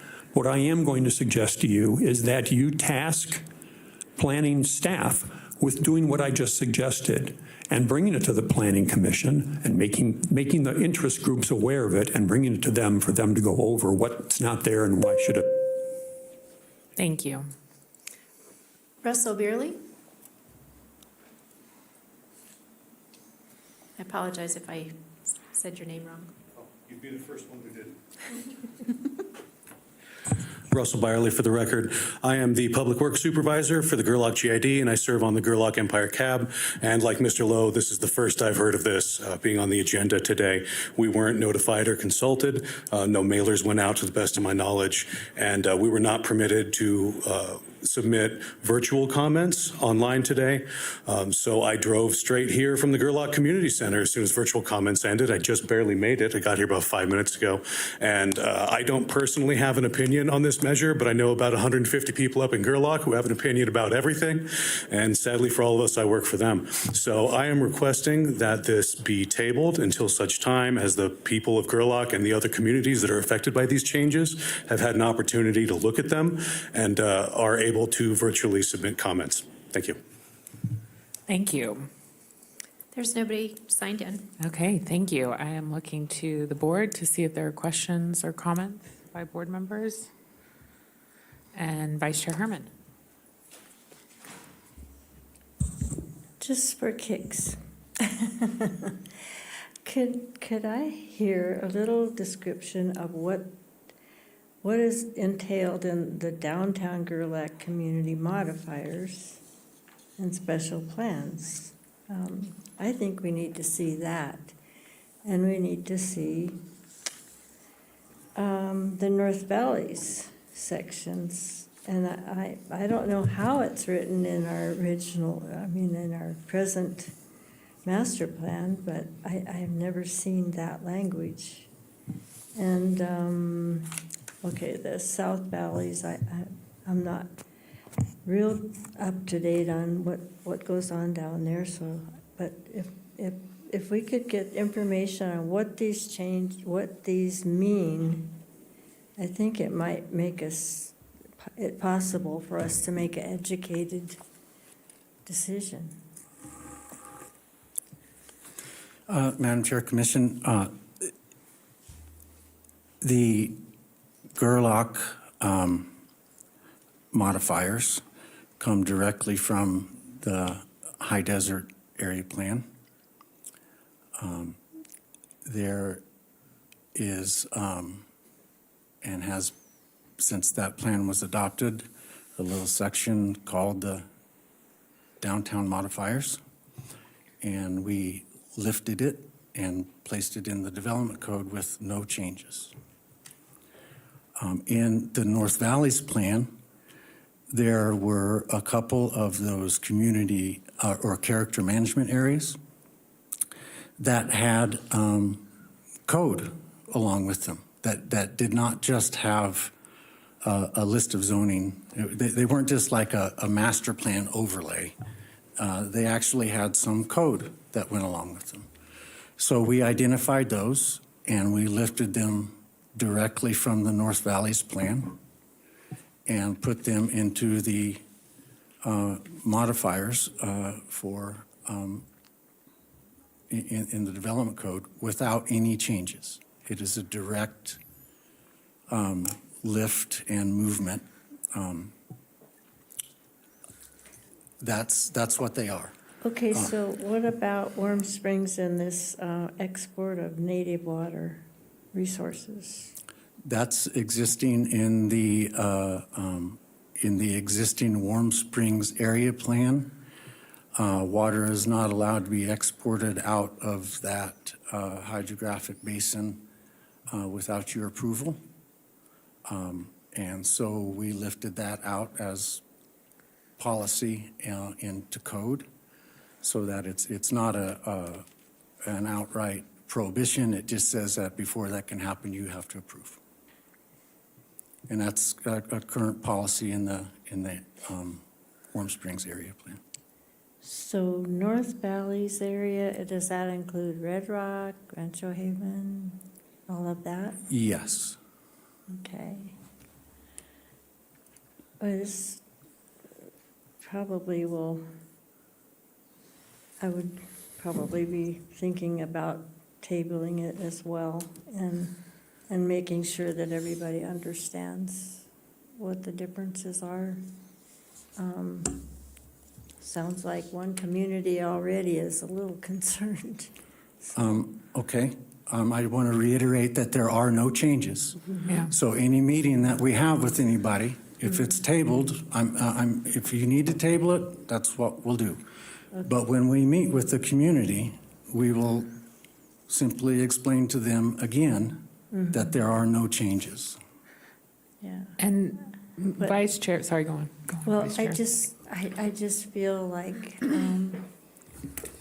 there's a lot to chew here for all the citizens. And I know this is so important, and I know that we need to make the right decision. And that's why I'm doing this, is just because I represent, my district includes Gerlach, and I'm responsible for their information. So that's kind of why I'm feeling that way. So go ahead. Oh, Thank you. yes, sorry about that, Vice Chair. I guess for me, the nice thing, if there are concerns, which I think staff has reiterated numerous times during their report, there are no changes between the master plan and the development code. It's just putting it back in so that staff can better implement it. However, if there are concerns, that's okay. Today is a first reading. We have time between today and the second reading, which will be December 12th, which Mr. Young and the team can work with Gerlach, can work with Mr. Lowe, any other folks who are concerned, and really go through and show that we are implementing the same thing, and create that trust. Because I think what he was saying is there was a lot of pressure from all sides to make changes, and staff said no, we're going to clean this up and we're going to implement it the best way that we can to make sure that the laws are followed. And then we will come back, which is we have a conversation on this later in the agenda and prioritize what changes will be made within these codes. But I hear you. I hear the gentleman from Gerlach. I hate that he had to drive out here. But I do want to reiterate that it's a first reading. Any other board members have comments? Commissioner Clark. Thank you, Madam Chair. I listen to the fact that there are no changes, so that's comforting to me. However, I'd like somebody from their staff to talk with Mr. Byerly about why he wasn't notified, or why Gerlach wasn't notified, if that was the case. And I know that's not your position. I'm talking about county staff, manager staff, to find out what exactly took place, what the breakdown was, because that's troublesome to me. Somebody have to drive, 2.5 hours each way, 5 hours a round trip at the price of fuel, wear and tear on the vehicle. Thank God he didn't have to saddle a horse and ride in. He had to start a week ago. But that being said, what's his time worth? Well, why did this person have to spend 5 hours in the car in traffic? And why weren't the folks out there notified, if that's the case? I'm not saying that's the case. In his view, that's the case. So I'd like to find out exactly what took place with that, as far as notification of citizens. Thank you. When we did this master plan amendment process, did we discuss how we needed to update the development code as part of those conversations? At every meeting. Okay. Any other board comments? I've got a follow-up question. Why wasn't electronic public comment available today? I thought that was part of what we were doing in the outer provinces, out in Gerlach and up at Incline, especially. Always in Gerlach, it's always a long drive, but especially with winter coming up, Incline was supposed to also have that option to weigh in. It was. Madam Clerk said there was no public comment in Incline or Gerlach. Well, this man said he drove in. I'm not making it up. He drove in or he didn't drive in. He didn't know about it, and he wasn't had the ability to make his comments out there. He had to drive in. He's the one who we should be apologizing to. He had to spend 5 hours in the car. Okay. Any other commissioner comments? Okay. I am feeling confident that we have enough time between today and December to move forward with concerns that, and work with community on their concerns on this issue, since it's the exact language that was in the master plan. So I move to introduce and conduct a first reading of the ordinance. What's the ordinance number, Madam Clerk? I need to do a first reading and assign that. Okay, then, or whenever that is available, which is an ordinance amending Washoe County Code 110, adding various sections, maps to multiple articles within Division 2, 3, 4, 8 in order to transfer existing regulatory language found in the 2010 Washoe County Master Plan to the Development Code as part of a comprehensive update to the Master Plan, Envision Washoe 2040, and to schedule a public hearing for the second reading and possible adoption of the ordinance for December 12, 2023. Thank you. So if this is introduced, it will be Bill number 1899, an ordinance amending Washoe County Code Chapter 110 Development Code by adding various sections and maps to multiple articles within Divisions 2, 3, 4, 8, in order to transfer existing regulatory language found in the 2010 Washoe County Master Plan to the Development Code as part of a comprehensive update to the Master Plan, Envision 2040. The following articles have been amended by adding new sections thereto. Article 204, Forest Area, to add sections relating to Matera Ridge Community Modifiers, Mount Rose Scenic Highway Commercial Modifiers, Mount Rose Resort Services Area, and specific plans. Article 206, High Desert Area, to add sections related to temporary residential development, Squaw Valley Reservoir Community Modifiers, Downtown Gerlach Community Modifiers, and specific plans. Article 208, North Valleys Area, to add sections relating to avigation easements, Golden Valley Community Modifiers, Lemon Valley Community Modifiers, and specific plans. Article 210, South Valleys Area, to add sections related to Old Washoe City Community Modifiers, Development Standards and Allowed Uses, and Steamboat Valley Community Modifiers, Development Standards and Allowed Uses. Article 212, Southeast Truckee Meadows Area, to add a section related to public access easements in the Virginia Range. Article 216, Spanish Springs Area, to add sections related to Western Theme Design Standards, Business Park Design Standards, specific plans in the Spanish Springs Airport, and allowable uses in the Spanish Springs Planning Area. Article 218, Sun Valley Area, to add sections relating to downtown Sun Valley design development standards and specific plans. Article 226, Warm Springs Area, to add sections related to export of native water resources in Palomino Valley community modifiers. Article 302, Allowed Uses, to add a section related to diesel power generation. Article 340, Industrial Performance Standards, to add sections relating to building design and air quality.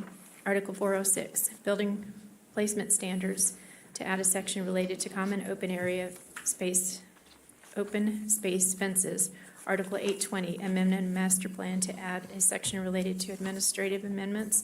And Articles 204, 206, 208, 210, 216, 218, and 226 for the addition of planning area community maps and all matters necessarily connected therewith and pertaining thereto.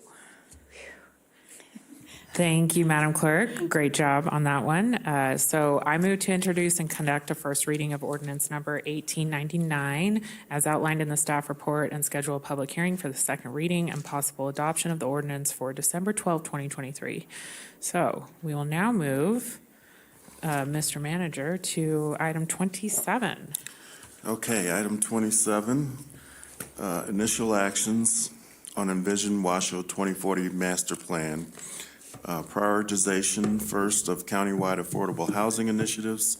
Second, resources to implement Envision Washoe 2040. Third, public noticing. And fourth, Tahoe Area Plan. And fifth, Warm Springs groundwater rights directions.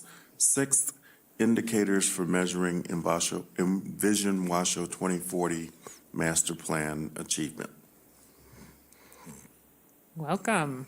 Thank you, Madam Chair. Good afternoon, members of the board. Kelly Mullen, Planning and Building Division Director. So congratulations on adopting a beautiful new plan. And now that we have that adopted, we want to start to talk about implementation and how we actually start moving through those items that Eric mentioned were in Chapter 3. As he mentioned, we have in the new master plan a vision for how the county is going to develop over the next 20 years. And I think you're all aware that taking a look at that and the amount of potential action items to do that implementation. That will be a very labor-intensive effort, multi-year process, everything from those short-term actions that might happen within the next year or two to actions that could occur over the next 10 to 20 years. So implementation will occur in stages over that time frame. And what we're asking today is just to take a look at those initial actions for implementation. We have a set of half a dozen that are proposed for prioritization, and really the intent of coming to you today is to make sure that our efforts, staff efforts, and those resources that are applied to implementation, that aligns with board priorities. So as Eric had mentioned in the first presentation, implementation can take several forms. It might be a development code amendment. It may be the creation of new plans or studies. It may involve some sort of new capital project or change or implementation of a new program or addition of more resources. What we have for that initial priority order that we're asking for confirmation or modification from the board today recognizes that we are almost halfway through fiscal year 24, that we have an existing strategic plan and set of goals that are set out by the board already, and honoring that and recognizing that within the new master plan, you will see a number of new policies and proposed action items that are associated with what the board has already identified as a key priority related to housing supply and housing affordability. And so that item has been identified or proposed for you as that first initial and most critical implementation item. We would like to follow that up with a discussion during the FY25 budget process of resources that are needed to do that long-term implementation of the plan, recognizing that this will be a 20-year process, and that we want to make sure that we have that discussion during the FY25 budget review of making sure that we have appropriate resources allocated to do that implementation appropriately. And then we've also heard through a lot of those community meetings over the last 3 years concerns and comments and recommendations related to the public noticing process associated with our development review. That was something that's kind of floated to the top as, hey, it's probably time for us to do an assessment of our existing processes, see if there's any opportunities for improvement. So that's the third item that you see on the list is related to public noticing. I would call it kind of neighborhood meeting 2.0. If you recollect, at the beginning of last year, we did implement a change to our neighborhood meeting processes where we require for development projects coming through that before the developer even submits the application, they need to hold a neighborhood meeting, bring it out to the community, get their input on the proposal, and then when they submit the application, include information on how they've made changes or address some of those community concerns as part of the neighborhood meeting process. But that is something that we want to make sure that we take a look at, see how it's going, see if there's any changes that are needed. The fourth item on there that you will see is related to the Tahoe Area Plan. Now, as Eric had described, the Tahoe Area Plan is actually not part of the overall master plan. It is a separate master plan document. It is governed by the Tahoe Regional Planning Agency. However, amendments to the Tahoe Area Plan that has been identified as a priority for the chair. It is something that when that area plan was initially adopted a few years ago, that since then and in conversations with TRPA, a number of items have been identified where changes do need to be made. You will also see in that list of potential changes associated with the Tahoe Area Plan, many crossover items associated with what's number one on the list. Related to affordable housing and workforce housing. But that will be an extensive process. We expect it to take probably 9 to 12 months because of the resources needed to do that work. We wanted to make sure to get that direction and have a conversation of where that fits in terms of our overall implementation of all of our master plan items. So you'll see that as item number 4. Number 5 is very specific to Warm Springs and that hydrographic basin. It has been known for a very long time, and certainly something that we hear from the community out in Warm Springs a lot is that the current requirements for dedication of groundwater for development are insufficient, that we need to make some changes to make sure that the appropriate amount of groundwater is being dedicated on development, that currently the requirements are insufficient to actually match up with the yield of that basin.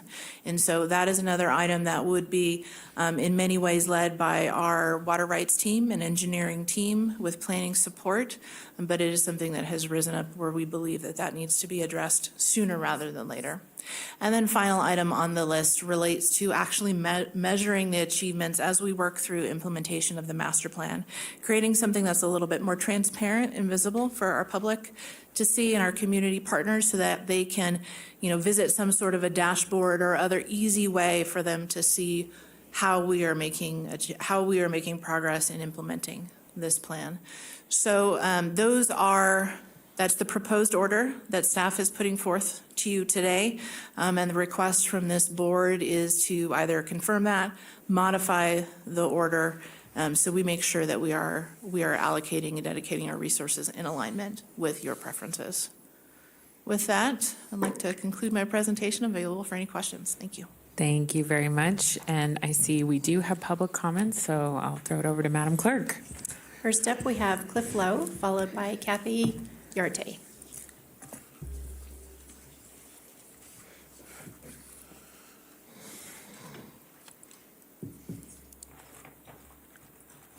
For the record, Cliff Lowe, and I hope you remember what I said much earlier today. I hope you don't end up thinking I've wasted your time. And I hope it won't surprise you that I'm glad you passed, or you've advanced the amendments to the development code. Why? Because without that, the master plan doesn't really work right. And as I've tried to make clear, the issue is not what's there. The issue is what's not there. And I hope to have some conversations along with some other members of the public, with people from the planning division, to help me understand why taking these kinds of things out of the master plan and not bringing them into the development code, how that isn't a change. I'm getting older, so maybe I'm just getting thick in the head. It does seem to be a change to me. So how does this relate to the current agenda item? You're giving direction to to staff on how to prioritize things. I would ask you to prioritize it's not a step backwards, but it's a relook at and a presentation, perhaps involving some of the stakeholders that were involved in the master plan, but certainly involving the Planning Commission, to say, okay, we want you to be aware that here are all the things that we did not move, and why we don't think that's a change, and why it doesn't need to be moved. And that way, I think people's comfort level can be improved by doing that. And I would suggest that the time frame for that to happen is whatever the time frame might be for the Truckee Meadows Regional Planning Commission, when they will do what they need to do for the master plan to take effect. Because all these things should be in place at the same time. I don't think there's any harm in what got the first reading today, because it adds to. In fact, I went through and did an analysis. There's 70 plus pages of changes to the amendments to the development code. I don't know. I think that what I brought to your attention about the character management areas is at least as important as some of these that were in the code. So I would ask you to, in this agenda item, to provide the comfort that it's not about what's there, but what it isn't there, because that's really hard to know. And I think the Planning Commission ought to know, as should you. Thank you. Thank you. Kathy Yarte, followed by Penny Brock.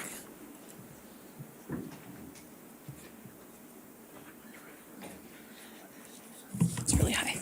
Okay. I apologize for my nervousness. Good afternoon. Thank you for having me.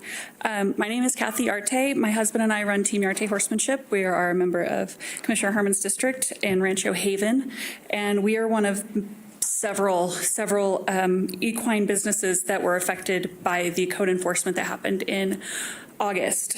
And we are one of the few businesses that is actually attempting to comply with the code enforcement and spending thousands of dollars to do so. And I love the idea of this new, drop my pen, ignore me.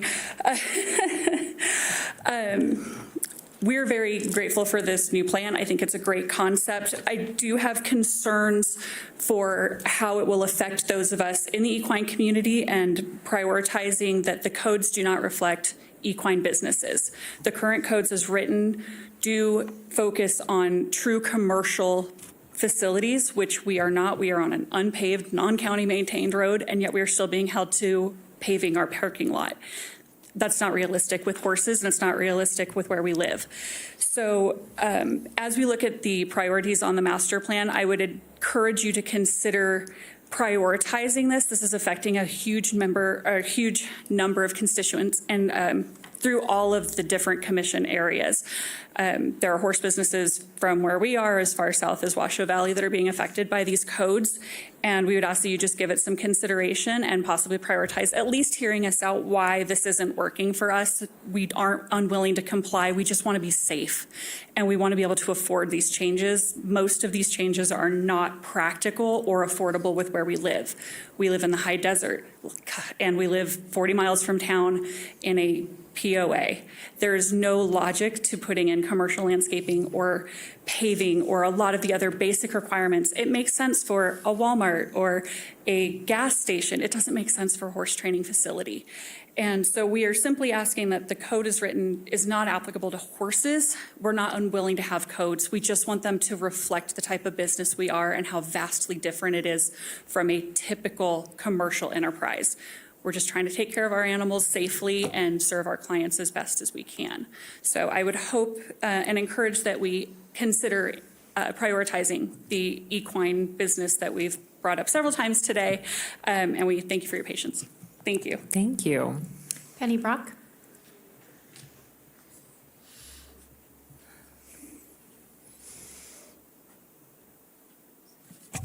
Penny Brock, for the record, please put my comments in the minutes. Well, I'm confused by agenda item number 27. It looks to me like it's dependent on you passing the proposed ordinance. You just passed a proposed ordinance. It will not have final passage, possibly, until December 12th. So how can this agenda item even be here?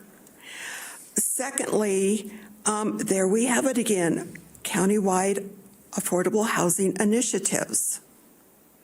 And then staff is already up here asking for the money. If you remember, on number 25, I came up here and I said, how much are these implementations going to cost us, the taxpayer? Staff already had it figured out. They're already here asking for money. It's our money. It's taxpayer money. The Affordable Housing Trust, it's taxpayer money unless the county is somehow involved in the private sector and generating income. But I don't think you are, because that's not the job of government, is to be involved in the private sector. So I would remind you that the Affordable Housing Trust is taxpayer money. It doesn't come from the private sector. Unless, like I said, Washoe County government, is somehow in the private sector business, and we should know that. The other thing is Tahoe, I noticed was not in agenda item number 26. Well, the speaker before me mentioned why that is, because they're part of the Tahoe Regional Planning Commission, as I'm understanding it. So my question is, why isn't the Tahoe Regional Planning Commission here today? Where are the Tahoe people? Were they even alerted? Like the Gerlach people were not. It appears they were not. Usually the Tahoe people either show up in chambers or they are on Zoom. Tahoe, what is being planned for Tahoe with workforce housing and the short-term rentals, they're not happy with that. So how can you be making plans for Tahoe without their input? So I would ask that this agenda item be tabled at least until late in December after the new ordinance, the new proposed ordinance has been passed. Thank you. Thank you. Nobody else has signed in. Thank you, Madam Clerk. Commissioner Andriel, I've got you signed in. I know we've been here a while, and I just want to put us back to my original comment at the beginning of the meeting, that specifically on item 27, that we look at incorporating as a priority consideration for the codes related to the equine community. And I realize there is a priority that's listed, but I also heard that there's an opportunity to look at adding that, and I would like to add that. I think that I've already articulated why, and all districts are essentially impacted, and I think it deserves a priority. There are several people that I know that have been working through and navigating not just for months, but for years. And I think it warrants the attention that it deserves, honestly. And I know it's important, and it's always hard to balance. There's not an infinite amount of time, and staff time is precious. But I believe that I'm really requesting that be, I know that there are 6 items, so I'd like 7, essentially, is what I'm asking for. I don't know if it's appropriate, but I would like to just get a point of clarification, if I may. Go ahead. During the October 24th workshop, I don't know where it belongs, but I mentioned specifically the regionalization of the sewer and wastewater facilities. Commissioner Herman was kind enough to also agree with that, and I'm not suggesting the other commissioners here aren't in agreement, but I believe that she's well aware, as I am, of some of the necessity that be also incorporated. I don't want to keep on maybe making a number 8, but I don't know where it belongs. And so I just need a point of clarification, because I think looking at having discussions with Mr. Smith and Mr. Solero and many others, it feels that the time is right, and there's an opportunity, I think, that as we see the numbers that were given in the report for growth in the master Envision 2040 that we just took action on in Reno, we're talking about a growth of 61,000, in Sparks 23,000, in Washoe County 16,000. Those are projections, but the reality is that while we have a lot of water, I've definitely learned and appreciated what a blessing we have living here in northern Nevada, to be honest. But I do think the regionalization of sewer and water facilities, wherever it belongs, I'm not sure, and I apologize if I'm convoluting this. I think it's a great question. So, because I was wondering that when it was brought up at at our strategic planning session.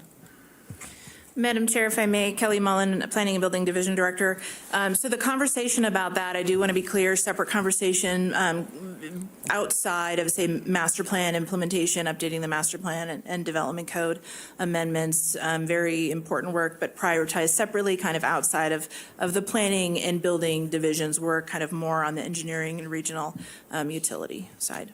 Fair enough. I just wasn't sure, and I still want to get it wherever it needs to be. Absolutely. But is it appropriate, because it is development code, to look at, including, if you will, the priority of the equine community and the codes that impact them? And looking at what I had already put on the record in terms of requesting staff to look at putting together stakeholder meetings, and I know that's a lot of work, but I think it's really important. So I'd like to add that the development code also include the equine community and those that impact whatever those codes might be. Because I know one of the chapters, but I don't want to state and limit by just citing a particular chapter. Thank you. And thank you for the question, and certainly would leave it up to the board in terms of where that, request for that may be prioritized.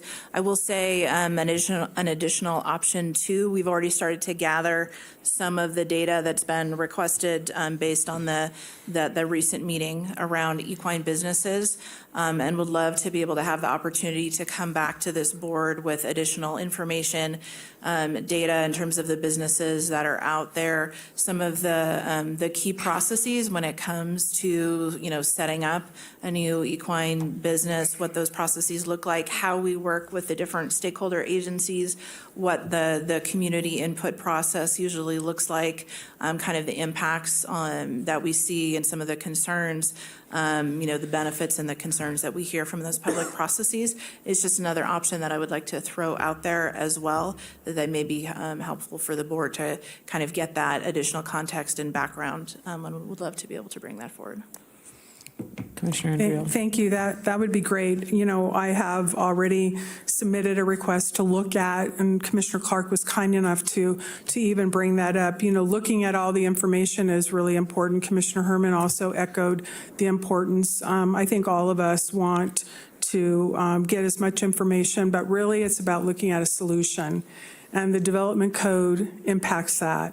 And the designation of commercial and some of the things that we heard at the October 26th meeting and some of the prior information I had and then subsequent information I've had really lends itself, in my opinion, to looking at having a stakeholders meeting as well, not only in the process as it currently exists, but also in terms of really ensuring that there may be additional exploration, just as the great job you all have done with Envision 2040 and really looking at separating, what we've already spoke about in terms of the distinction of a plan versus actually the policy versus the code. I think that there's an opportunity to really look at the code that governs the equine and the industry, and there's different factors that belong in those categories. It's not one, in my opinion, from what I see, it's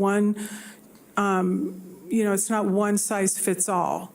And I think that there's a lot that can be extrapolated from the folks that are really being impacted. It certainly feels that there's an increase for some reason in complaints or anonymous calls about various things. But I think the real thing that I'm asking here is specifically to include it as a priority, and that's what I'm asking for consideration of my fellow commissioners as well. I just want to make sure that if the request is applicable to this particular item, that's what I'm asking for. Thank you. And you said, Ms. Mullen, yes, it is. That's the will of the board. And did have a discussion briefly with District Attorney, assuming that this may be part of the conversation. And Mr. Edwards, I'm wondering if there's anything that you wanted to add in answering that question. Sure. I'm waiting for the easy question, Those were yesterday. Oh, yesterday, yeah. I'll start hanging out here on Mondays then. So the answer is, the question is, should it be a priority, or can it be a priority on the implementation of Envision 2040, or should it be a separate kind of project that's more development code oriented? And the answer is yes. It could be either one. I feel like this is a discretionary call for the board. It does overlap both of them.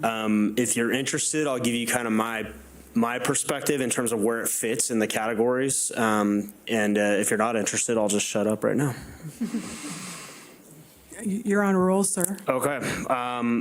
My perspective on the equine regulations and those types of things is that those are more of a development code type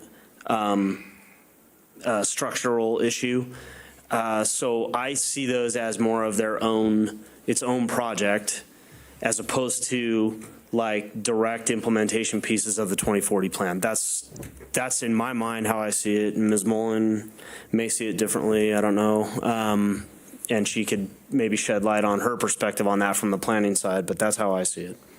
But to Ms. Mullen, hearing all of the discussion you've heard today about this concern, and I think the board, wants to, hear some follow-up. Is there, if it's not included today, although I think there's a will for the board to support whatever Commissioner Andriel is asking for, but when will it come back? Do you have any idea? The equine situation to the board? Thank you for the question. So I think that, let's say if for some reason it was not prioritized as part of this set of work, then we would commit to bringing back that kind of informational session, providing more information about, the process as a whole and impacts, kind of what we usually see with those types of businesses, providing that update back to the board, and then receiving direction from the board at that point in terms of next steps. I do want to point out, when we've got that list, that initial set of half a dozen items for implementation of the master plan, that because of the resources that are available, and this was kind of outlined in the staff report, is we would usually expect that to be sequential in nature, that we're working on this set of items. As those wrap up, we're working on the next set of items. And so I think it would definitely be useful to hear from the board today too, if there is a desire for it to fall in a certain place in that order, so that we're really making sure that we allocate our resources appropriately and that we are aligned with the priorities of the board. And Commissioner Garcia. Thank you, Madam Chair. That's exactly what I was going to weigh in and say, is that, I really appreciate the passion and the efforts to try to connect with our constituents on this particular issue and how it's impacting our business owners regionally.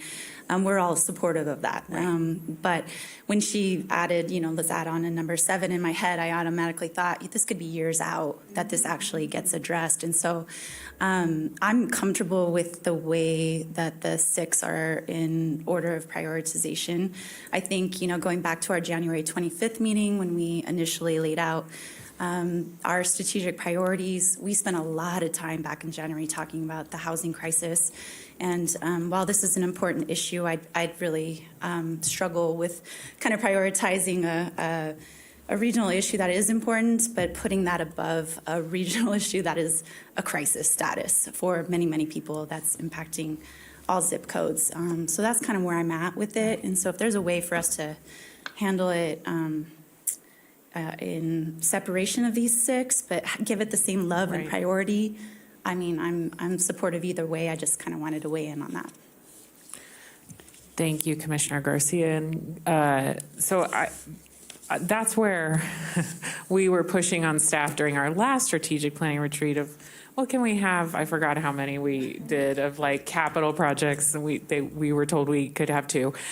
We did 3. But so I'm just curious, because the equine issue, I'm trying to be delicate because it's not exactly agendized, but could it be a parallel is what I'm asking, because it's not at the level to me of countywide affordable housing initiatives.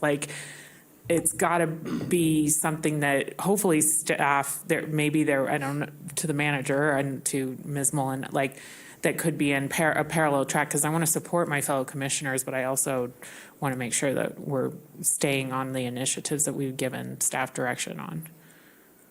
So in terms of the parallel items, I think that's the piece where we can absolutely commit to bringing that kind of informational overview back. Okay. And then having the conversation with the board and receiving direction at that point. If there are changes that you would like to make, giving direction to staff at that time.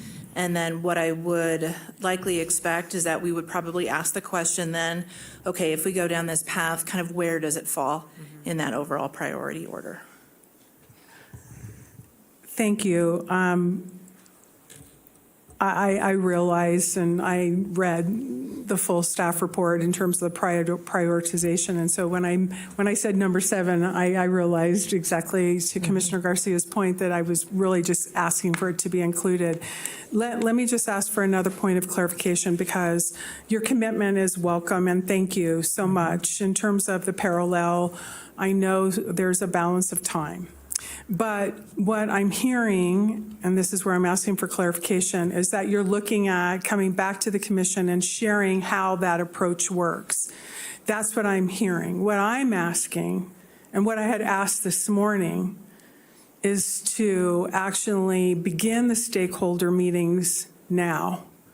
Because I think there's information. It's certainly one thing to share with us, and information is important in terms of the process and how it works and how the approach, and so where things fall and how they're applicable. But the reality is that what I had asked this morning, and I'm not going to keep on staying on it, is actually to begin that process in the stakeholder piece so that we can look at exploring from a very deep way of what may be applicable to change to come back.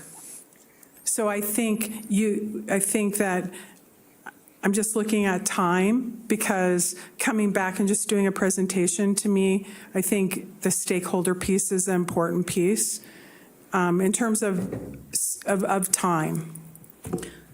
I'm going to go ahead and let Assistant County Manager. I'm sure Mr. Solero hasn't heard this conversation by me maybe a couple times, but thank you for your indulgence. I got to jump in at this point too. So I don't want you to go off into a separate direction to staff on equine regulatory pieces. That request was made this morning, that we can deal with that offline, et cetera. Right now, for 27, you are agendized to create a list of priorities. You are agendized to either modify it or confirm the list that you're looking at on this item. Modifying it means you could put something else on there that's not on the list. You are able to put this on that list if you want to. I gave you my perspective of why I consider it to be more of like a narrower regulatory field type of item, a development code type of item, as opposed to a master plan implementation. That's my view as a former planning lawyer, and from that perspective. You are free to ignore that advice, put it on the list, and I think they've heard that it's an important matter to be working on separately if it doesn't go on the list. So you have those options, but I wanted to get you away from going into some separate direction to staff on this item.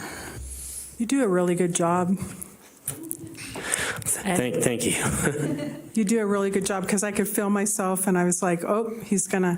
So I will reserve the opportunity to let my original comments stand as this morning and move forward with the item 27 as presented. Okay. And do we have any other staff comments? Thank you. For the record, Assistant County Manager Dave Solero, just so the board is a little bit more clear on what we're trying to accomplish with this item and the next one, is we do have limited resources within the planning staff, and we have an awful lot of asks from our community on development projects, as well as our board members and strategic planning across the county. And we're just trying to get to the point where we're actually being more effective for you all as the policymakers in the work that we do. And so the request here is really trying to help us set that priority so that when those new things come up, we can come back to you and say, okay, board, here's the priority that we're working on. Where does this fit in? And I think this is going to be very helpful through the process. So the equine issue aside, specifically trying to assist staff in focusing the work that we're doing for you all is what we're trying to accomplish in this item and the next one, because they're all super important to our community. And we just don't have, plethora of staff running around. So just wanted to throw that in there for clarity, and appreciate Deputy District Attorney Edwards getting us all back on track. Thank you. Thank you. And Commissioner Clark, I had you sign in. I've withdrawn my request. Okay, so if there's no other commissioners who have comments or questions, I'm now looking for a motion. And there's a motion in your staff report. Madam Chair. Yes. Again, I appreciate the leadership and passion of our colleague, Commissioner Andriola, on this topic. And so given what she had stated in her last statement, I move to confirm the proposed prioritization of initial actions to begin implementing the Envision Washoe 2040 Master Plan as outlined in the staff report. Okay, any other? Okay, Commissioner Andriola is going to second, Commissioner Garcia first, and Commissioner Andriola second. Any questions on that motion? I'm not seeing any. All those in favor, please say aye. Aye. Any opposed, please say nay. Thank you. And it looks like the motion passes. Thank you so much, everyone. So that was a great conversation. We are now going to move to item 28, Mr. Manager. Item 28 is a recommendation to, number one, confirm or modify prioritization of efforts, creation of affordable housing, and increase housing supply by streamlining associated permitting processes, removing unnecessary regulatory barriers, and establishing incentives to create affordable housing units within the FY24 strategic plan initiatives. 2, amendments to Washoe County Code Chapter 110 pursuant to Washoe County Code to create the necessary code language for the first in a series of amendments, reducing permitting requirements and providing greater flexibility at establishing accessory dwelling units, creating definitions, standards, and potential incentives for construction of junior accessory dwelling units, and ensuring development code standards for manufactured homes are consistent with NRS. Should the board initiate these amendments, the board is asked to direct the county clerk to submit the request to the district attorney for preparation of the proposed ordinances in accordance with Washoe County Code 2.040. Thank you very much. And we have Ms. Mullen here again. All right, excuse me, last one for you this afternoon. Kelly Mullen, Planning and Building Division Director, following on the heels of the last item, seeking kind of overall prioritization of our master plan implementation efforts and recognizing that direction again that we received from the board back in January relating to housing supply and housing affordability, bless you. We want to make sure now that we're at the place where those policies, those housing-related policies are in the adopted master plan, moving forward with next steps. And so back in January, there were a number of potential options that we spoke about with the board in terms of making progress on those two main goals. And we had talked about options related to streamlining the planning and permitting processes. We talked about softening some of those regulatory standards that are out there that may be creating unnecessary barriers to the development of additional housing and especially affordable housing. And we also talked about a package of potential incentives that could be used to spur the creation of affordable housing by developers in our community. So again, just like with the last item, what we would very much like to do here is ensure that staff efforts on this are aligned with board priorities. If you remember back in January, we did indicate that we would be bringing a prioritization exercise to you now that the master plan has been adopted. That is why we're here today. And so what you will see in the staff report and what we'll talk through is essentially a series of 4 priority packages that we are proposing to make progress on these goals. The intent of splitting them into 4 packages is to make sure that we're continuing to make forward momentum on these goals. And so they are split out and ordered kind of from low-hanging fruit, easiest items, probably fastest items to accomplish, to those that are going to take a little bit more time and be a little more complex to actually get codes and changes adopted. So that's the reasoning behind the order that you will see. I do want to be very clear that for all of those proposed amendments, they will include our normal public hearing process. So we're talking about things like holding at least 1 public workshop, potentially more for each code package, having a planning commission hearing, having at least 2 board meetings on those topics. And want to point out too, for all of those processes that we have associated with permitting in the unincorporated area where those processes are not in code, we are going to be looking at the same time as we go through the code amendments of opportunities for us to streamline processes kind of behind the scenes. And I want to put out there also that part of what we will also be doing is making sure that we are providing some educational information to the community, to potential developers, putting that on the website, making it clear of the resources that are available for bringing this kind of housing online. So the 4 items, those 4 priority packages, you will see in the recommended order up here. Again, those are kind of from the easiest wins, progressively getting a little bit more complex, a little bit more time consuming. What we would like to focus on first are accessory dwellings within the unincorporated area. So those can take the form of either attached or detached. In the county, over the past 5 years or so, we have received requests for about 50 detached accessory dwellings. We think that there can probably be a little movement on that, hopefully an upward trend. If we take a look at lessening some of the hearing requirements, I want to put the number out there of about 50 because it's important to note that for all of those, they were all approved. And we received very little public input or public comment on those. And so it seemed like a ripe area for us to take a look at and say, okay, do we actually need a public hearing or a discretionary permit for all of those accessory dwellings? Under some circumstances, in certain areas, does it make sense to just have standards that would allow for those accessory dwellings to be built by right as long as they meet those standards? So that's one of the potential code amendments where it's focused on more broadly allowing for accessory dwellings by right in the unincorporated area. I do want to be clear also that we're only talking about outside of Tahoe. Anything related to changes for accessory dwellings in Tahoe, that'll be completely a separate process. But then also another key piece of that is actually aligning the Washoe County Development Code with state law related to manufactured homes.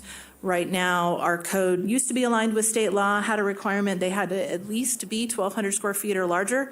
That's no longer in state law. That's a potential barrier that we would like to look at eliminating and making sure that we're in conformance with the state on that piece. The second priority package, that's focused a little bit more on looking at the discretionary permit requirements and the standards that are associated with multifamily housing or attached housing products, and whether or not it might make sense under certain circumstances to make changes there as well. I'll give you an example that for right now, duplexes in many areas, they require a hearing or discretionary permit. Is that something that really makes sense? Does that make sense anywhere? Is it something that if the appropriate standards are in place, could that potentially be done by right? So that is just an example of looking at what are the permitting requirements right now? Does it make sense getting some of that community input? And then also making sure that any changes that we make associated with accessory dwellings, that those are also aligned with what we have in each of the community planning areas. So that third package is going to focus more on affordable housing specific incentives, some of the standards that we would like to investigate. Does it make sense for an affordable housing project to maybe have different parking requirements, maybe allow for density bonuses? Are there other opportunities for changing standards to make the creation of deed restricted affordable housing more palatable and more affordable so that it can actually be built in our community? That also includes looking at standards and incentives for things like starter homes, which is a housing product that, I think most folks might just look at, is it on the lower end of the cost spectrum? But generally also they may be smaller homes or maybe smaller homes on smaller lots. We don't see that a lot in unincorporated Washoe County, so we want to be taking a look at that and doing an evaluation also. And then the last package up there would be looking at, does it make sense in certain areas of the community where infrastructure is available to potentially upzone some of those properties to allow for, more dense housing types? Is that appropriate? We want to have that conversation with the community and our stakeholders. And then also along with that, I think a very important one is, are there opportunities for waiving or reducing development fees associated with bringing affordable housing projects online? That is something that City of Reno right now offers. If it is an affordable housing project, they do offer waiver reduction in their sewer connection fees and their building permit fees. So that's something that we want to investigate as well. The big question and the big challenge is, where does that money come from? Because those funds still need to be made whole at the end of the day. And that is an item that will take a little bit longer to get to resolution, find some of those potential funding sources to, again, incentivize creation of affordable housing. You may or may not be aware of some of the other related efforts that are out there associated with affordable housing, things that Washoe County is doing or that our partners are doing. So I just wanted to daylight that a little bit. Washoe County is a very proud recipient of an executive fellow from the nonprofit called Fuse, where they have assigned for 12 months an executive fellow to focus solely on affordable housing efforts. That gentleman started on October 30th, so just getting his feet under him, but he's going to be helping us to work on some of those longer term items, doing some of that community outreach, looking at mostly at packages 3 and 4, but that provides some assistance for the county on making progress on this front. And then I think that some of the folks here may have heard about the incentives that TRPA, Tahoe Regional Planning Agency, is working on related to density and coverage and height specific to affordable housing. If they pass those, and I believe it's going to their board end of this year, beginning of next year, once we start work on the Tahoe Area Plan Amendment, we will be having those conversations about whether or not to include those in our code as well. And a few months ago, you did see an update from the Tahoe Prosperity Center specific to the Tahoe Housing Roadmap. Again, a lot of recommendations that they put forth for not just the county, but for other agencies and groups as well. And again, that's something that we will be looking at as part of the Tahoe Area Plan Amendment. So related efforts to this work. So with that, again, just asking for the board today to confirm or modify that proposed order of packages for your consideration. And if the board does agree with priority package 1 being the first one that you would like us to pursue, there is an option there as well for you to officially initiate that code amendment. Thank you. Thank you. And Commissioner Clark, I have you signed in. Thank you, Madam Chair. Ms. Mullins, could you go back to the first slide, please?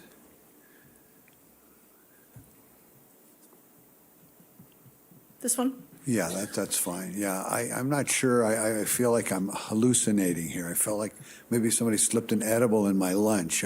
We're finally on the same page. This is unbelievable. This is what my constituents have been talking about forever. Streamlining planning and permitting processes. I mean, that's the way we need to be going. That's exactly what we need. I have people that tell me that they make improvements to their properties and they don't get permits because they'd rather pay the fine if they get caught than do things the right way. And what does that mean? When they don't put this on it doesn't get on the tax rolls. It doesn't go on as new construction. So when you talk about waiving some fees, and then I think the next slide, when you talk about waiving some fees and next one, I guess, reduction or waivers and development fees. I mean, think about this. The way we make up for that is getting new construction on the tax rolls. I mean, a new development, a new construction. That's all coming as increased property taxes. So we're accomplishing several things. We're making affordable housing available. We're streamlining the process, and we're going to get a payday by taxes, property taxes. So this is fantastic. I'm glad. I think we're late to the party, but let the party begin. This should be going forward. Affordable housing, secondary dwelling units, and other tiny houses, other options will really take some of the pressure off, and we get a payday out of it. So, and streamline the process, making the public happy to deal with your department. Where's the downside? That's what I'd like to know. Thank you. Thank you, Commissioner Clark. Any other commissioners before I open it up to public comment? I'm not seeing any, so Madam Clerk. First up, we have Penny Brock and then Susan Fisher.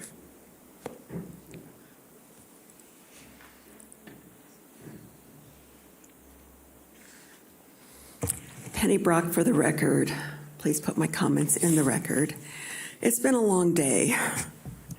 So my comment about number 28 is the same as it was on 27.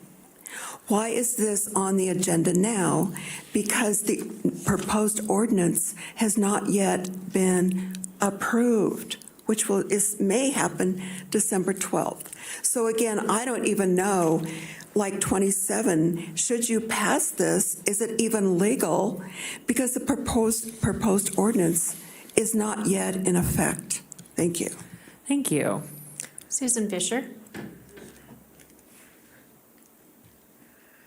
Thank you, Madam Chair, Commissioners. For the record, Susan Fisher with McDonald Carano, speaking today on behalf of Nevada Housing Alliance, which is a statewide association made up of manufactured home dealers and related vendors, the transporters, the installers, contractors.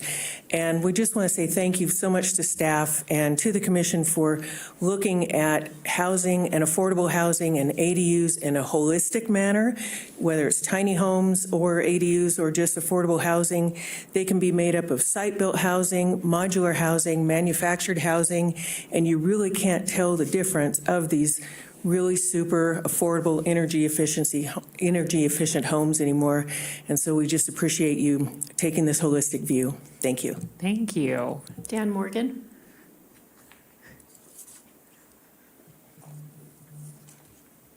Good afternoon, Madam Chair. Sorry, I couldn't resist. For the record, Dan Morgan on behalf of the Builders Association of Northern Nevada and our 700-plus members. The only thing I wanted to get on the record is just to ask that we have a seat at the table to help develop this plan and some of the planning. We are here to help. We're working with the City of Reno on it right now and would like to offer to staff and to the Commission any help we can provide. Great. Thank you. Thank you. And I know I received some emails from other organizations that want to be included, so I'll make sure that we connect staff with the right folks moving forward. Any other public comments? There's nobody else signed in. Okay. With that, if there's no other commissioner comments, and I'm not seeing that there is.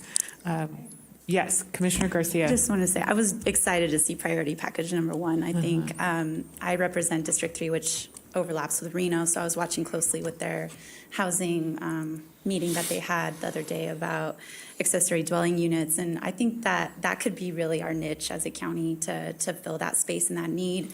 I also think that, you know, it's now November. We've been talking about the housing crisis since January. It was just exciting for me to see the actual options today because I know our constituents are struggling. I mean, these entry-level homes are not attainable. There's, you know, our renters are struggling. The housing supply is low, and that really is the crux of the issue. And I think if the county can be a good partner, I know Sparks and Reno from the presentation I listened to have been a leader in increasing the affordable units in our region, but if we can kind of lend a hand in this process and show our commitment to this as well, it really is a regional issue. Absolutely, and I will say on the tiny home front, to Ms. Fisher's point, I had a dear friend of mine, her house burned down in Sun Valley. She raised money in a GoFundMe to build a tiny home, but the county said it's too tiny. So, I mean, just seeing the lives we can change by moving forward with these code amendments and understanding that not every housing type fits into a box, I think it's very exciting as well. Any other board members have comments? Okay. With that, I am looking for a motion. Madam Chair. Commissioner Andrioli. I'll move to confirm the proposed prioritization of efforts to spur the creation of affordable housing and increase housing supply, including streamlining associated permitting processes, removing unnecessary regulatory barriers, and establishing incentives, which are FY24 strategic plan initiatives.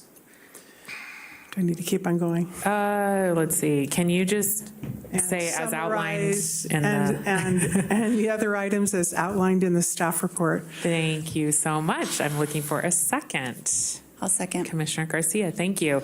With a motion and a second, any questions on the motion? I'm not seeing any. All those in favor, please say aye. Aye. Any opposed, please say nay. And that motion passes unanimously. Great. We are now moving on to item 29, public comment.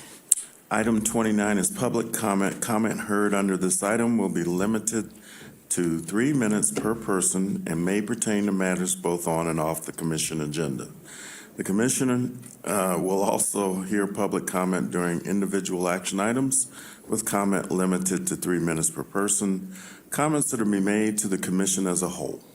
Thank you very much, Madam Clerk. First up, we have Penny Brock, followed by Cliff Lowe.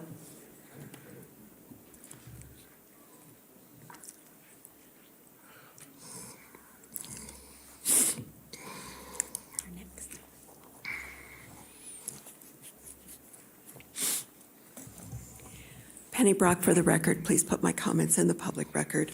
First of all, I noticed on page 5, item 9D.1, the financial report for the first quarter, which was July through September, the end of September. Looks like it's $56 million over budget. As a taxpayer, I wonder why it's over budget. The budget is $1.6 billion. That's B as boy, for fiscal year 23 through 24. How can it be over budget? Perhaps the financial people need to move some money around so they're not over budget. I recall from looking at the budget at the time it was going to be adopted, some of the line items said they really didn't know what that money was there for. They were just making a line item of thousands of dollars. So that's just an idea. The other thing I would like to ask is that you put on the agenda about facilities for the seniors in Reno, South Reno, West Reno, and Northwest Reno. I know that in the on the Facebook page for the Washoe County, they had a picture of the human services staff that deals with seniors, and it said they deal with Truckee Meadows. Well, they're doing a great job over in Sparks area and the North Valleys. But we have nothing in Reno except the 9th Street Senior Center, which is being taken over by the homeless. That is not the answer. Besides that, the population has dispersed since that senior center was built in 1978. So the needs for the seniors in Reno is not being met. So this is a huge issue that our county commissioners should be addressing. As I've mentioned several times before, one idea, I live out in the south end of town, we could use what we call the Yellow Library, the library on Wedge Parkway. It's got a wonderful meeting room. In Vegas, they use their libraries for their seniors. Why can't we use the library for the seniors out in the south area? The Northwest Library is also another idea. I don't know for West Reno what the answer is. Perhaps Commissioner Hill has some ideas about that since that is her district. But I would appreciate it, and so would the seniors in Reno appreciate this. The 110,000 seniors. Please don't forget the seniors. Thank you. Thank you. Cliff Lowe, followed by Janet Butcher.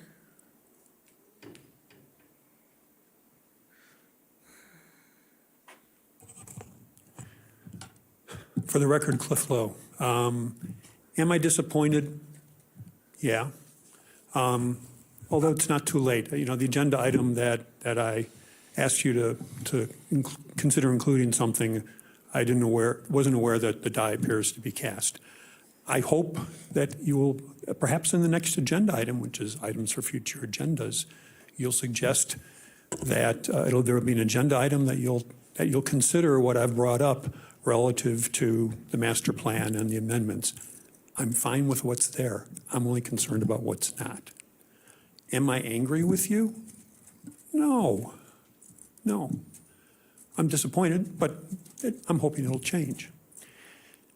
I want to share something, again, personal with you, and I apologize if you've heard this from me before as a group. I think I've told some of you individually.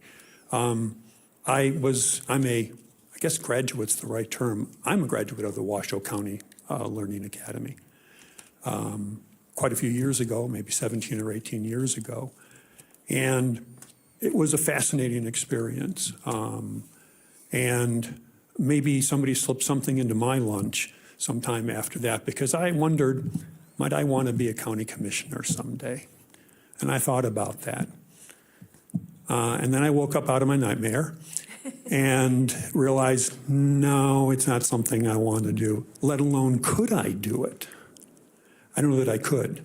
And as the years have passed, especially the past 5 or 6 years, I've become more convinced that not wanting to go down that path or a whole lot of other opportunities like being on the Planning Commission or all these other things, maybe I'm just too thin-skinned to do it.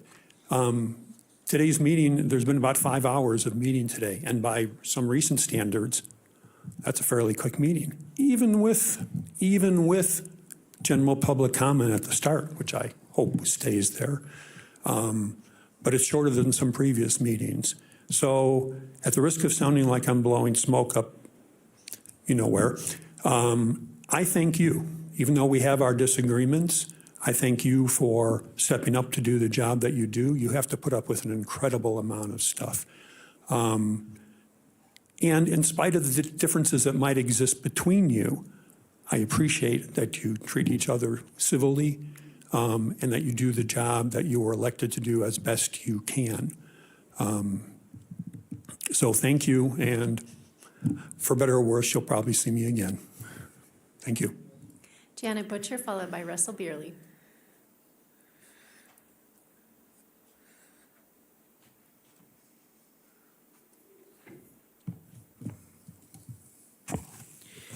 Janet Butcher, for the record, please enter my comments into the minutes verbatim.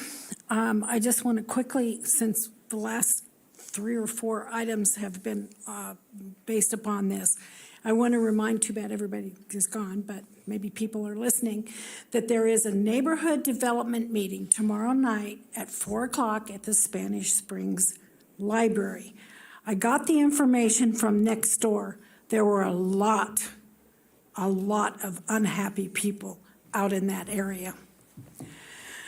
So the next thing I want to talk about is the library audit yesterday. It was extremely disappointing. It was not really an audit. It was a presentation that has been presented before this board before. So it really was not an audit. So hopefully maybe it can be revisited and a true audit be performed. Another thing I want to say is I brought this up before, that Jackie Rosen's land grab bill website still does not show the public comments, the recent public comments. And I know 3 of the commissioners are supporting it. I would suggest maybe talk to Ms. Rosen and say, you know, you ought to let the public know what people are saying against this land grab. Next, the Alternative Defender's Office. I'm sure they do some great work, but obviously I think they might need a little bit more help. I had somebody a younger person in my neighborhood reach out to me that they had been given, they didn't have the money and they had an alternative defender given to them. They did not receive any communication from the Alternative Defender's Office until the night before they went to court. So I thought that was, not very good. And the last thing I want to talk about is maybe a harassment policy at the within the county's HR department. I wrote a letter about the library director promoting harassment against me. It was minor. I was encouraged to file a police report, but I chose to do an HR report instead because I didn't want to involve the police. But anyway, it was written back to me that there was no policy that would cover this, and so there was no infraction as far as the policy was concerned. So you might want to take a look at the policies and find out about harassment. Thank you. Russell Beerley.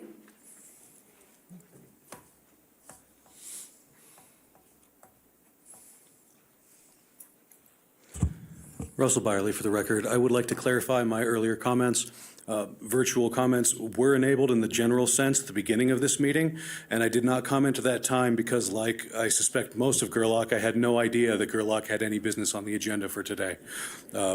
We weren't notified immediately after the public comment section ended. I spoke to Tina Walters, the chairperson of the Gerlach Empire Cab. She didn't know we had anything on the agenda, so I went and talked to Greg Nielsen, who was my public works advisor, and he didn't know we had anything on the agenda. So I went and talked to a couple other people, and I came to the conclusion that nobody knew we had anything on the agenda today.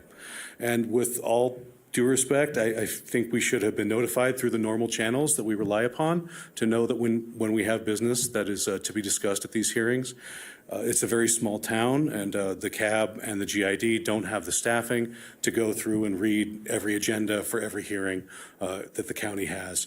I believe also that we should have had an opportunity to comment virtually on the agenda item, number 26. Not just in a general sense at the beginning and end of the meeting. Either of those things would have saved me the drive, but neither of those happened today. So I'm asking you, please, for the second reading, could you please, as a favor to me, could you enable virtual commenting, and also please put out some sort of notice, the type of notice that is normally issued to people in Gerlach when a hearing of this type is discussing things that happen in our town. Please don't make me come back here. Thank you. Thank you. Excuse me, I'm going to sneeze. There's nobody else signed in. Thank you, Madam Clerk. Okay, and I think we got some great feedback from our last public commenter. We will now move into item 30. Mr. Manager. Item 30 is Commissioners and County Managers' announcements, reports, and updates to include boards and commissions updates, requests for information or topics for future agendas. Do you have anything for us, Mr. Manager? No, Madam Chair. Thank you. Okay. Vice Chair Herman.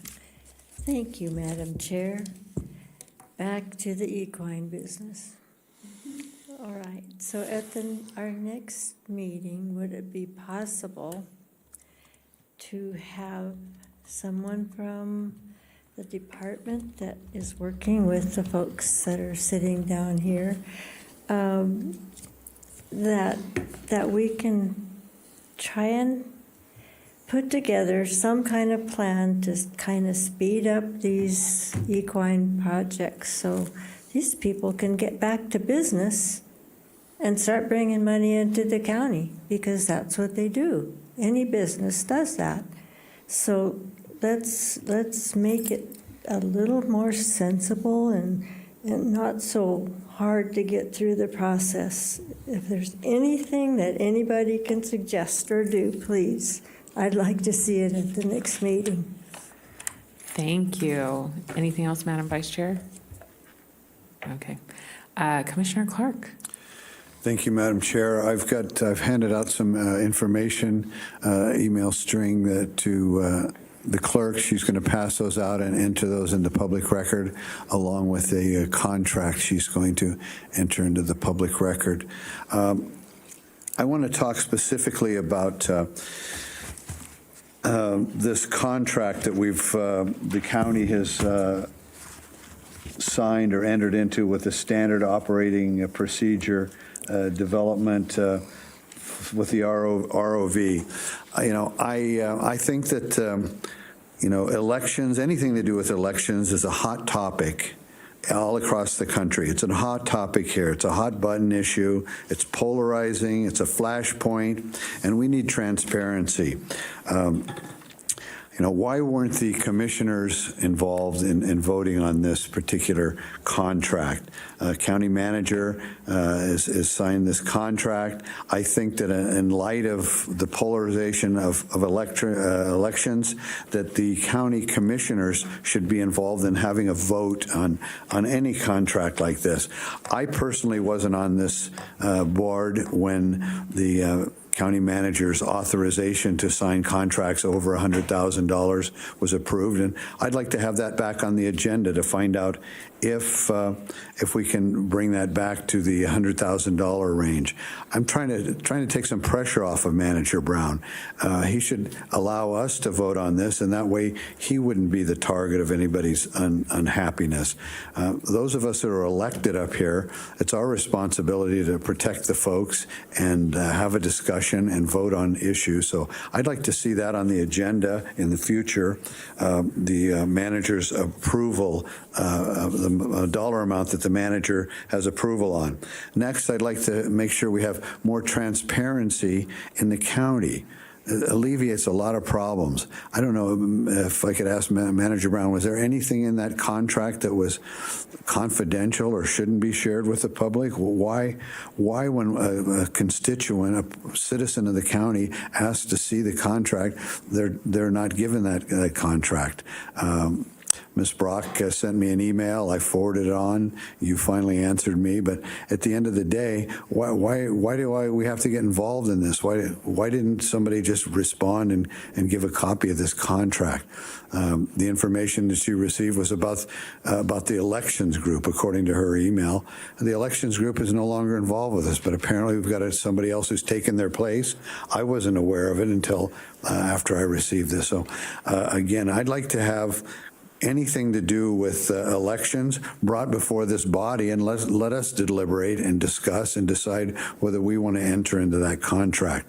I don't think it's up to the county manager to unilaterally sign this contract without deliberation amongst this body. So those are on the public record now, and if anybody wants to look at it, they don't have to make a request for records, just to look up the public records as of today. So my question and my ask is, I'd like to see that on the agenda, the dollar amount that the county manager gets to spend on. I'd like to have it back on the agenda. If we can move the registrar of voters back underneath. I understand back in the day, it used to be under the clerk's office. Have the clerk's office, an elected official, the clerk, administer the registrar of voters.